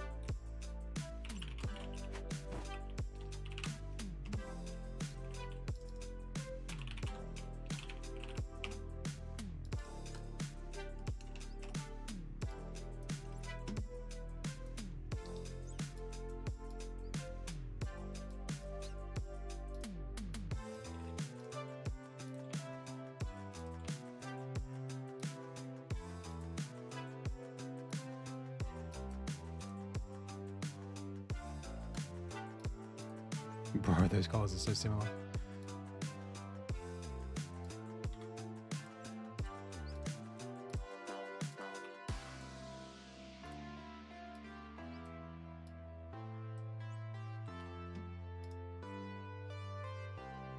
Are dogs treated like people for the dog people? Nope. Dogs are treated like dogs for the dog people. The dog people hate dogs. Because it's like a slur to them to be called one.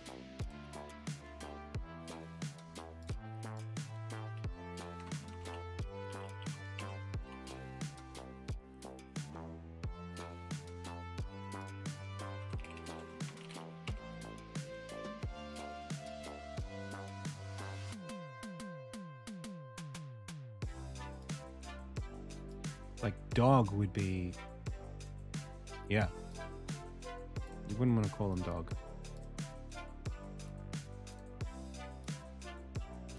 I got that from Final Fantasy Tactics Advance. There's a race called the Banga. I think that's what they're called. And they hate being called lizards. They're literally lizards.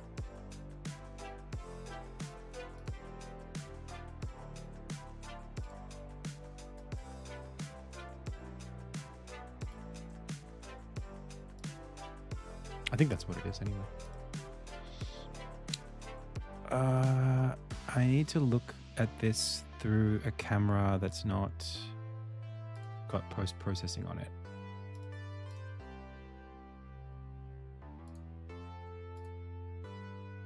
And then maybe that will work.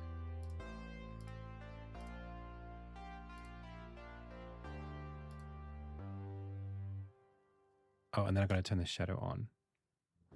there.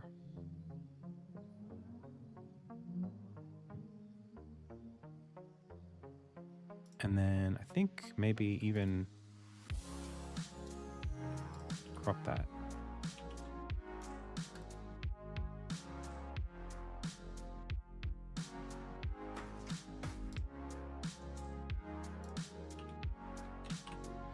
Okay.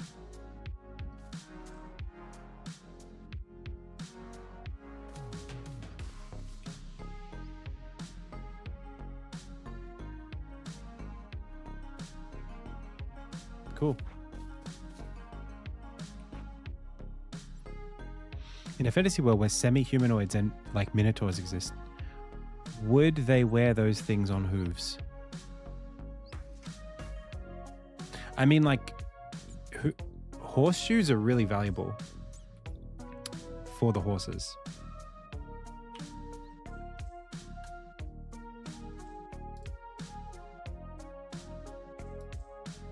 They're super helpful.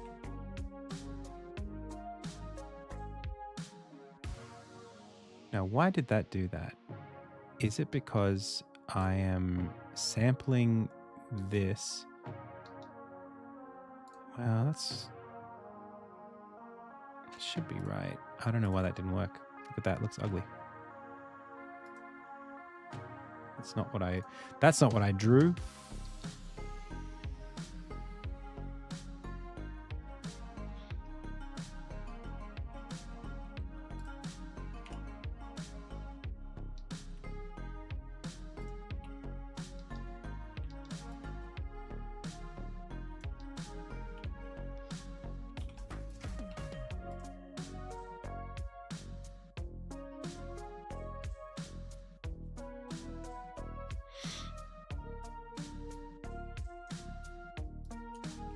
Yeah, I don't know what's going on there. That's weird.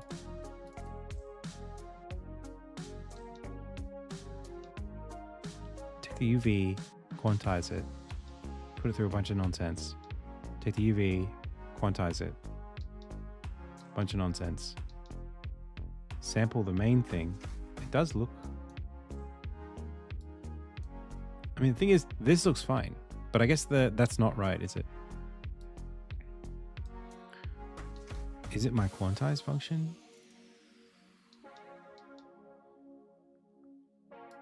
In multiply, floor, divide by this. I mean, that's pretty much right.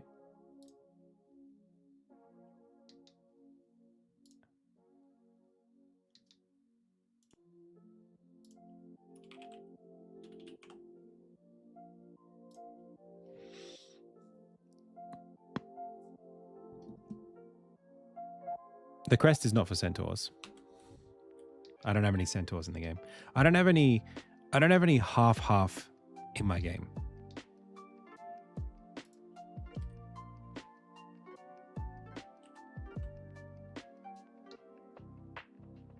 Wait a second, that's weird. Why does that do that? Look at this. I take this away.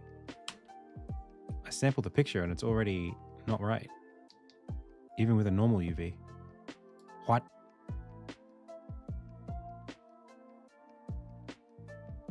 Maybe because of the shadow? Nope. What the heck? We're gonna have to figure out what's going on there. But not right now, because I gotta go.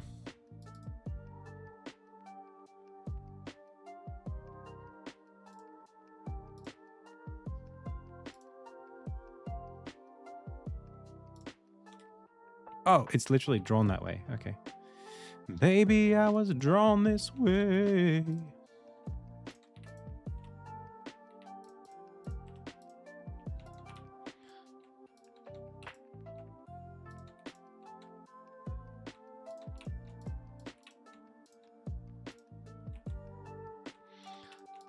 I am a sprite map, baby. I was drawn this way.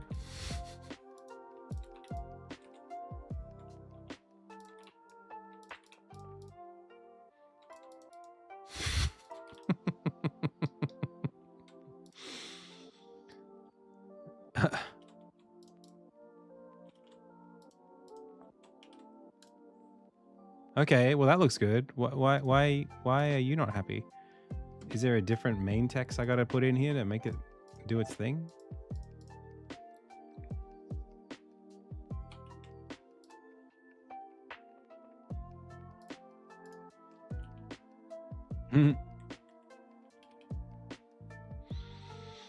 Oh, wait. Is this a non... No, it's even. Oh, that's so friggin' annoying. What the heck? What is that? That's gonna really, really gnaw at me for a while, I think, that one. I don't know what's going on there.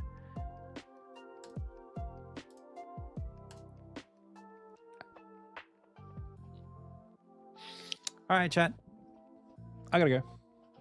It's fun. I don't know. Wait. Excuse me. You tell me what's up.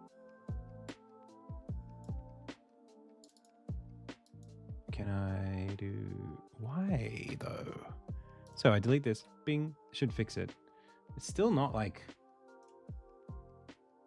Sprite, please. I guess it's putting the sprite on a square. So that's whatever.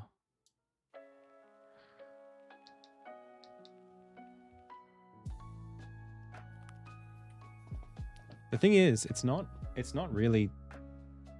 If I just take this away... Yeah, the quantizing is still gonna do that. That's so weird. So why is it wrong to do that? Why does quantizing a 64 pixel thing, you take the UV and you divide it by the texel size? Thanks, Universal. Should it be pixels per unit? Maybe I just got confused about what this needs to do. When you quantize the UV, no, you divide it by the amount of pixels there are in the image, right? Is that not what it should be doing?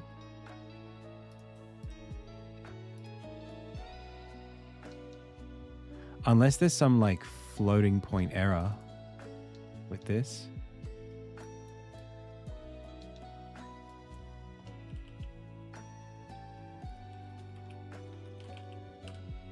That's the algorithm, though. That's what you do.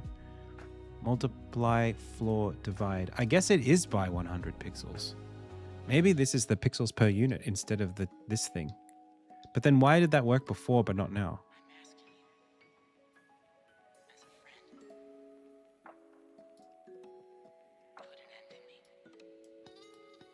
I mean, multiply by...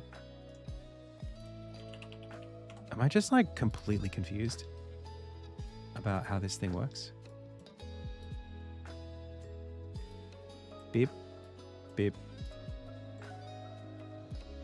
Put an end in me. I'm asking you. But it's not a square.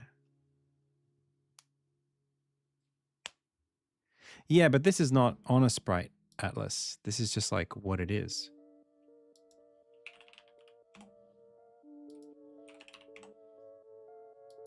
This is literally just...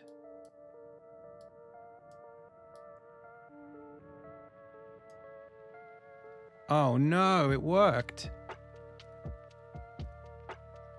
Did it work? I don't think it did work. Dude, I don't friggin' know. I don't know any of this shit. I don't know what to do. I thought I knew.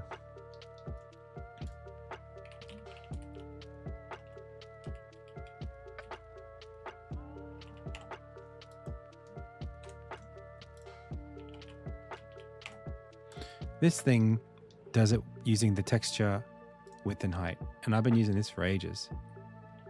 I got this everywhere. So why does this not work? I don't know. I don't know. I'm sure this is right.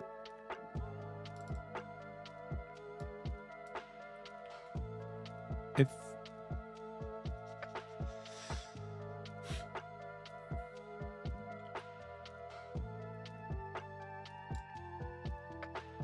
Oh well, I'm just gonna have to... It could be a floating point something somewhere. Like it's just an imprecision.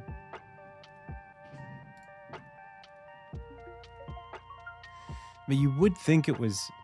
What am I trying to do? I'm trying to make this not look like arse because it's supposed to be squares. Like that.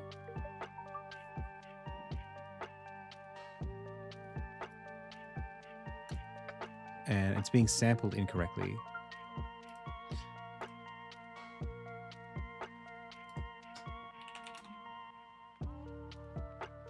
Make my canvas square. I shouldn't have to do that. It's not a, you don't work around these kinds of problems. You have to solve them. Because I'm using a node that is just like a general... I mean, we don't have to do the quantize step here. We could just do that. But no, see, that doesn't work because it's too smooth. You have to quantize it in order to... Every time you sample the UV, you have to quantize it. Is the sprite size the same as the other flag? Maybe it really is the cropping. But it's not that... The main text is the thing doing the job here.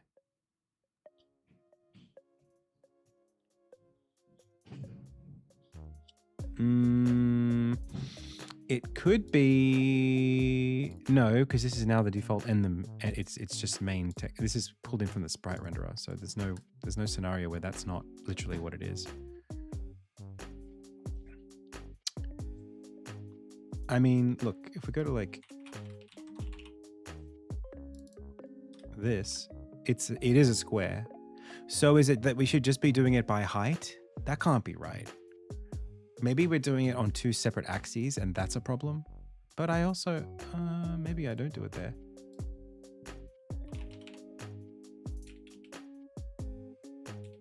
Maybe. Do I not pass in this, pixelate it?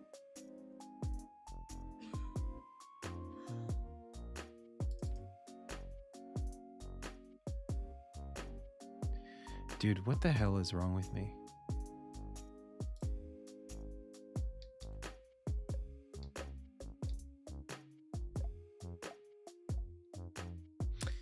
Oh, that's what that does. Oh, I'm so stupid.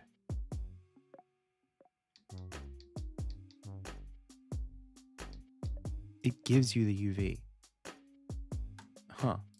Why did I just recreate that then?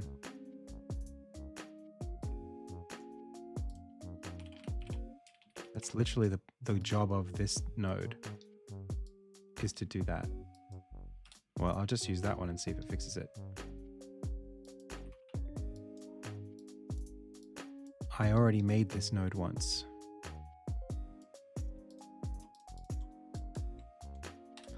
But the logic is the same, the math is the same. It should produce the same result.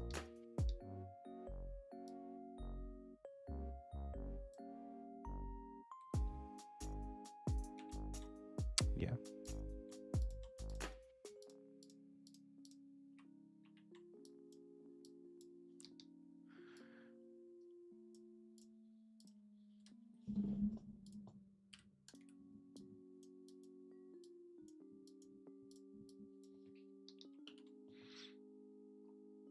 Yeah, no idea. I mean, for now, we can work around it by just going...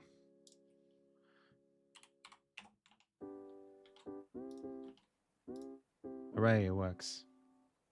Or does it? It actually doesn't work.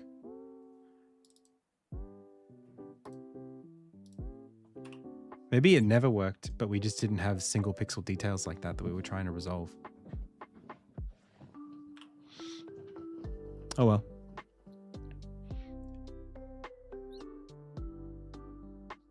I gotta go, pals.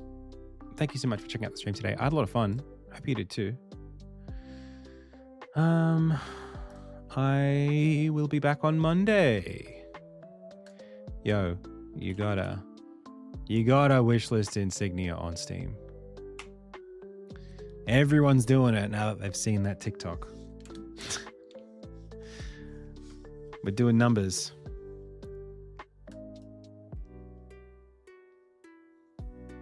See, it's on my wish lists. It is on Insta. It's on my new Instagram. I also have an Instagram account now, chat. if you're more Instagram inclined, it's Play Insignia is the name of the Instagram. Just search my name anywhere you want. TikTok, YouTube, just type Adam C. Eunice, you'll find it. It'll be there. On Insta, it's Play Insignia. It's the only thing I've posted there. Okay. Deutsche. We don't want to speak Deutsche. We're speaking English. Senior developer gives sick tips about AI. Nah. I'll pass on that one, bud.